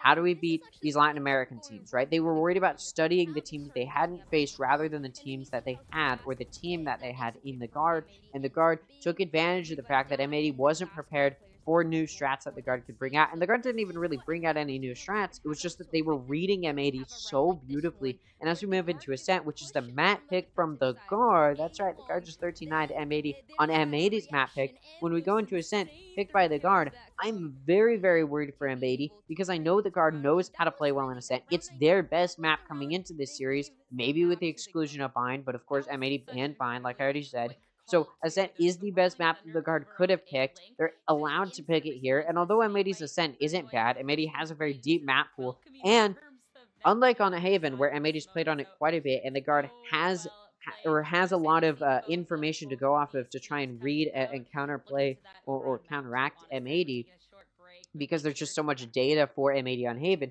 This time around on Ascent, there's going to be less of that data for the guard to counteract M80 on. So I think M80 may have more of a chance on Ascent. The only issue is it's still the guard's best map. The guard knows how to play this map. The guard is very, very solid on defense, and Ascent is a defense-sided map. So I, of course, expect the guard to pull through with a powerful defensive play. To be fair, well, it should be said, rather, that I still think M80 has a chance on Ascent. I'm not saying it's over. I'm not saying we're gonna see a clean 2-0. I honestly still expect this to go to a third map. I'm not anticipating M80 to just let themselves go down here. I think they underestimated the guard coming into this series, but I also think the fact that they don't have as much experience on Ascent actually works in M80's favor, because the guard doesn't have as much to study M80 on when it comes to Ascent. Sure, M80's played on Ascent before, and yes, it's still a good map for them because every map is a good map for M80. So the guard will sort of know how to play against M80, and the guard is still a strong team on Ascent regardless of who they're facing. So I do still think the guard has a really good chance of winning this map, but I know M80, and I know that they are a powerful team on every single map, and I know that that's not going to change on Ascent. And I know that even though M80 is an offense-sided team, and they're not, and it's not an offense-sided map of Ascent, I still think that could actually work in their favor, right? Because if it's a defense-sided map, then when M80 is on the defense, it should make up for that sort of lack of defense-sidedness that M80 pulls out. And when I say they're an offense-sided team, I don't mean their defense isn't bad. M80 is still a very powerful team strategically. Obviously, the guard is a little bit of a more strategic team, so it's going to be down to M80 to be able to take advantage of the fact that they may be able to outgun them in certain situations. They may have better game sense or situational awareness when it comes to those aggressive plays that M80 likes to make. And I need to see M80 able to pull through with those aggressive plays, or else I just don't see a world in which the guard is really able to do very much, where M80 is able to do very much of anything at all against a team like the guard who's very well practiced. I'm sort of coping and focusing more on if M80 can do it. I'm going to go ahead and switch to saying that the guard can do it. Again, this is their map pick. The guard is a defense-sided team. It's a defense-sided map. They've got so much history on this map. It's one of their best maps. They're coming into this off of a win. They've proven that on LAN, they're a much more powerful team, at least coming into Ascension. Their performance in Group B was so great. They're coming into playoffs. They look so powerful. I came into this series saying or thinking that the guard was looking better coming into Ascension than they did in North American Challengers, and they've been able to prove that. Coming in out of Haven, they really were able to get good reads onto M80, and even when M80 started to adapt and switch things up, the guard was still able to take a lot of those rounds because their retakes were so powerful on Haven. And I'm mostly highlighting the guard on their defense because that's what they really needed to improve on or pull through on, rather, to get them to that 13th round. On their offense, they were doing so well. They correctly read M80 on their executions. They prevented those retakes coming through from M80 because the guard knows how to defend against powerful executes. The guard is a team that is so adaptive and knows how to adapt so well that when you've got teams like M80 and a lot of other teams generally have a way that they like to retake sites, or they've got a way that they like to execute onto sites. And M80 is one of those teams that has those executes. They've got multiple different ways they like to execute retakes on different maps, and especially on Haven, they have multiple different strategies for how they play defense, but the guard was able to adapt to each of those different strategies. You see M80 only get 3 rounds on their defense, which goes to show how powerful the offense has become from the guard, despite them not necessarily being a team that typically favors the offense. Clearly, they were able to figure it out. And now that we're going into Ascent, again, a map the guard is really powerful on. If they continue to prove that they're not just a defensive-sided team anymore, and they're able to pull through on their offense like they could on Haven, I see a scenario in which it's a 2-0. In fact, off of that win on Haven, it's very likely, and in fact, I'd say it's more probable that the guard gets the 2-0 than M80 gets Ascent and takes it to a third map. It's not over if you're a fan of M80. I'm not saying they're going to see the lower bracket quite yet. I think M80 has potential to take it to a third map. I still want to see that third map because for these two teams to face off against each other in not even the upper final, but the upper semifinals, for it not to go to a third map would be disappointing. What I will say, though, and this is sort of a plus, I guess, of it not going to a third map, is if the guard does beat out M80 on Ascent, and it doesn't go to a third map, that would mean that the guard 2-0'd M80, which means they're looking super, super strong, much stronger than they looked in North American Challengers, and this is going to be coming into an upper final where they would be facing the Union for a spot in Grand Final, and if the guard is able to look that strong coming into their match against the Union for the side of NA, I think we could see, if the guard is able to 2-0 M80, I think we could see the guard beat the Union, especially with how weak the Union did look today against Fusion. The Union was not at their usual strength level like we typically see from them, and Fusion was able to take advantage of some of those small mistakes. So assuming the Union doesn't look or looks around the same as they did today, tomorrow, I do think tomorrow, I think there's a good chance that the guard, if they're able to 2-0 M80 today, could beat out the Union. I still think that the Union versus the guard would be a 3-map series, just like M80 versus the Union would probably be a 3-map series. But I do still think the guard can best the Union, and we may have a shot of another North American team in the Americas League next year if the guard is able to beat the Union. And then assuming that if they beat the Union, they can also win in the grand final, we could be looking at another North American team. If the guard is able to prove how strong they are against M80. I do think, though, M80 is looking a little bit weak. We're not seeing that adaptability we typically see from them because the guard is so good at reading them. And M80 is sort of showing that typically they're 2 steps ahead of their team, but the guard is now being, or their opponents rather, but the guard is able to get 3 steps ahead of M80. They're able to just get that much further ahead. Let's take a look at the agent select for Ascent. The guard going for Sova, KO, Omen, Jet, Killjoy. This is a very meta comp we've seen from them multiple times. And then over on the side of M80, we've got a Fade, a Jet, a Breach, an Omen, and a KO. Now, I highlighted that Breach just simply because we don't typically see Breach on Ascent. Now, it's been a minute since we've seen M80 on Ascent. We don't typically see them on Ascent. Now, I believe when they played each other previously, we did not see Ascent come out because M80 banned Bind, and they also banned Ascent because they wanted to ban Bind, and then because they were coming from the upper bracket, they got to ban 2 maps.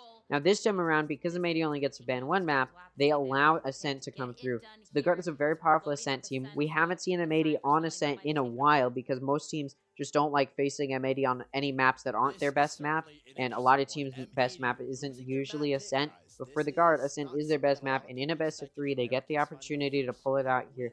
And I expect to see the guard able to, again, they should in theory be able to win this map. My question is, M80 with a little bit of a more off-meta pick of having double initiator, and this is not a, triple initiator rather, with a Fade, a Breach, and a KO. Very off-meta for them. Nismo gets to play in KO, which he loves to do. And so I'm very, very interested to see how this does end up panning out. If this sort of off-meta triple initiator comp will work out well for M80, or if the guard is just going to be able to shut it down like they've shut down so many other teams on Ascent. M80 starting on the offense. I've talked about it before. They're a little bit of a more offense-sided team because they're more aggressive. The guard, a little bit of a more defense-sided team. So these teams against each other on the side that they're favored on. And in addition to that, M80 is running a more offense-sided team comp, running triple initiator, having no sentinel. They're going to be wanting to win the majority of these offensive rounds, or else their defense is going to be a big struggle for them to try and gain that lead back, or you know, that type of situation. Net, ooh, that alarm bot in hell does a perfect job of catching Kowalinu out, and he walks backwards into Net. Net takes him out. Xander able to trade it off. So it's going to be a 4v4. Despite getting ready to go down, and you can see Jonah P takes out John Cutie, but Xander able to get a trade pick onto Valen. Deck 6 down Nismo, though, looking pretty solid here. Jonah P takes out EU, and Trent takes out Xander. Look at that. 3 players left alive. The guard takes the first pistol round. What a way to do it. Now, of course, it is the pistol round, and a lot of M80's triple initiator comp isn't going to be able to shine through until we see all of that util be purchased, which of course can't really happen on the pistol round. So now that we're going to an eco, we likely won't see it come out from M80 this time around either, but after this round, we'll start to see it come out a little bit. Never mind, M80 is forcing up I. Look at this, Stingers coming out. They know they have an offense-sided team comp, and they know they need to destroy this offense, or else they're really going to struggle on their defense. So they're pulling out a full Stinger, full force buy from M80.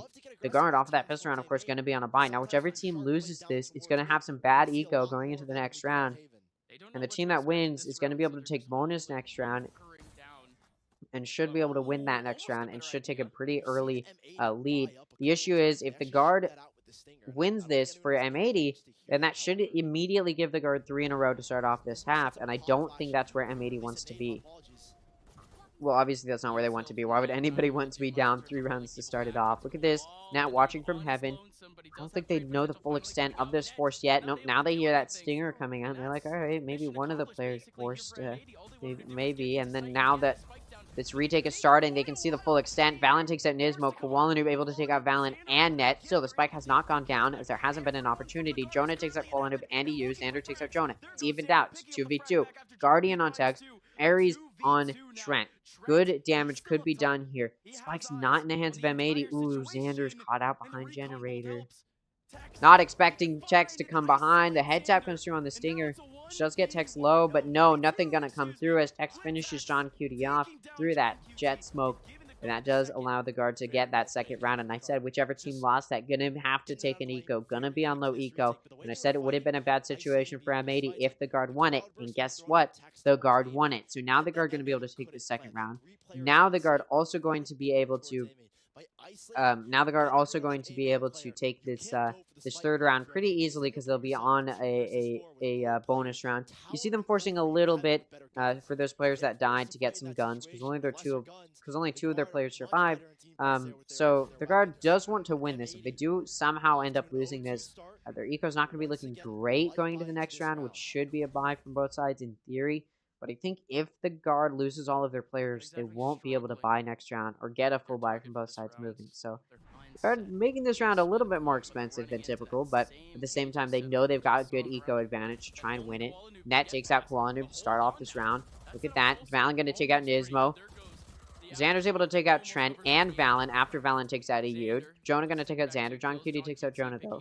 It's a 1v2. John Cutie can pick up a gun, maybe, but there he goes. He picks up a Phantom, able to take out Tex. It's winnable. No! His back turned to Trent with the Ares. And although the guard did lose the majority of their players, they do take it. But remember what I said. If they lose the majority of their players, they're not going to be in a good spot. Or rather, if they lost the round. They do win the round, but look at that. Their econ's not great.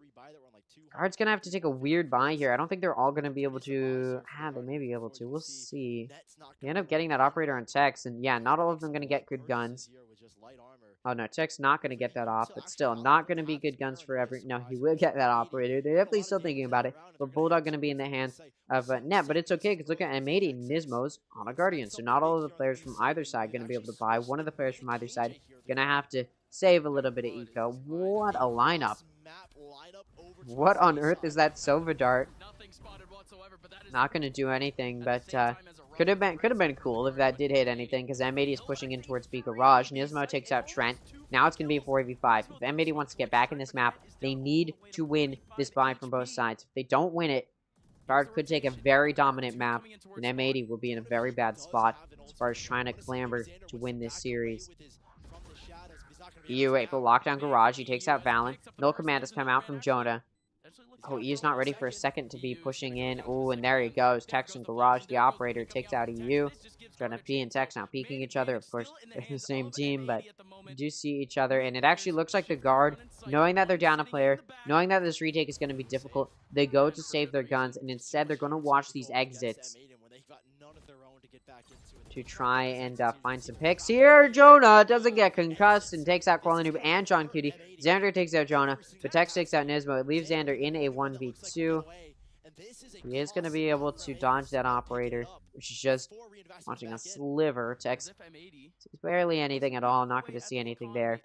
Alright, so M80 does take the first buy from both sides. They do lose quite a few of their players, though, so this next round, they're going to have to force a buy, and we may end up seeing one of their players once again sacrificing and getting a Guardian. Again, not the worst position to be in, just not the best start for them. From the shadows available for both of these sides. Bladestorm, 1 ult point away for the Guard. 1 ult point away from a Rolling Thunder for John Cutie as well. Let's see what comes out here. It's a very simple setup. I was about to say for Jonah P. There's no way he just sends it at the wall. But he actually has found as M80 is getting ready to push towards A. Not going to do a whole lot. knew that his teammate had control regardless with Tech's operator. Look at the positioning here for the guard, though. This is such a big stack over towards Cat. And nobody playing in that C's aftershock combo anymore. Tex has everything. Fallen number 6 out Jonah. It's traded off by Tex, though. But Xander's able to take out Tex. So it's going to be a player advantage for M80. Again, this is another buy from both sides. Both teams have been able to scramble together by Valen going to be taken out by EU. It's not going to be a 2v4. And M80 is going to get this spike down for Trenton Net at this point. Ooh, Nismo takes quite a bit of damage. Trent takes out Nismo. It's now going to be a 2v3. But yeah, the guard just going to go to save their guns. Net's already all the way over on the other side of the map. Trent was just trying to see if he could get something before he goes away, and he did. Still, though, they do lose the majority of their players. So the guard going to have to take an eco this next round. And M80 going to be able to get some econ stability moving their way, as they'll be next round in a full buy against an eco from the guard. So M80 should be in a good spot here to potentially tie it up and get some econ stability under their belt. We'll see if they can, though. It's still possible the guard counterplays them. And again, like I said, this is a defense-sided map, but M80 is running a very offense-sided team comp. They've got no Sentinels, they've only got one controller, and they've got 3 initiators, as well as a duelist. They are really hoping to take the lead on their offense. And if they don't, their defense is not going to be looking that great from them. We do see the guard taking a timeout because they have just lost 2 buys in a row. Good choice there. Can't blame them for this. You see the guard. They've just been struggling to deny M80 these entries. M80's sort of just been able to get onto the site, and then the guard is left to try and retake. And M80's been so good at preventing that retake, and so, yeah, the guard does just need to do a little bit of a better job of holding an aggressive stance on the site. Maybe play a little bit further up with some of your other teammates to try and do some good damage. And yeah, it'll be interesting to see what M80 can do here to try and counterplay the guard. Or sorry, what the guard can do here to try and counterplay M80. There you go. Sorry, my brain starts autopiloting sometimes. But yeah, if the guard can take that more aggressive stance on these sites, they may be able to prevent that spike from going down. Because I think if the guard prevents that spike from going down, I don't know if M80 is going to be able to win it, right? Like, M80, it's difficult to rotate on this map, so you pretty much just sort of have to commit to where you're going. Maybe you can rotate afterwards, but typically, if you're able to find some early picks on your defense, you can do some good damage. Look at this from the guard. Hard read on B. It is an eco, so they're 4 stacking on B. Unfortunately for them, M80's left that spike in A lobby, because they're going to test into A and mid. And, well, the guard now going to start rotating towards A. Fortunately, they're going to have some time, as M80 is slowly pushing towards A. They peeked through mid, hoping to find an early pick. They don't, though. They were maybe preparing for the fact that the guard being on an eco might just be full stacking in A, or sorry, in mid, trying to find some early aggression. So M80 was trying to counteract that possibility, but nobody was there. So they do slow the push a little bit. Net, okay, one of the few players with guns on the side of the guard, is able to take out a player from tree.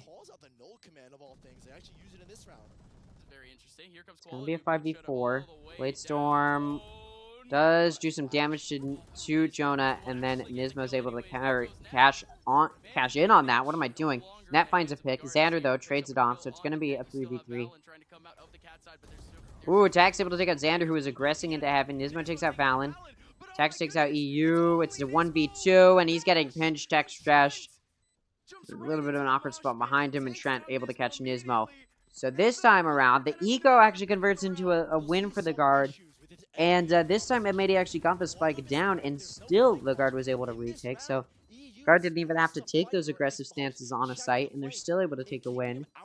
They're able to retake. Timeout was definitely very helpful. Not sure why Xander was aggressing so heavily. The player count was even. Lost some players in a little bit of an awkward situation here that didn't need to be lost. Probably should have gone for that try and play from within a main. I mean, M80, one of the few North American teams who has decided to run an off-meta comp. It hasn't really been working out well for them. This guard's been able to counterplay that. And again, M80's banking on being able to win the majority of their rounds on this offense. Because if they aren't, they're going to be in a tough spot. Net takes out Koala Noob. Shock Dart gonna do some damage to Nismo as well. Xander able to take out Tex, but that's the only pick for M80 so far. So it is 2v4. B site has been cleared out, so the spike can go down on B. Look at you, aggressive hold in market. I don't think the guard's even gonna try and peek that though. They're all gonna go in through B garage. We see you from market. Gonna be there to spot that, but these flashes can come through. Try and prevent EU. That smoke came out, and Xander's actually cleared into CT. Defender lockdown comes out. Players in M80 should still be able to prevent this push, though. Valen's actually from the shadows onto the site. And Xander's able to TP on and take out Valen, but Jonah takes out EU. It's now going to be a 1v2. They know where this player is.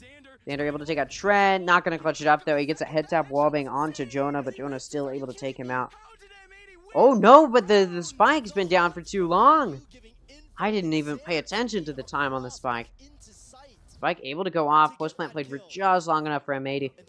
But although M80 wins it, they do lose all of their players, so their eco's not looking great. And of course, the guard already won an eco round a few rounds prior, and they win that, or sorry, and they keep two of their players alive on that round loss. So they're going to be able to afford to buy this next round. They've got some econ stability to work with. M80's econ not going to be allowed to stabilize even off of that round win. They're taking a timeout here. First timeout on this map. Good decision to use it as well, because they are struggling to win these rounds. And again, they need to win the majority of the rounds in this half, going into the next half, or else they're in a bad spot, because they're running an offense-sided team comp that's going to struggle on defense. Even with the defensive advantage, they're likely still going to have a tough time, especially considering this is the guard's map pick, so the guard knows what they're doing on this offense. So, unless M80 is able to take the lead on their offense, M80's offense likely going to be enough to push through whatever M80 can put up.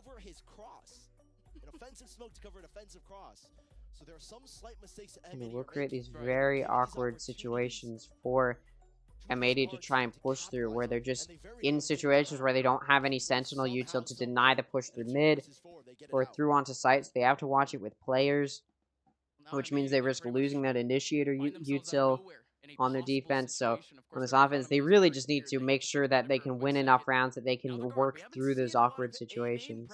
We got a null command. We got a Hunter's Fury in the hands of the guard. Over on M80 side, they got a Rolling Thunder. They got it from the shadows. Look at this. Tex aggressively pushing up. M80 is, of course, on a buy, and Nismo able to take out Tex. Xander takes out Valen. The Hunter's Fury from Trent does take out John Cutie. And not much else is done after that. Some damage done to Qualinoob and Nismo, though, so down to 50 HP for both of those players. Well-placed Hunter's Fury. 3v4, though, for the guard. They are down a player, so as long as these M80 players that are low can find a player before they go down, that player advantage can be maintained. Although Trent able to watch from inside garden through that door and into A main. That does result in Qualinoob going down, so it's going to be a 3v3 here. Jonah in switch inside of that smoke, able to take out Xander. Not before the spike goes down, but this was able to trade it off. Though Trent able to take Nismo out, so it's a 1v2 for EU. He's in hell. I just don't know if he's in main or hell. Very aware of the possibility. You heard that drop down from Trent. Spike being held. And Trent gonna guard the player. 4 kills for Trent in the round, and EU defuses the spike. EU. Net defuses the spike, and Trent able to take it over to get that Hunter's Fury closer being up. Keep in mind, Trent used Hunter's Fury in that round, and still ends the round with 4 ult points, because he got 3 kills, and he defused the spike. What a beautiful round for the guard. M80 not going to have to take an eco. Keep in mind, that buy round loss was off of a timeout. So M80 really proving they're going to struggle on this map. Again, they need to go into the second half, at least keeping it even on their offense. But it's looking like they're not even going to be able to do that. May look like as though the guard is able to take the defensive advantage, take the lead going into the next half. So unless M80 is able to pull out some crazy defense that we're not anticipating, I just don't see a world in which M80 goes into the second half with a disadvantage and still takes the win. Look at that. 2 players already go down. Qualinoob John Cuties, this eco not going well for M80. Not able to get onto B site. Able to pick up an orb. Sanders in this corner. Gonna get cleared out by the Soa drone. Xander fakes out the TP, hoping to be able to catch the guard off guard. Obviously, the guard is going to be very aware of the possibility that he's still there. The other two players from M80 getting ready to push through mid. Now again, it's an eco from M80. They're not necessarily expecting to win. They just want to get a few good kills to deny good econ stability for the guard to make it easier for M80 to get back in this half. There you go. 0 point to Tex 2 and Tree and Garden. Off of that, the push through mid going to continue for M80. Again, not trying to win necessarily, just trying to get some good kills. Look at this though, Valen holding an off angle. Pushes EU back a little bit. Doesn't do much damage though. Tex able to operator and take out EU. Jonah P takes out Nismo. It's down to Xander coming out of A main, or B main rather. Trent shuts him down. This round will go to the guard. Up now 6-3, so it's impossible for M80 to do what they set out to do at the beginning of this map. It's impossible for them to take the lead going into the next half. At this point, the guard could take a substantial lead for themselves. And again, normally I'd say, alright, a lead's not bad for the guard on the defense. And M80's not in a horrible spot. But because M80's going for such an offense-sided team comp, they need to at least keep it even. So they need to get these next 3 rounds, and it's not looking like it's going to happen, although they got 3 ults to use. From the Shadows, No Command, and Rolling Thunder all available in this round. Could help them win this.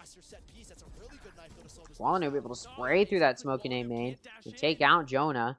Guard has rotated 3 more players, or there are 3 players now on A as well.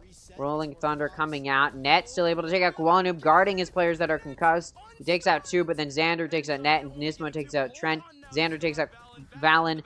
Tex Operator takes out Xander, but John Cutie able to punish him, wallbang him to death through that wall in heaven, and he goes down. So does result in the guard losing that round. So if M80 wanted to get a 3-round win streak going, they started it. They now need 2 more. Now, the guard will have good econ for the rest of this half, so M80 gonna have to break through and get that 3-round win streak moving against the guard, who will have full buys for the rest of this half. Bladestorm is available for Tex. Over on the side of M80, Xander does have a From the Shadows available. Valen getting pressured out already. That will slow down the push while getting caught by the fault line. So that's time for guard to Looks set up. like Nismo and EU getting ready to push through B garage. Timing here, which is surprising. There is util here too. Yeah, that's, like you said, surprising that there's even timing here for the guard to be able to come back into B. But See M80 how they can play this. to this Yeah, M80 getting ready to push towards B site. Taking it away, but Jonah now P sending that flash through. Net peeks, but boom, 20 HP now. Some good shots dealt. They land. It does start off M80 with a little bit of an advantage in this round, but not a big one. And M80 still hasn't gained any real good grounds into any of these sites. Ooh, Odin spam, trying to catch M80, not going to be able to. Tex, who's been trying to go through that flank onto Catwalk, does find a pick. Xander, though, there to trade it off. It's also coming in through Cat. Look at this. Xander's into tree. 30 seconds left, and this push from M80 started onto A site. Xander takes out Valen. It's down to Trent in heaven to stop this plant. Able to take out Xander. Not going to stop the plant. Looking for more, though. It's 3v3. Ooh, gets hit down so low, and Trent able to finish him off with a shock dart. Ooh, Trent pulls out the Hunter's Fury. Does miss. Not gonna hit anybody. EU takes out Net. EU is hit by the Hunter's Fury, but then Nismo takes out Jonah. Still winnable for Trent. Needs to clutch a 1v2. He takes out Nismo. Looking for more. EU's just gonna back way up. Prowler doesn't hit Trent. Second one doesn't hit it either, but they do know it's off of that spike. Ooh, look at that. Trent completely spotted. Oh, and look at that. Perfect timing with the util. Trent had to stick it, and the EU shuts him down. This round will be won by M80, although it comes down to the wire. EU able to keep it alive. Look at M80 though. They're gonna have to force. They don't have great econ. Starting to struggle to get this moving for them. And like I said, the guard was gonna have good econ for the rest of the half. So M80 is able to get a buy for the most part. Actually, they will mostly have a buy. Look at that, because there's a blade storm in Koala hand, so he's gonna have that too. So it's gonna be a buy from both sides for the most part, other than the bulldog for Koala in case he runs out of those blades. And Tex does have a guardian, so that could be a struggle there. Look at that. 0 point comes through, and off of that, M80 swings and peeks. Doesn't see anybody, though. No damage done to either side. Still, though, turret's broken, so that does provide some lack of vision, and the guard will have to hold the main with themselves. Look at this. 2 players coming out of garage. Noob goes down. John Cutie able to trade it off. Looking to... No, not expecting Jonah there. Jonah able to take John Cutie out as well. So, player now down for M80. And the guard does have the early lead in this round. If they take this round, they'll go into the second half with the lead. And M80 will have to struggle through next half. They'll have to do it regardless, even if they win this, because they'll only have kept it even on their offense with such an offense-sided team comp. Still, though, the guard going for a very meta comp could allow them to struggle on their offense as well. We do know how powerful their offense can be on this map. Jonah's null command does come out. Looking to do some damage. Oh, Jonah takes out Nismo. Crawler comes through. Weird timing on the TP, and Jonah gets baited out. Xander takes him out. Net takes out Xander, though. It's a 1v3 for EU to try and clutch out this final round. Trying to isolate the fights, but he can't. Barely timing as he looks away. Right in time as Tex peeks out. So, guard does take the last shot of the half. Now, M80's really going to have to struggle through this defense. They're going to have to start it off down 2 players. What? Down 2 rounds. And, yeah, they're going to have to push through so much here. As they will have to, I mean, they're going to have to clamber to this. Again, offense-sided team comp. They're going to have to get the majority of their rounds on the defense. Sure, defense-sided map. Great. Gives you a little bit of an advantage there. But because of the offense-sided team comp, in an ordinary scenario, let's say they started on the defense, I would have said with an offense-sided team comp, best case scenario, they keep it even, 6-6. But because they started on the offense, and they weren't able to keep it even, now they're going to have to at least get 7 rounds. It's not undoable, but it's just very, very unlikely. And they did mitigate some damage by only allowing the guard to take a 2-round lead. So if M80 is able to take this pistol round, which is possible, then they will be able to immediately tie it up, give themselves a little bit of an advantage there, or a little bit of mitigate some of that damage. Net takes out Koala Noob in mid. That does allow an early play advantage to the guard in this round. Not over yet for M80, but just not very likely at this point that they'll win this round. Getting ready for an A hit, and the guard was leaning towards an A hit, but now they're backing out. They're running towards B, where Net is waiting for them, lurking in B lobby. At this point, M80 setting up to defend an A push. Unfortunately for them, though, the guard is getting ready to push into B. You have Jonah leaning towards that A main. But nobody from M80 is committed. Not going well at all for M80. Again, the 2-0 curse could continue with a 2-0 coming out from the guard. If they take this pistol round, they'll inch ever so closer towards that possibility. Look at that. Again, that bad read from M80 to place their players on A, and the guard's able to take B site. No pushback. No buffer. At the moment, Jonah P is going to have to nothing. All the way back over towards B main. 4 players from M80. Nothing to slow it down. So now M80 running low on time. As time starts to tick down, gonna have to play this retake. We'll see if they're able to. Tex takes out Xander. You able to take out Tex. Nismo takes out Net. Now it's a 3v3. Possible. Trent gonna right click with the classic. Able to take out EU. Let's get blinded. Time really ticking down now. Second phase is entered, and Trent takes out John Cutie, so Nismo needs to push through a 1v3. He's able to take out Valen, but Trent shuts it down. So the pistol round is won by the guard, so... I mean, thank you, Josue. And, yeah, the guard gonna take 8-5 lead moving forward. I am, I don't know. This is, I mean, I'm so baffled that M80 went for such a non-meta or off-meta team comp. coming into Ascension, coming into Ascent against the guard. It's their best map. Why are you trying to go for something off meta? Obviously, they practiced it. There's no way they just come out here completely unpracticed on an off meta comp, and maybe they had some success with it in scrims. I don't know. M80 gonna go for an eco here. They're not gonna force. I can't blame them. The guard gets ready. Oh, they're leaning towards B, but M80's reading an A hit. Possibly, though, the guard's gonna go A, although they send that KO 0 point. Not gonna detect anything, though. Yeah, so the guard's gonna get ready to move towards A. Unfortunately for them, because M80 is so ready for this A hit. Hopefully, for the side of M80, they don't get too worried about the fact that there's been no sound on A for so long. Ooh, that smoke into tree may give M80 some comfort. Ooh, that Sofa drone comes through, and now the guard's rotating off. But look at this, M80's getting ready for that possibility. Getting ready to push towards B. That takes out Xander. Now it's a 5v4. Ooh, look at that, though. Valen takes so much damage. EU, Net meet each other. Net wins the encounter. Nismo from Cat with a flank able to take out Tex. Trent, Net each find a pick. Koala takes out Net, picks up a Marshall. Now he's getting ready to defend A site. Ooh, Sova recon dart does tell them exactly where Koala is. Koala has a Marshall. Maybe do something. Paranoia comes through. Shots through into heaven from hell to try and do some damage.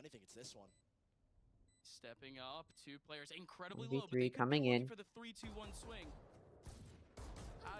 And there you go, Valen able to take it out. So the eco not going to be won by M80, and that does result in 2 rounds in a row from the guard. 4 rounds away from a win. They can taste a 2-0 victory over M80. This is M80, the #1 seed from North America, who was dominating in the North American Challengers. We are so close to witnessing the possibility of a victory for M80, or sorry, for the guard in a 2-0 fashion. 2-0 curse will continue, it seems. And honestly, I'm confident in saying I think we're gonna head in that direction. I'm pretty certain the guard's gonna win this map, but still possibility for M80. They are in this round gonna be at an eco advantage, gonna be on a buy. Still some really solid guns for the guard though, like really solid. We got 2 Guardians and a Bulldog, and then 2 Vandals. So it's very possible that the guard wins this one as well. So again, M80 struggles on this, is going to struggle on this defense, just being in an offense-sided team comp. Xander takes out Net, Tex takes out Xander, Trent Shock Dart takes out Nismo, John Cutie able to take out Tex, so it's still a 3v3, but look at that, A site's taken, Spike can go down, nobody gonna stop it. So the drone comes through, it's gonna do some recon, doesn't find anything. Well, I mean, it does find Koala, it pushes him back, but it's not gonna find that M80 is pushing in. Flank coming through from EU, spotted by Trent. 2 recon initiators finding each other. Now Jonah P backing up Trent. Valen in hell trying to lock it down, and he finds both Koala and John Cutie. It's down to EU, and no, he's not going to win it. So 3 in a row from the guard. The offense-sided team comp from M80 struggling on this defense. Hasn't found a single round yet. We're 3 rounds in. They really should have won that 3rd round of this half, and they didn't. And now Hunter's Fury is going to come out from the side of the guard. They're going to continue this momentum through. I mean, M80 probably going to take a timeout at this point. Look at the guard. Again, they do seem to benefit from being on land to just be able to have that type of energy. Timeout doesn't even come out from M80. They want to save it. I mean, okay. I guess. I mean, maybe they're just like accepting defeat at this point. They're like, yeah, there's nothing else we can really do better here. Not sure. Although we haven't seen a buy from both sides, but that round they did have eco advantage, so I'd count that as even more of an upset to lose that one. Tex takes out Koala Noob in this entry. Ooh, EU able to trade it off. That recon doing some good damage. Aftershock prevents a push through garage. Spike's still in garage. though the guard has taken side. Ooh, Xander going to be taken out by Trent after getting blinded. Valen takes out Nismo. Trent takes out John Cutie, and Valen takes out EU. The dynamic duo to get 2 kills each. Close it out. 11-5 the final score. 2 rounds away now. The guard taking a 2-0 victory. Map 1, 13-9. I said it wasn't that close considering which teams were playing and how M80 has done previously, but it looks like guard wanted to say, yeah, that wasn't close. This really isn't close. The guard trying to take a 13-5. If they take a flawless offense, which, I mean, it's not impossible. We've seen the guard take flawless second halves time and time again in Ascension. I'd be dumbfounded if that is the direction it headed in. And when they did take a flawless Ascent against, I believe it was 9Z, it wasn't on their offense. It was on their defense that they took a flawless half. And they kept it even on their offense, which this time they actually on their first half took the lead. And then on the defense, they took a flawless defense. This time around, they didn't take a flawless defense. Only took a 7-5 lead. But just because of how offense-sided that team comp is from M80, there's not a whole lot they can do. They're taking this time out, but, I mean, if you didn't have a strategy that was working well with such an offense-sided team comp to start off this offense from you, I don't know what you can switch up on your timeout. Because here's the thing. I've catched so many games. I've never seen a triple initiator come out on Ascent. I don't even know how I would play this. I don't even know. And I'm supposed to be the guy that can figure this sort of thing out. I don't know how you play this with triple initiator. You got so much recon util. Maybe you can try and go for these aggressive plays where you're sending so much. I feel like they're really having a lack of recon util being used in these main entrances into the site. You got a 0 point. You got that fade util. Send some of that in B main. Send some of that in A main. Boom. You immediately know very early on where these players are. Plus, that recon util can be... Ooh, look at that, though. The aggressive hold from M80 with that Kowalinu and Valen does find some use in A main. They do find a pick. Tex tries to trade it off, but just decides to get out of there, save some of his knives for the rest of M80. Net and EU meet each other. Ooh, EU takes out Net, who was pushing into B. Could this be the round that M80 needed? They decided to go for that aggressive play. Again, M80 is an aggressive team. They've got an aggressive team comp. It makes sense to go for aggressive plays, and it works out. But guess what? They entirely rotated off of A site, and the guard's on A. So this fight can get ready to go down. Trent takes out Nismo, who is coming in through Cat. It's a 3-player flank coming through. We've got a player coming in through CT, which will likely be EU. Now this flank coming through. John Cutie takes out Jonah. Trent takes out Xander. John Cutie takes out Trent. It's going to be a 3v1. Suddenly, Tex is alone. The player advantage, the 2-player advantage that M80 had to start off this half continues. Tex gets this spike down, but he's getting flanked, and he gets concussed as well. EU takes Tex out, and this round does go to M80. So off of that timeout, they decide to play aggressively. I like it. I like the decision. Unfortunately, though, they're still down so many rounds. Still down 5 rounds. And the econ that has been built up by the guard to start it off, not going to be hurt too badly by that loss. They're going to be able to get a bye going this round, or this next round as well, to try and bounce back. On top of that, the guard has a timeout to use if they need to. So even if M80 is able to start a comeback and get close to tying it up, the guard can immediately, if they're struggling to adapt, take a timeout. But we know the guard. We know how well they can adapt. They may not even need to use that to adapt. We've got 3 ults for M80. Null Command, Rolling Thunder, and Nightfall over on the side of the guard. They've got 3 ults from the Shadows. Hunter's Fury, Lockdown. All powerful ults, other than maybe the Hunter's Fury. But it's used very early by the guard to get that spike over towards A. Look at this, though. M80 going to have such a good defense on A to try and push back this plan. Equalinu takes out Trent and Tex. Valen takes out Kowalinu, but Xander takes out Jonah. Seems the guard got reckless in this round. They didn't clear out space at all before trying to take site. They played very, very quickly, and M80 happy to counterplay that. Of course, a retake is a good position. What on earth? Valen finds 3 before he goes down. Now, suddenly, it's winnable. Oh, no! From Net, he reveals his playing too early. Whips the shot onto Xander. Could have been a good pick, but... Oh, man. I mean, if he'd hit that, it would have been impressive. Sure, it would have even been a clip, but he doesn't. And then he's revealed his position. And at that point, M80 is allowed to take it. Again, the guard, if they want to take advantage of the fact that M80's got a very offensive team comp, the guard needs to find some early picks in these takes of sight and then get onto a site.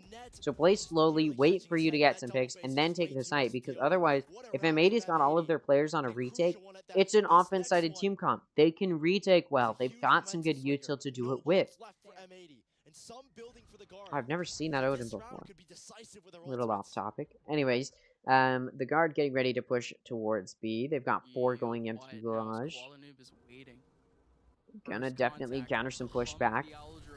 Look at this. The Odin doing some damage. Spraying away at the middle of the B main area, but again, the guard, they're still thinking about repositions. Hunter's Fury and Lockdown available for the guard to help try and take this site with. And he may be rewarded. Bladestorm, Nightfall available for M80. Not super impactful ults, and obviously there's an operator in the hands of Koala, so you may not want to use that Bladestorm, because he does not have to. Guard pushing through mid. They're not able to find anything early because M80's decided to start playing pretty far back. They're not going for those aggressive plays, and the guard is ready for the possibility of an aggressive play because M80 did an aggressive play to start off what needs to be a good comeback, and it worked out for them. So the guard's been ready for the possibility of aggressive plays, and that's why in that previous round they rushed so recklessly into A, because they were like, okay, it's probably an aggressive hold on B, but it wasn't. It was M80 playing methodically. Wallanoob able to get that off pick onto Valence, so the stake of sight is being slowed down a little bit. Trent trying to do some damage. Tex takes out Wallanoob in backside. Jonah P takes out John Cutie. EU able to take out Jonah, so it's a 3v3. Attacker lockdown comes out. Spike can go down. There's a player in garage. Xander is going to be the one to meet that player. Ooh, look at that. Wallbang head tap comes through. Trent's low on HP. And yeah, Xander finishes him off, so it's going to be a 2v3 now. The guard going to be down a player. M80, again, aggressive util. They've got that fade util to start this entry. They've got Nismo KO taken out by the operator, though, and Net takes out EU. Suddenly, that good util is gone. It's down to Xander in a 1v2. Trying to do something here. Second phase of Spike enters. Xander down to half HP. Wallbang head tap. Trying to do something. Ooh, he takes out Tex. Possible. Picks up a gun. Got some ammo to work with. And Xander takes out Ned. He clutches it out, but it doesn't matter because the Spike's getting ready to explode. And the guard secures their 12th round. For M80, they need to win 5 in a row. They're running an offense-sided team comp. Sure, it's a defense-sided map, but they're going to struggle no matter what because it's an offense-sided team comp. They need to win 5 in a row. The guard looking so strong. This is their map pick. They know how to play this map. I don't know what M80 can do at this point. They don't have any timeouts to utilize. The guard has a timeout of their own. So again, even if M80 is able to do something here, it may not go their way. That round was okay, but yeah, the fact that Xander was able to get those kills goes well, and it does destroy some of that econ stability the guard may have otherwise been able to get, but they still are able to buy. Look at this. The guard aggressively pushing into A here, trying to find some picks into tree while they do it, but look at the guard. They've got such a good hold here. It doesn't matter. Trent's able to take out Nismo, so the guard will start this round off early with a player advantage. M80 gonna have to figure out how to play this retake meticulously, methodically, try and get it through. There's a player in hell. I believe there's actually 2 players in hell. Hold down the site. There's a 2-player flank coming in down cat and into tree. It may catch these players off guard, but M80 has already started the retake onto the site. Net takes out Kowalanoob. Valen takes out EU. Net takes out Xander, and Tex finishes it off, taking out John QT. A flawless round for the guard to take a 2-0 win. The final score of being 13-7 for the second map. The first map was 13-9. It's a 2-0 win. The guard's going to face the Union tomorrow. It's a little bit earlier. Starts at 11 a.m. BST. It's going to be an earlier start, and it should still be a very exciting match. The guard 2-0s M80. Very dominantly to face the Union tomorrow. M80 in the lower bracket, and I don't think anybody was expecting M80 in the lower bracket. M80 also starts off their lower bracket run tomorrow, facing Double O Nation. That'll be the second series. Also tomorrow is Fusion versus 9Z Team. Tomorrow is the last day before a nice 2-day break. We've been going for a total of 5 days straight up until today. Tomorrow will be the 6th day in a row of Ascension, and then there's a nice 2-day break.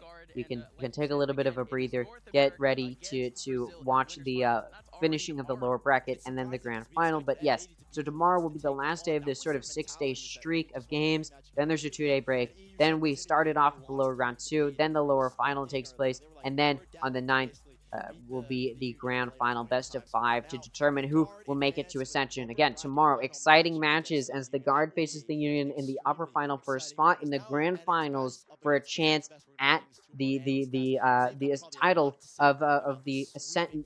Sorry, Champions Tour 2023 America's Ascension winner. And on top of that, they secure themselves a spot in next year's Champions Tour 2024 America's League.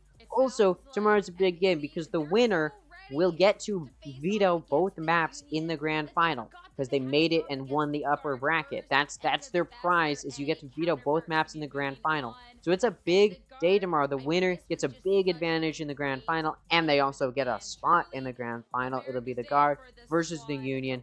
Very, very exciting series. I'll see you all tomorrow. Thank you so much for watching today's live stream. If you did enjoy it, make sure to scroll down, save your subscribe. If you aren't, thank you so much. If you aren't, I'd hope you'd consider it, and I'll see you all tomorrow, 11 a.m. PST.